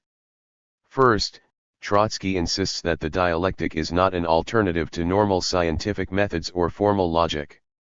These methods are perfectly valid within certain limits, just as Newtonian physics is perfectly adequate for many purposes. Formal logic, however, like Newtonian physics, has proved inadequate to deal with the more complicated and drawn-out processes. So the dialectic stands in the same relation to formal logic as Newtonian physics stands to relativity theory, or, as Trotsky puts it, as that between higher and lower mathematics. Second, Trotsky warns against seeing the dialectic as a magic master key for all questions. The dialectic is not a calculator into which it is possible to punch the problem and allow it to compute the solution. This would be an idealist method. A materialist dialectic must grow from a patient, empirical examination of the facts and not be imposed on them. Although on occasion Trotsky defined the dialectic as a method of analysis, here he is pointing to a deeper truth. A dialectical method is only possible because reality itself is dialectically structured. It is from this material dialectic that the dialectical method must emerge, and against this material dialectic that it must constantly check itself. For Trotsky, the dialectic does not replace concrete scientific analysis, but it directs this analysis along the correct road. Trotsky had already elaborated this point in his 1926 essay, Culture and Socialism. Dialectics cannot be imposed on the facts, it has to be deduced from facts, from their nature and development. Only painstaking work on a vast amount of material enabled Marx to advance the dialectical system of economics to the conception of value as social labor. Marx's historical works were constructed in the same way, and even his newspaper articles likewise. Dialectical materialism can be applied to new spheres of knowledge only by mastering them from within. The purging of bourgeois science presupposes a mastery of bourgeois science. You will get nowhere with sweeping criticism or bald commands. Learning and application here go hand in hand with critical reworking. Trotsky saw that it was the inadequacies and contradictions of formal logic that drove theorists toward dialectical formulations. Even those who pride themselves on a deductive method, which proceeds through a number of premises to the necessary conclusion, frequently break the chain of syllogisms and, under the influence of purely empirical considerations, arrive at conclusions which have no connection with the previous logical chain. Such ad hoc empirical adjustments to the conclusions of formal logic betray a primitive form of dialectical thinking. The only way to escape this primitive combination of abstract logic and empiricism is to combine these elements more fully, much better, on a much broader scale, and more systematically through dialectical thinking. The reason why formal logic is often forced to abandon its own procedures in the face of the facts is that it attempts to analyze a living, evolving reality with static concepts. Formally things are defined statically, according to certain fixed properties: color, weight, size, and so on. This is denoted by the expression A is equal to A. Trotsky, following Engels's formulations, gives a very concise sketch of the inadequacies of this way of looking at the world. In reality A is not equal to A. This is easy to prove if we observe these two letters under a lens. They are quite different to each other. But, one can object, the question is not the size or the form of the letters, since they are only symbols for equal quantities, for instance, a pound of sugar. The objection is beside the point. In reality, a pound of sugar is never equal to a pound of sugar. A more delicate scale always discloses a difference. Again, one can object, but a pound of sugar is equal to itself. Neither is this true. All bodies change uninterruptedly in size, weight, color, etc. They are never equal to themselves. 273. It is not even true, Trotsky continues, that a pound of sugar is equal to itself at a given moment in time. Even in an infinitesimal moment of time, the pound of sugar is undergoing microscopic changes. Existence itself is an uninterrupted process of transformation. At this point, a word of warning is necessary. A criticism sometimes leveled at this kind of example is that it is trying to explain the changes taking place in the pound of sugar. This is obviously not the case. An explanation would have to proceed from the established properties of sugar and the surrounding air, and so on to the laws governing the changes in these properties and their interaction. The example merely shows that, because the sugar is in the process of transformation, no static formal definition will be adequate even to formulate the question, never mind deliver the answer. And because we have to formulate the question dialectically, we are justified in hypothesizing that the answer will be dialectical as well. The doctrine that A equals A is satisfactory only under conditions where the scale of change is not vital to our understanding, as when we buy a pound of sugar. But for more complex tasks in politics, history, and science generally, this will not do. Common sense and formal logic are agreed on static definitions of, for instance, capitalism, freedom, or the state.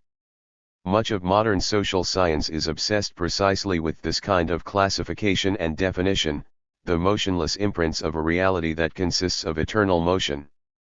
But dialectical thinking analyses all phenomena in their continuous change, while determining in the material conditions of those changes that critical limit beyond which A ceases to be A. This method gives theory a succulence that brings it closer to the living phenomena. Not capitalism in general, but a given capitalism at a given stage of development.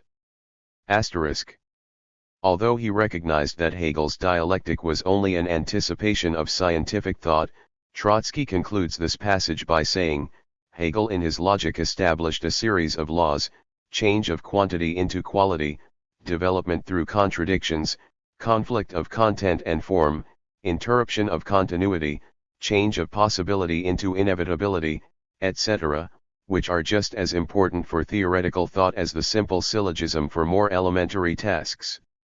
This brief outline of the dialectic, like Engels's own account, has met with sustained criticism. It is said to be an all-embracing determinism, predicting the inevitable unfolding of history according to spurious dialectical laws.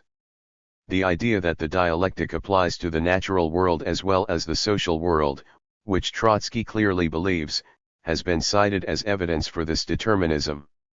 Nature develops blindly and unconsciously, it is argued, and so any dialectic that applies both to the natural world and the social world must end in denying conscious human agency any role in social change. In the last 274 years, such accusations have been the common coin of idealists and empiricists alike, of structuralists, Althusserians, postmodernists, and analytical Marxists. Trotsky did not meet such criticisms at the time of the debate in the American SWP. He was mostly concerned with the substantive issue of the class nature of Russia and touched on dialectics only in outline. But some years earlier, in 1933-35, he did study Hegel while working on his biography of Lenin. In preparation for his study of Lenin's philosophical notebooks, Trotsky studied Aristotle, Descartes, and, especially, Hegel. The notebooks and the notes that he continued to make until the time of the debate in the SWP contain some of the most incisive thinking about the dialectic since Marx, albeit in a fragmentary style. They form a remarkable unity with his earlier comments on the dialectic in the 1920s and his polemical defense of the dialectic in the debate with Burnham. Many of the formulations bear directly on the objections now frequently raised against the dialectic. Trotsky's Notebooks on Dialectics. Trotsky begins by making some important observations on the difference between the Hegelian and the Marxist dialectic. Hegel had insisted on the identity between men's consciousness of the world and the real structure of the world itself, the identity of knowing and being. Hegel believed that the history of the world mirrored the unfolding of human consciousness. This is the root of his idealism. Marx, as we have seen, refused to accept the dialectic in this form, although he understood that Hegel had struck an important blow against Kantian dualism by asserting that thought and reality were part of one whole and could not be separated into two spheres. So how should a materialist theory interpret this relationship? Lenin, in an important aside in the Philosophical Notebooks, remarked that Marxists should prefer the formulation the unity of knowing and being rather than the identity of knowing and being. Trotsky elaborates this insight. According to Hegel, being and thinking are identical. Materialism does not adopt this identity, it premises being to thought. The identity of being and thinking according to H signifies the identity of objective and subjective logic, their ultimate congruence. Materialism accepts the correspondence of the subjective and objective, their unity, but not their identity. In other words, it does not liberate matter from its materiality, in order to keep only the logical framework of regularity, of which scientific thought is the expression for. Hegel's logic is, of course, a massive example of a logical framework constructed by liberating matter from materiality. However, this edifice can only be kept from collapsing by doing enormous violence to the facts 27. So that they fit into the construction, and also by hammering the logical framework until it fits the facts. Trotsky is arguing that a materialist dialectic must show both how dialectical logic can only arise from a dialectical reality and that the relationship between thought and reality cannot be as rigid and constricted as it is in Hegel's idealism. For Marxists, the dialectic in history, the contradiction between the forces and relations of production, the clash of the class struggle, cannot have a structure identical to the intellectual process by which we come to understand history. The dialectical method involves analytically separating a chaotic social whole into its various constituent economic formations, classes, institutions, personalities, and so on. It then involves showing how these factors interrelate and contradict each other as part of a totality. Such an intellectual operation gives us a finished picture of the dialectic in history, but it is not itself the same as that dialectic. Trotsky goes on to spell out some of the implications that this distinction involves. What does logic express? The law of the external world or the law of consciousness? The question is posed dualistically, therefore not correctly. The laws of logic express the laws of consciousness in its active relationship to the external world. The relationship of consciousness to the external world is a relationship of the part to the whole. Trotsky is allowing for interaction and contradiction to emerge between thought and reality in a way that was inadmissible for Hegel. Any materialist theory must develop a method capable of dealing with all history's lapses, leaps, inconsistencies, and unevenness. To meet this challenge, the distinction between the Hegelian identity and the Marxist unity of thought and material reality is vital. Trotsky calls this kind of distinction a differentiated unity. Indeed, he uses this phrase to describe the term dialectical materialism itself. Degree differentiated unity is a concept that Trotsky uses again and again to distinguish a dialectical materialist approach from a reductionist, deterministic approach. It is particularly useful in describing the relationship between the dialectic in nature and the dialectic in society. Trotsky realized that natural scientists were less directly affected by the class nature of the dominant ideology than social scientists. He based this belief on the fact that although the bourgeoisie no longer needs to transform the social structure and so no longer has need of a critical social science, as it did in its revolutionary years, it still does need to transform the natural world. The competition between different capitals, the drive to accumulate, means that capitalism still needs the ability to transform nature and to develop new technology. Of course, the class nature of this process leaves its mark even on natural science by compartmentalizing areas of study and 276. Subordinating research to the needs of economic and military competition. And the more science attempts to generalize, the more it attempts to overcome this compartmentalization and restriction, the more it has to confront philosophical issues. And the more it confronts these issues, the more it is liable to find itself in conflict with the ideological prejudices of the ruling class. So, for nature to be fully understood, it had to be seen as a totality and in its full connection with society. Following Marx and Engels, Trotsky sees Darwin's theory of evolution as an important breakthrough for a materialist understanding of history, but argues that it is less concrete, with less content, than the dialectical conception. This is partly because Darwin's Christianity led him to refuse to generalize his findings, ultimately compromising the significance of his own theory. But also Darwin partly did not have a conscious dialectical method which would have enabled him to refine his findings, seeing them in the broader framework. Such a framework would have made it easier to see that there is no impenetrable barrier between nature and human society. Human beings' battle for survival is, as Marx put it, the everlasting, nature-imposed condition of human existence. Nature had to be seen dialectically, not just in its connection to society, but in itself as well. Trotsky, again following Marx, saw that human beings are part of the natural world and that any attempt to break this unity would result in dualism. Dialectics is the logic of development. It examines the world completely and without exception, not as the result of creation, of a sudden beginning, the realization of a plan, but as a result of motion, of transformation. Everything that is became the way it is as a result of law-like development. The organic world emerged from the inorganic. Consciousness is a capacity of living organisms depending upon organs that originated through evolution. In other words, the soul of evolution leads in the last analysis to matter. The evolutionary point of view carried to a logical conclusion leaves no room for either idealism or dualism, or for the other species of eclecticism. In other words, the alternative to seeing both history and nature as dialectical in structure is to assume that nature has a series of laws totally separate from those governing human society.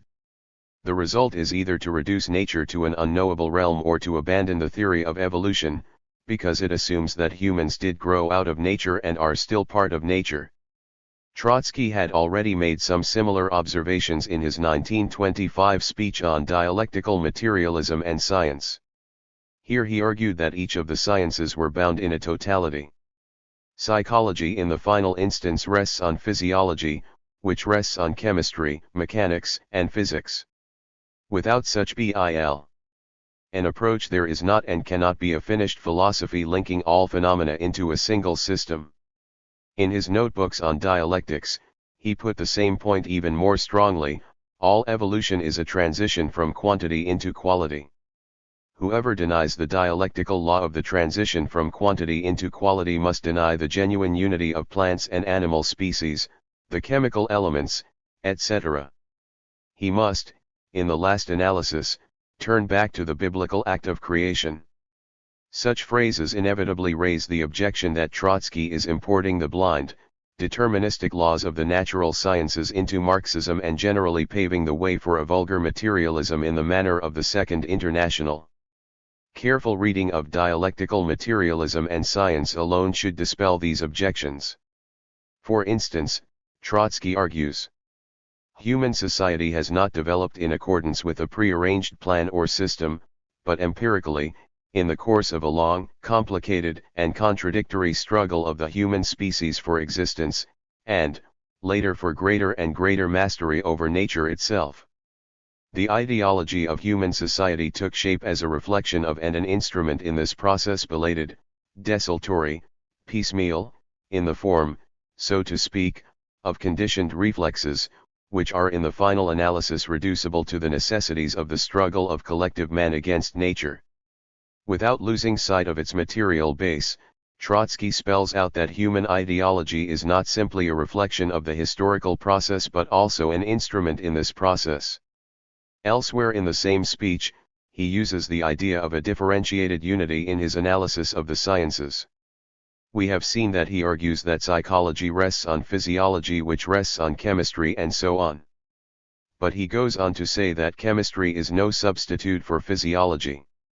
In fact, chemistry has its own keys, which must be studied separately using for special approach, special research technique, special hypotheses, and methods. Trotsky concludes, each science rests on the laws of the other sciences only in the so-called final instance. This understanding prevents Trotsky from crudely applying natural laws to society. He warns that it is a fundamental mistake when the methods and achievements of chemistry or physiology, in violation of all scientific boundaries, are transplanted to human society. It is true, says Trotsky, that human society is surrounded on all sides by chemical processes. Nevertheless, public life is neither a chemical nor a psychological process, but a social process which is shaped by its own laws. Degree. What of the dialectic itself? It is one thing to say that the laws of natural science cannot be automatically transferred to the analysis of society, but where does this leave the claim that the writ of the dialectic runs in both the natural and the social world? Trotsky presents a startlingly clear restatement. QO of the original Marxist approach to these questions in his notebooks on dialectics. He continues to insist that human beings are part of nature, that the conscious grew out of the unconscious. Our human reason one's nature's youngest child, he argues. But the development of this consciousness marks a new historical phase that cannot simply be analyzed using the tools that are adequate for objective nature. Dialectical cognition is not identical with the dialectic of nature. Consciousness is a quite original part of nature, possessing peculiarities and regularities that are completely absent in the remaining part of nature. Subjective dialectics must by virtue of this be a distinctive part of objective dialectics with its own special forms and regularities.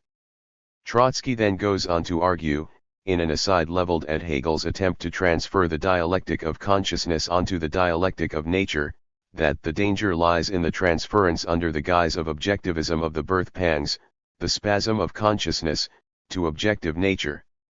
Actually, since Hegel, few have tried to claim that nature reproduces the patterns of human consciousness.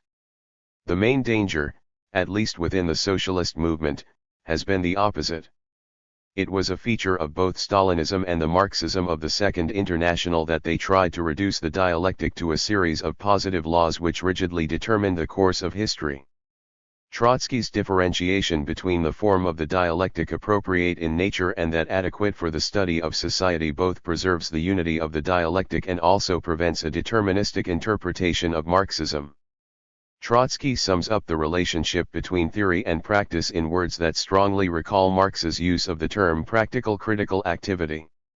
The dialectic of consciousness is not thereby a reflection of the dialectic of nature, but is a result of the lively interaction between consciousness and nature and in addition a method of cognition, issuing from this interaction trademark asterisk. For Marx, practical critical activity, or practice, meant the unique capability of human beings to alter consciously the material world that determines their existence. Trotsky points to the same dialectical combination of subjective and objective factors in human action when he says that the attempt to set up a hostile opposition between determinism, the philosophy of objective causality, and teleology, the philosophy of subjective purposes, is a product of philosophical ignorance. Such distinctions between the dialectic in nature and that in history inevitably mean a transformation of some key dialectical concepts. Trotsky, for instance, puts great stress on one particular dialectical law, the transition from quantity into quality. This emphasis differs from that given in many. Trotsky and the Dialectic of History. 279.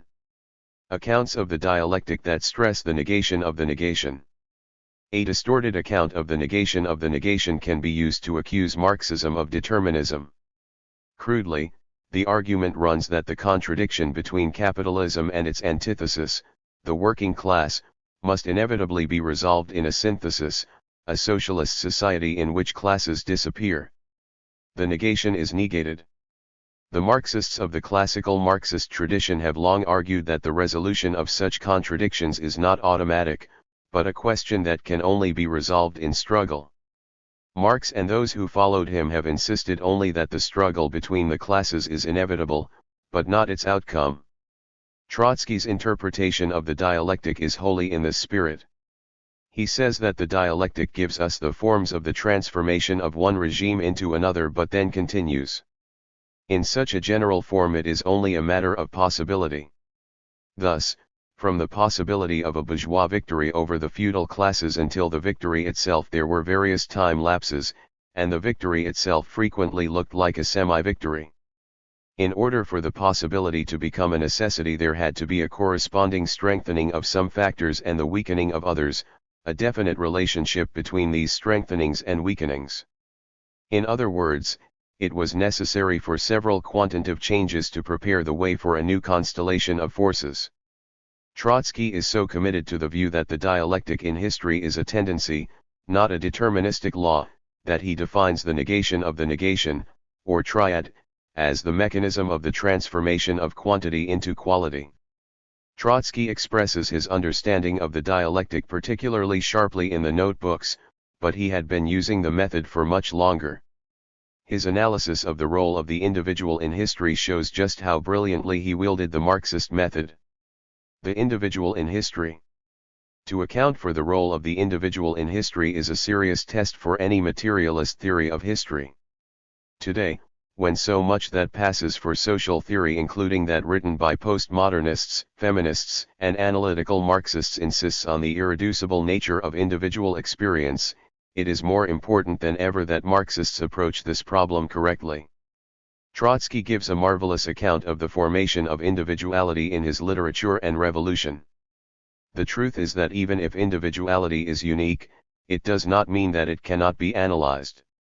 Individuality is a welding together of tribal, national, class, temporary and institutional elements and, in fact, it is in the uniqueness. 280. Of this welding together, in the proportions of this psychochemical mixture, that individuality is expressed. In the history of the Russian Revolution, Trotsky expressed a similar thought. The distinguishing traits of a person are merely individual scratches made by a higher law of development. Trotsky argues that it is only because each of us is a unique fusion of elements that are common that we can understand individual works of art. The work of art combines forces that are at work on all of us, but it does so in a unique way determined by each particular artist, so it can be seen that what forms a bridge from soul to soul is not the unique, but the common. Only through the common is the unique known. The common is determined in man by the most persistent conditions which make up his soul, by the social conditions of education, of existence, of work, and of association's degree. This is why a class standard is so fruitful in all fields of ideology. But, as should now be obvious, Trotsky did not mean that each individual could therefore be reduced to a simple stereotypical example of their class. He wrote, "We do not at all pretend to deny the significance of the personal in the mechanics of historic process, nor the significance in the personal of the accidental. We only demand that a historic personality, with all its peculiarities, should not be taken as a bare list of psychological traits, but as the living reality grown out of definite social conditions and reacting on them. As a rose does not lose its fragrance because the natural scientist points out upon what ingredients of soil and atmosphere it is nourished, so an exposure of the social roots of a personality does not remove from it either its aroma or its foul smell degree. Of course, it is one thing to be able to develop a general formula with which to understand the problem of individuality, it is quite another, more difficult, problem to make it render an account of the specific role of particular individuals. Trotsky is the author of one such study, Lenin's role in the Russian Revolution. Trotsky examines Lenin's role in April 1917, when the Bolsheviks were failing to challenge the provisional government. Would the Bolsheviks have reoriented themselves and begun the fight for a second, socialist revolution without Lenin? Trotsky's argument is that they probably would have done so, but not in time, because the war and the revolution would not allow the party a long period for fulfilling its mission. Thus it is by no means excluded that a disoriented and split party might have let the revolutionary opportunity slip for many years. It was Lenin's personal influence that shortened the crisis. Here, says Trotsky, the role of the personality arises before us on a truly gigantic Trotsky and the Dialectic of History. 281. Scale, but we should have no difficulty accepting this because dialectical materialism has nothing in common with fatalism. Trotsky's account is hotly contested by Isaac Deutscher in The Prophet Outcast. Deutscher claims that this analysis is one of Trotsky's least successful. He accuses Trotsky of a subjectivism that goes strongly against the grain of the Marxist intellectual tradition. In opposition to Trotsky, Deutscher champions Plekhanov's essay The Role of the Individual in History. Deutscher paraphrases Plekhanov in insisting, the leader is merely the organ of an historic need or necessity, and that necessity creates its organ when it needs it. No great man is therefore irreplaceable. And he quotes Plekhanov favorably when he says that if Robespierre had been killed in January 1793, his place would, of course, have been taken by someone else, and although that other person might have been inferior to him in every respect, events would have nevertheless taken the same course. On this analysis, history's carelessness in not replacing Rosa Luxemburg in 1919 is inexplicable. But, untroubled by such thoughts, Deutscher continues. Have not in our time the Chinese and the Yugoslav revolutions triumphed? Under leaders of smaller, even much smaller, stature. In each case the revolutionary trend found or created its organs in such human material as was available degree. Deutscher has obviously lost sight of the fact that Mao and Tito were not representatives of the working class, did not head revolutionary parties, and were not leaders of working-class revolutions.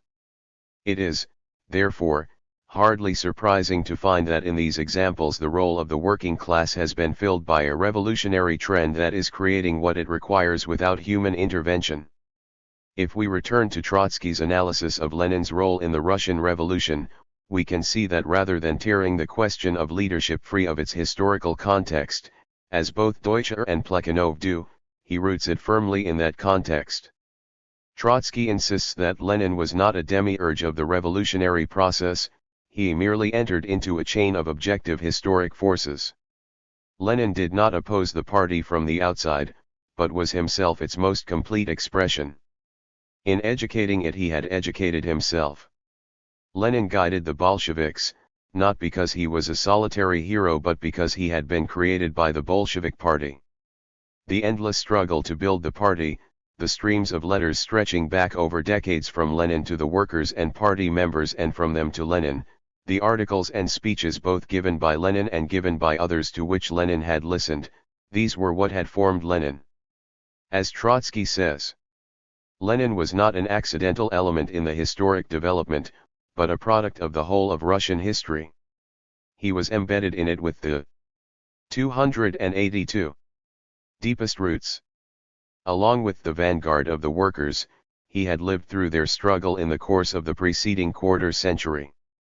It was precisely what Lenin had in common with his party that made him able to speak with it, from soul to soul, Thoth out 1917.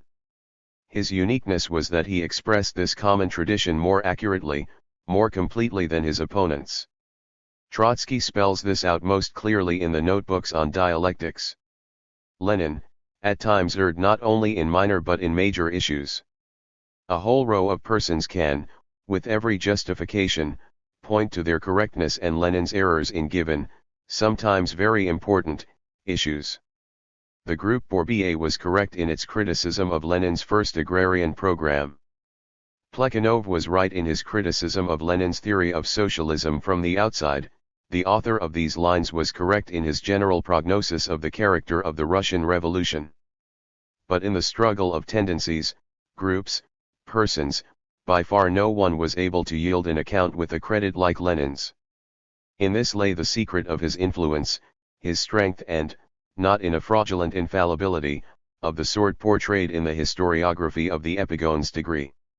This fact would have been more obvious, and Lenin's individuality less striking, had it not been for the exceptional circumstance that he was a revolutionary leader returning from exile. This physical separation made for an easy, impressionistic counterposition of the hero and the mass. Had Lenin not been in exile, the inner continuity of the party's development would have been more readily discernible. From this account, two things are clear. First, such a leader forged by an organization during decades of theoretical work and practical struggle cannot be simply replaced on the eve of revolution by the forces of history. Second, the uniqueness of such a leader lies only in his or her ability to summarize the common experience of those with whom they have built such an organization and the facility with which they bend that common tradition to meet new tasks. Without a revolutionary organization, they would have neither the means to understand the struggle, nor the capacity to direct it. Any collective working class organization, whether a revolutionary party, a trade union, or even a reformist party, gives something of this power to change history to its members and its leaders. But how much power they have, and whether they use it effectively, depends on many things: the size of the organization, its politics, its history, the economic situation in which it operates, the strength and organization of the ruling class, and so on. When most social theorists examine the situation of the individual, however, they do not look at this collective context.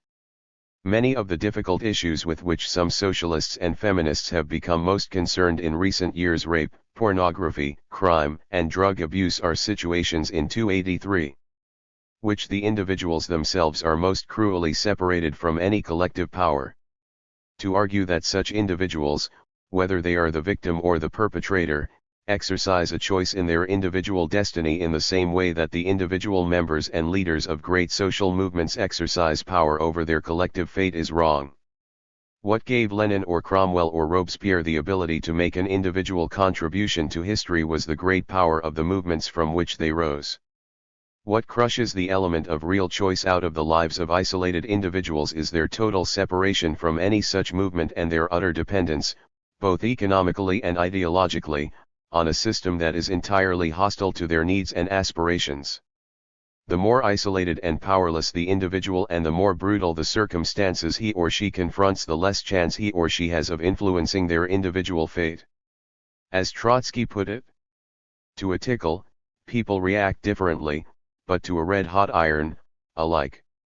As a steam hammer converts a sphere and cube alike into sheet metal, so under the blow of two great and inexorable events resistances are smashed and the boundaries of individuality are lost. Degree. The dialectic of permanent revolution. The theory of permanent revolution marked an important break with the determinism of the Second International. Later it became the cornerstone of Trotsky's fight against Stalin's fatalistic theory of socialism in one country. In both cases, Trotsky argued that for a backward country to be ripe for socialist revolution it did not have to go through all the stages of capitalist development that characterized the history of the advanced capitalist powers. Trotsky's theory, the law of combined and uneven development, stressed that any analysis of the revolutionary potentiality of backward countries must start from the folly of capitalist development on a world scale. Here it was clear that the material conditions for a socialist society existed, even if they did not exist in each part of the world system taken in isolation. If a revolution was to be successful in a backward country, then it must spread to other parts of the system and so tap their material wealth.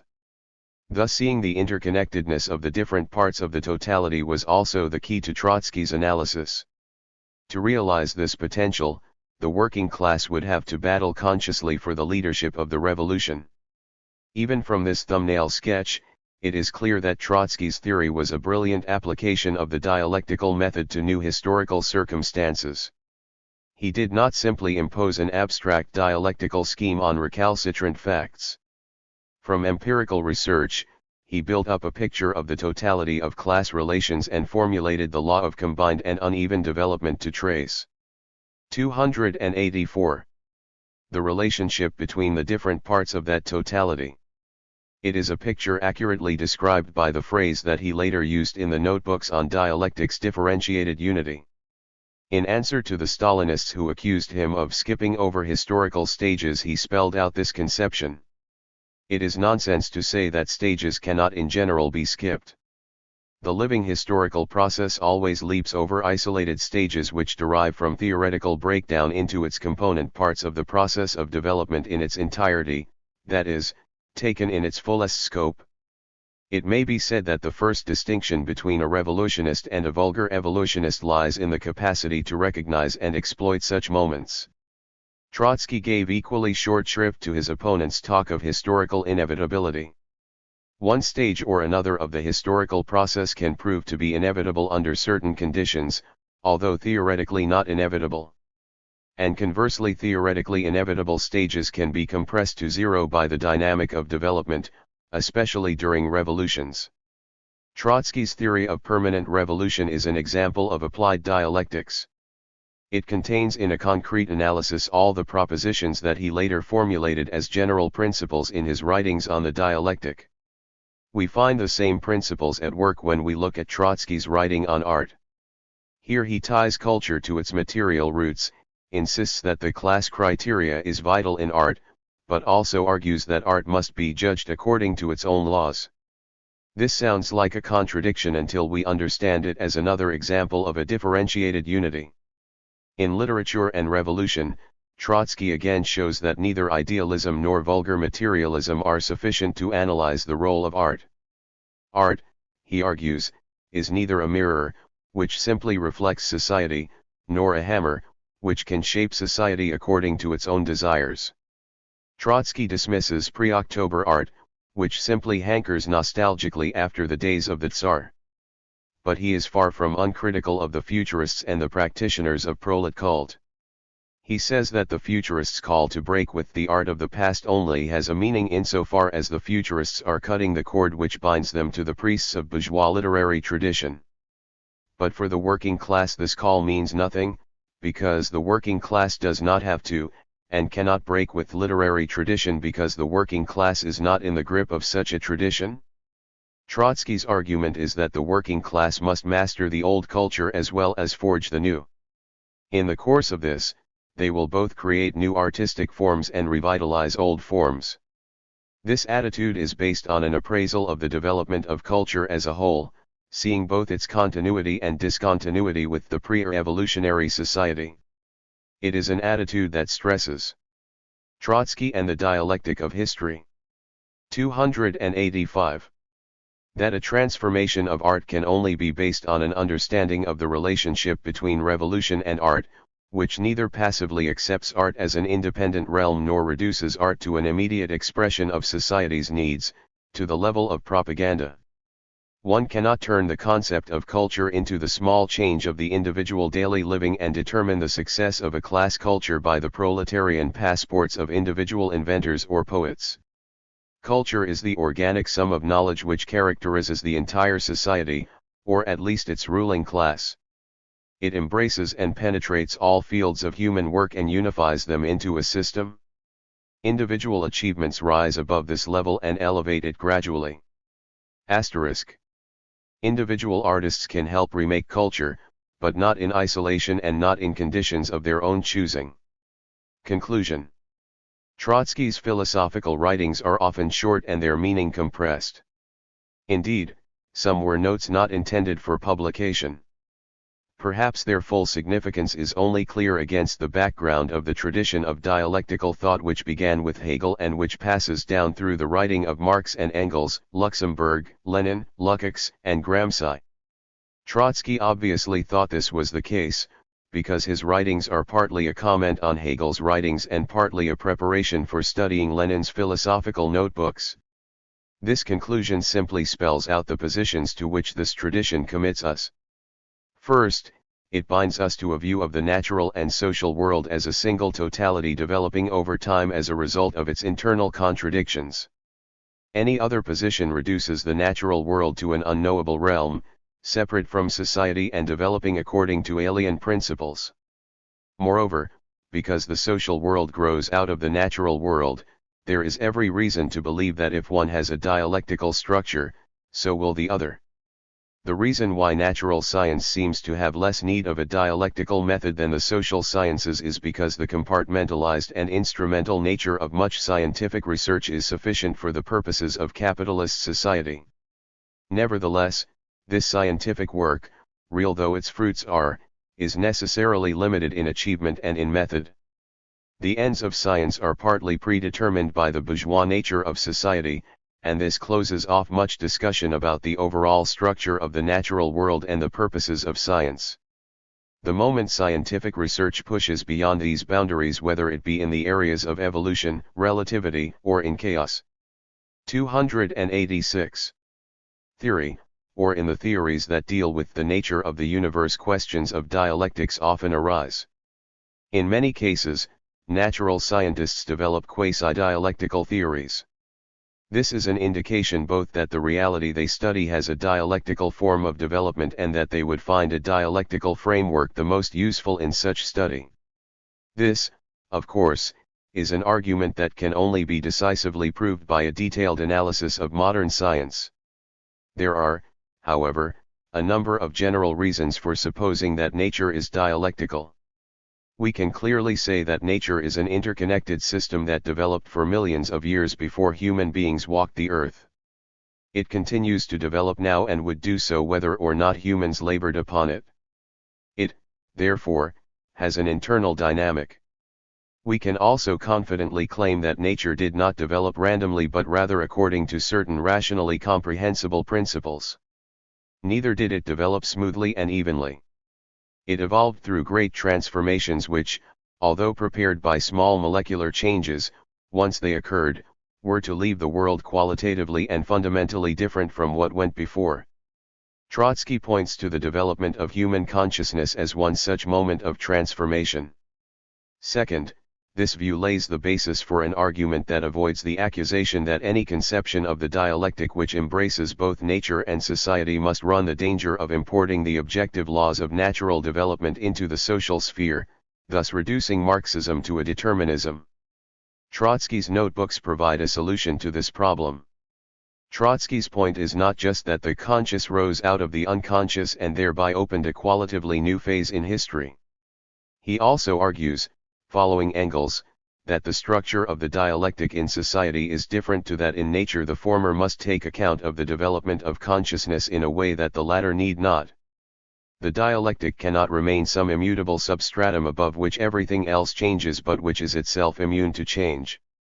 The dialectic itself is transformed as the natural world and the social world develop.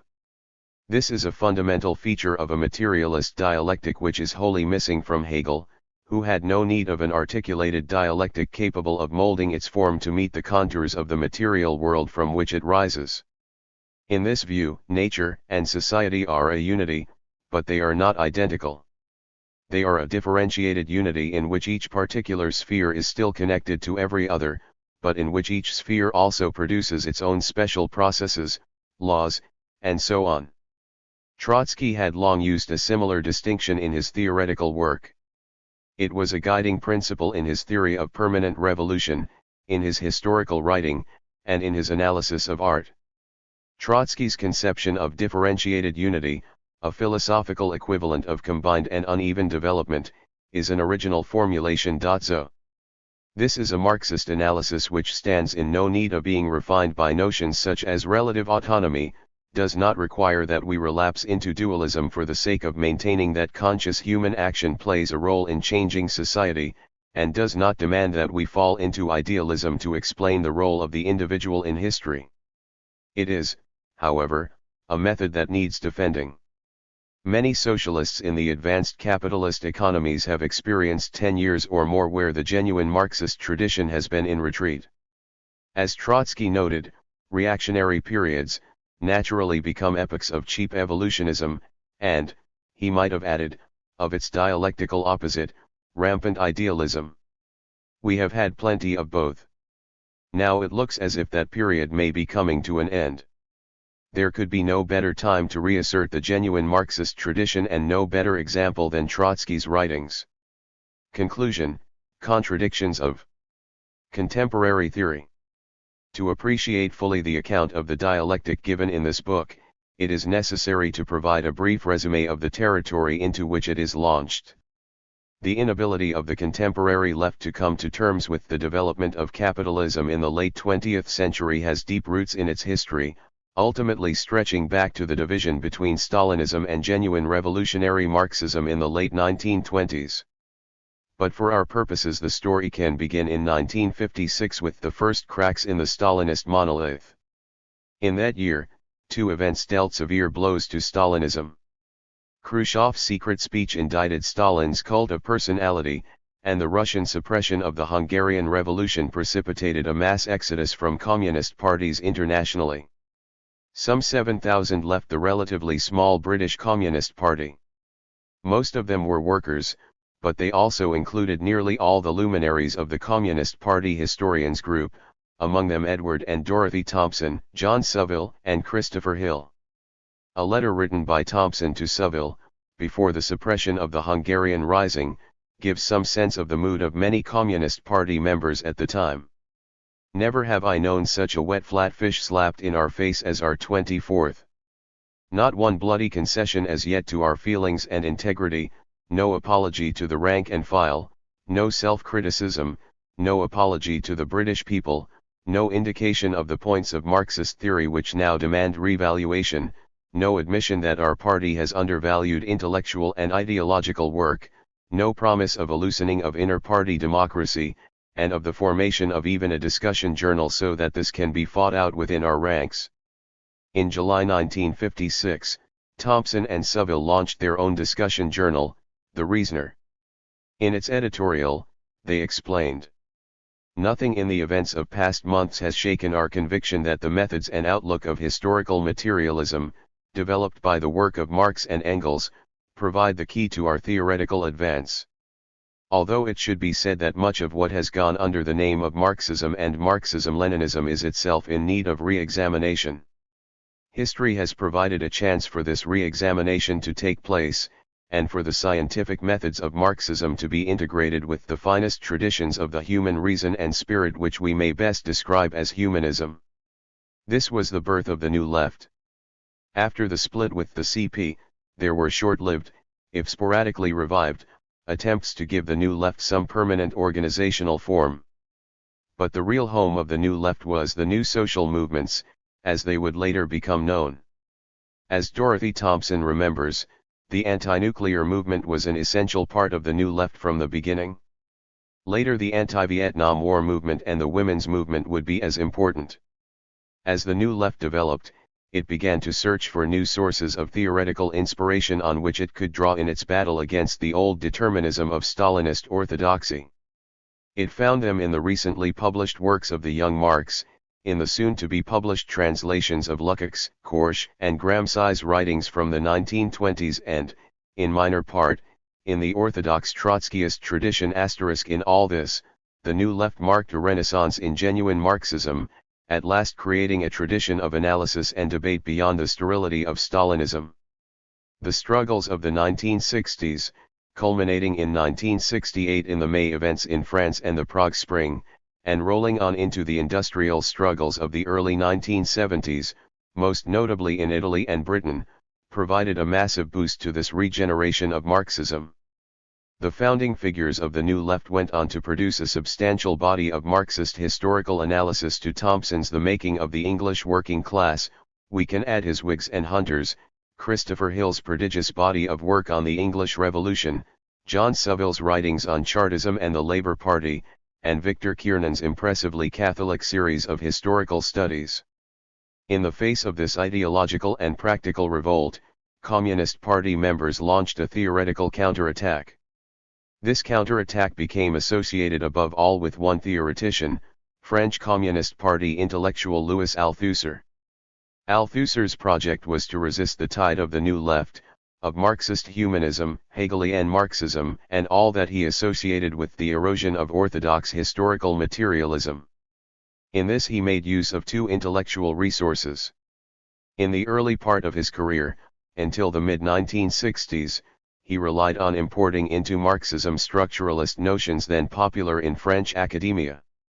Later, he supplemented this approach with a political and intellectual reliance on the one institution seemingly untouched by any attempt to revise communist orthodoxy, the Communist Party of China.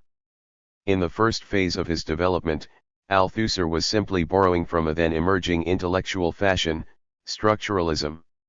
This trend opposed the French Hegelian tradition which, in the philosophy of Sartre and in some interpretations of Marxism, was a constituent part of the intellectual scene after the Second World War.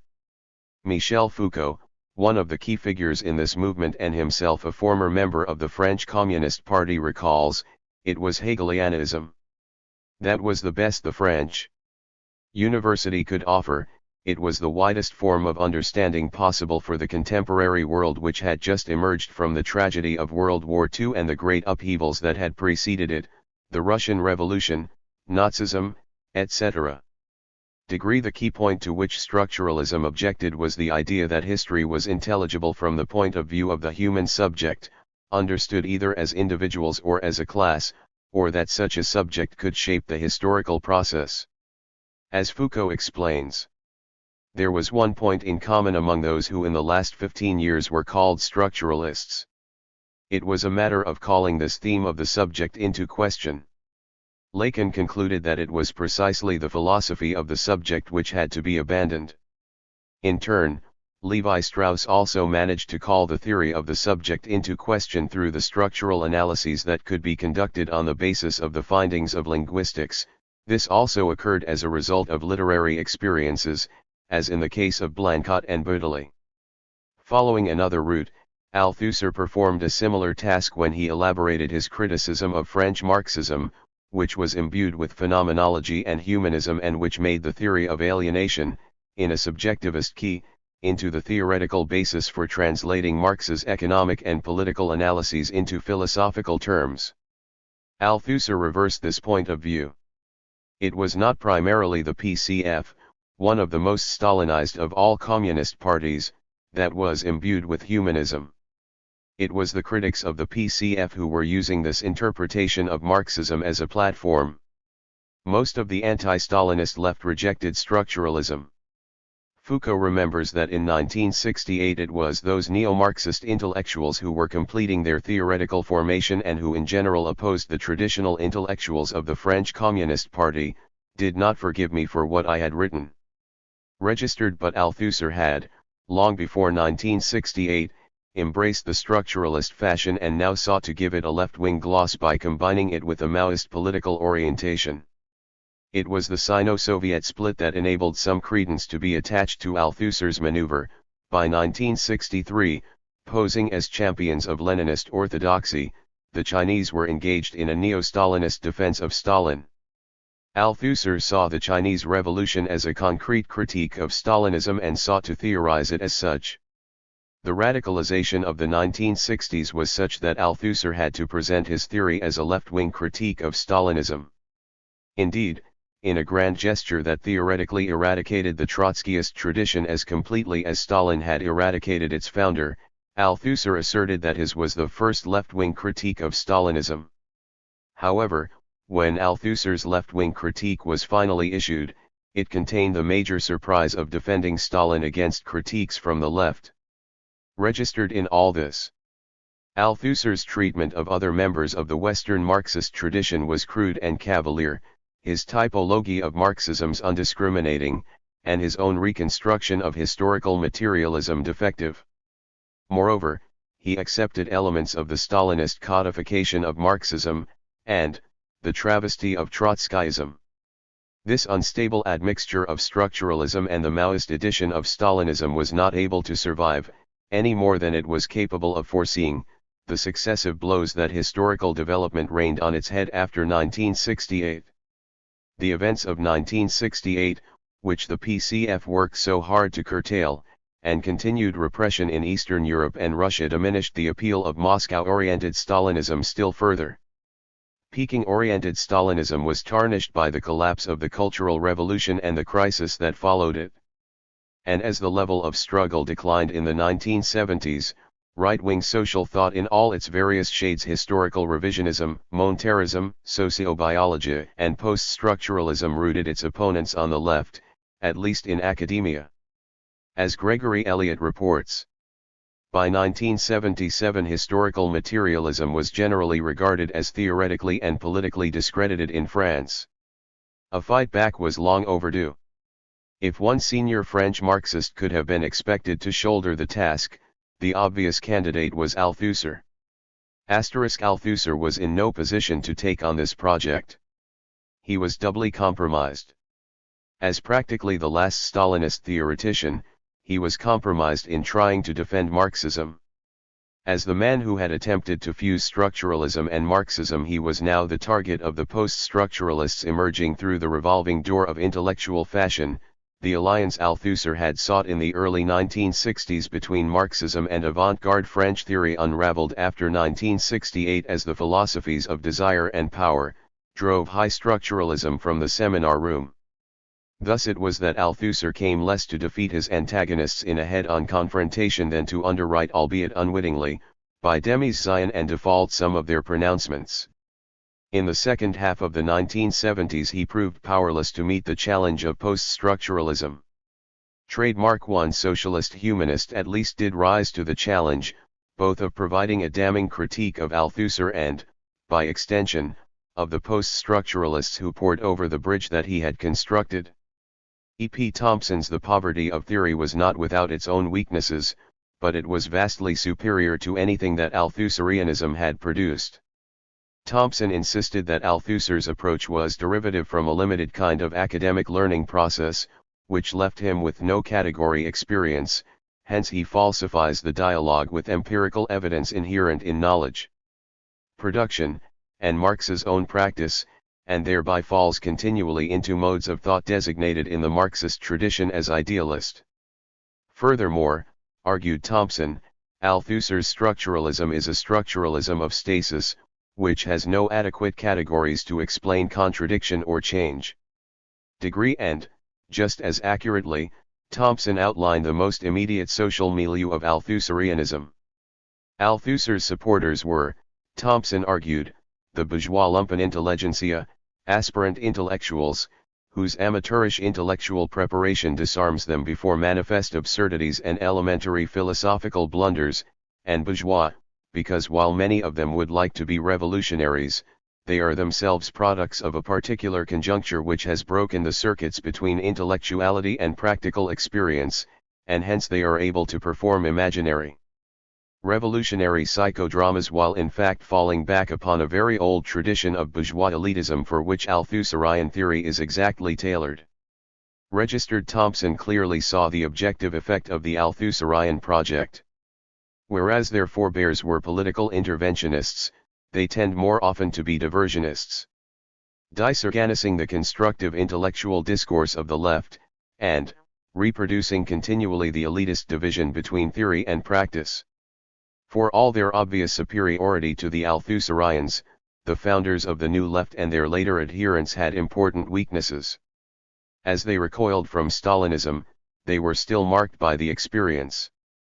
First, they tended to equate any party organization with the Stalinist form of party which they had rejected. In particular, they did not distinguish clearly between Lenin's conception of the party and the Stalinist corruption of that model. Consequently, they rejected disciplined party organization in favor of loose discussion circles grouped around journals. Second, they remained influenced by what they took to be the non-sectarian element of the Stalinist experience, popular frontism. This policy stressed the supposedly common ground on which workers, some of the middle class and even some capitalists, could find in the fight against fascism. This then fitted well with the experience of the campaign for nuclear disarmament, but not with any consistent orientation on the working class as the key element in any such strategy. Finally, at the level of theory they tended, to different degrees, to define class without any strong reference to its economic structure. Most famously Thompson's The Making of the English Working Class argued that class and class consciousness were the same thing. That is, a class could only be truly said to exist when it had developed the appropriate consciousness. Marx had argued that a class is defined by its objective place in the productive process, even if its consciousness does not yet, or fully, reflect this situation. Marx developed the distinction between a class in itself and a class for itself to account more clearly for the passage between class interests, which can be extrapolated from class position, and class consciousness. Thompson's retreat from this approach justified his ridicule of hysterical and diabolical materialism, as he described it in The Poverty of Theory. Neither were the original theorists of the New Left quite as immune to the segregation imposed by institutional structures which had broken the circuits between intellectuality and experience as Thompson liked to pretend. Thompson himself remained a political activist, but he increasingly became the exception, not the rule. These problems made it possible for the professional historians to reduce the impact of the right-wing offensive in their chosen areas. Christopher Hill, in particular, fought an impressive rearguard action against the revisionist historians of the English Revolution, but, after The Poverty of Theory, there was no further general rebuttal at the philosophical level and no organizational structure through which such an understanding of Marxism could be generalized. These are the passes through which the postmodernist army filed before it occupied the broad intellectual plane in the 1980s. Its quick victory was predicated on the defeat suffered internationally by the working class movement in the mid and late 1970s. Intellectually, it rested on ground secured by Althusserianism, even though it pushed these positions to such extremes that it eradicated its sponsor. Where Althusser had insisted on the relative autonomy of theory, the postmodernists went a step further and argued its complete autonomy. Althusser argued, the object of knowledge, in itself absolutely distinct from the real object, the idea of the circle, which is the object of knowledge, must not be confused with the circle, which is the real object. On what else but this kind of distinction can the postmodern insistence on a radical break between thought and the real world, to the point of insisting that there is no other world than that of thought, rest? The impasse that these developments have now reached can be judged by the pronouncements of some of postmodernism's leading representatives. For Jean-François Lyotard, there is no necessary connection between thought and reality. Moreover, the recurring danger in human history is that people should come to believe that their ideas can result in social progress. One can note a sort of decay in the confidence placed by the last 2 centuries in the idea of progress. This idea of progress as possible, probable, or necessary was rooted in the certainty that the development of the arts, technology, knowledge and liberty would be profitable to mankind as a whole. After 2 centuries we are more sensitive to signs that signify the contrary. Neither economic nor political liberalism, nor the various Marxisms, emerge from the sanguinary last 2 centuries free from the suspicion of crimes against humanity. This profound pessimism is founded on the absolute gulf said to exist between our knowledge of the world and the world itself. Any attempt to act as if such knowledge actually enabled us to transform the world is an error that can only lead to disaster. I use the name of Auschwitz to point out the irrelevance of empirical matter, the stuff of recent past history, in terms of the modern claim to help mankind to emancipate itself. So there is a sort of sorrow in the zeitgeist. This can express itself by reactive or reactionary attitudes or by utopias, but never by a positive orientation offering a new perspective. Naturally, such a perspective denies the self-emancipation of the working class. For Lyotard, the working class, understood as a class capable of liberating itself, is merely an idea put about by Marxists. We cannot even be sure that such a class really exists. Nobody has ever seen a proletariat. It's impossible to argue that this part of society is the incarnation of the proletariat, because an idea in general has no presentation. We must say that the question of the proletariat is the question of knowing whether this word is to be understood in terms of the Hegelian dialectic, expecting to find something experiential to correspond to the concept, and maybe to be the concept itself, or is the term proletariat the name of an idea of reason. In the second case we give up the pretension of presenting something in experience which corresponds to this term. For Michel Foucault, the difficulty is not just that of being sure about the relationship between thought and reality. For him the mere elaboration of a system of thought is a form of coercion, the exercise of power that oppresses others. I absolutely will not play the part of one who prescribes solutions. I hold that the role of the intellectual today is not that of establishing laws or proposing solutions or prophesying, since by doing that one can only contribute to the functioning of a determinate situation of power. In this topsy-turvy world, the speech of a socialist urging his workmates to strike against an imminent military coup is just as much the exercise of Conclusion 297. Power, and just as totalitarian as the general whose order unleashes tanks and machine guns on an unarmed population. To avoid the danger of contributing to the situation of power, Foucault limits himself to determining problems, unleashing them, revealing them within the framework of such complexity as to shut the mouths of prophets and legislators, all those who speak for others and above others. Foucault does not name even one legislator who has had his mouth shut by this torrent of critical criticism. The suspicion grows that his stance may simply be a revitalized excuse for proceeding a little at a time, to introduce modifications that are capable of, if not finding solutions, then at least of changing the givens of a problem. The familiar outline of reformism emerges from the mists of theory, and even that is only at the local level of the microcosm of power. Neither Lyotard nor Foucault, however, can lay claim to the title of purveyor of some of the silliest ideas yet to gain a hearing among disciples of French intellectual fashion. Degree that honor goes to Jean Baudrillard and his argument that the Gulf War of 1991 did not take place. The sense of Baudrillard's argument is that all that most people know of the war is what they learn through the mass media. This media representation is then, for them, the only reality they know. There is no reality beyond the image that they can meaningfully compare with that image. The image is the truth.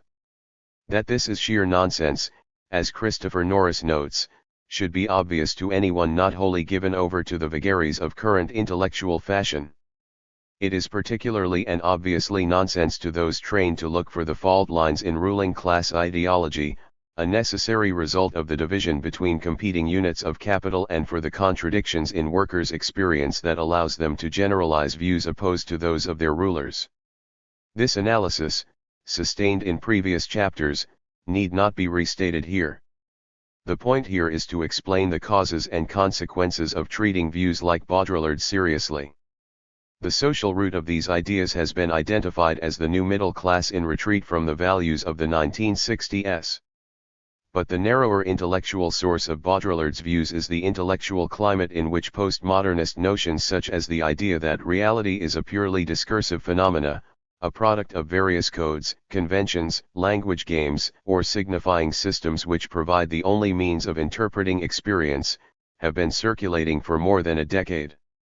What often results is a half-baked mixture of ideas picked up from the latest sources, or a series of slogans to the general effect that truth and reality are obsolete ideas, that knowledge is always and everywhere a function of the epistemic will to power, and that history is nothing but a fictive construct out of the various discourses that jostle for supremacy from one period to the next. The consequences of such an approach are to vitiate any possibility of understanding the contradictions of contemporary capitalism and, therefore, of any possibility of transforming society.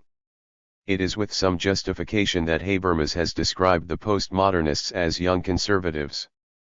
But the postmodernists are not the only theorists to start out with claims to radicalism and end in the most abject conformism. More than 15 years ago the analytical Marxist tradition began its journey, like the structuralists, with the rejection of Marxism's Hegelian heritage. Indeed, Althusser was as much a precursor of analytical Marxism as he was of post-structuralism. Alex Kallinikis has identified three ways in which Althusser paved the way for analytical Marxism. First, he established the incompatibility of historical materialism with Hegelian modes of thinking previously adhered to by Marxist philosophers. Second, Althusser inaugurated a fashion for the systematic interrogation and clarification of basic concepts. Third, Althusser's ultimate failure acted as a kind of negative proof that encouraged these philosophers in the view that there was nothing distinctive in the Marxist method. The upshot was an empiricist view in which the notion of the working class as the subject of history is replaced by methodological individualism. Individuals, acting from rational calculation on the model of the consumer in free market economics, are the fundamental building blocks of social theory. But rather than investing the historical process with some kind of subjectivity, the analytical Marxists, in spite of first appearances, end by denying any subjective element in the historical process. Their argument is that the intersecting goals of the variously motivated individuals produce a result quite different to that intended by any one, or any group, taken separately. On this reading, one prominent analytical Marxist, John Elster, explained that Marx's most significant finding was that history was the result of the unintended consequences of conflicting individual actions. Actually, this theory owes more to Adam Smith's hidden hand, Hegel's ruse of reason, and the determinism of the Second International than it does to Marx. Indeed, one of the founding texts of the analytical Marxist tradition, G. A. Cohen's Karl Marx's Theory of History, a Defense, reproduced many of the characteristics of the reductionism of the Second International Marxism. The analytical Marxists have little time for the dialectic conceived on any other model than this. In an introduction to Karl Marx, John Elster discusses what is living and what is dead in the dialectic. What is living turns out to be no more than the perverse mechanism whereby individually rational behavior generates collectively disastrous outcomes. The destructive outcome of this process is the thing that distinguishes Marx's approach from that of Adam Smith, against Adam Smith's view that the self-interest of the individual and the collective interest of society need not conflict. Marx was more impressed by negative unintended consequences. What is dead in the dialectic turns out to comprise a rather longer list. First, there is no coherent and interesting sense in which any of the central views of Marxism are materialist, and no Marxist philosopher has offered any useful insights on the problems of philosophical materialism. Asterisk.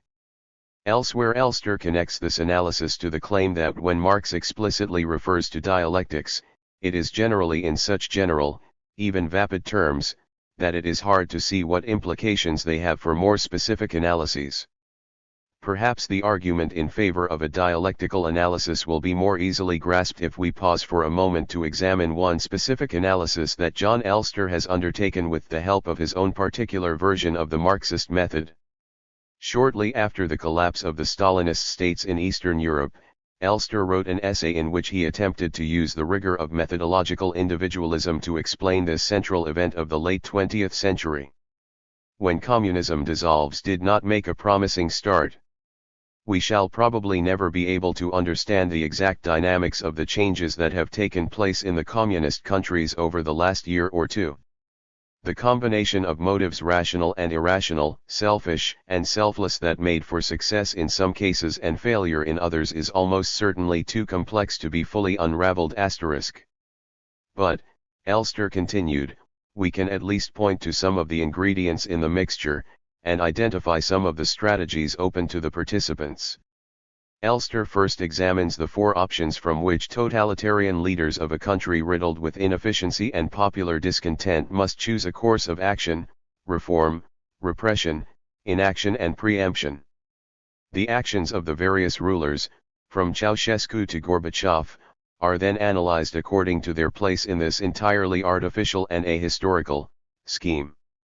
In point of fact, the rulers of Eastern Europe used all these options, and others, to different degrees at different times according to the economic and social pressures on them. And, despite Elster, these pressures included the willingness of the working class and other oppositional strata to fight them.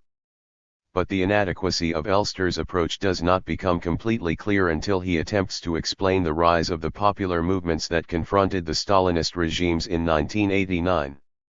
He describes how from Leipzig to Bucharest, we have observed the snowball effect by which crowds grow bigger from one demonstration to the next.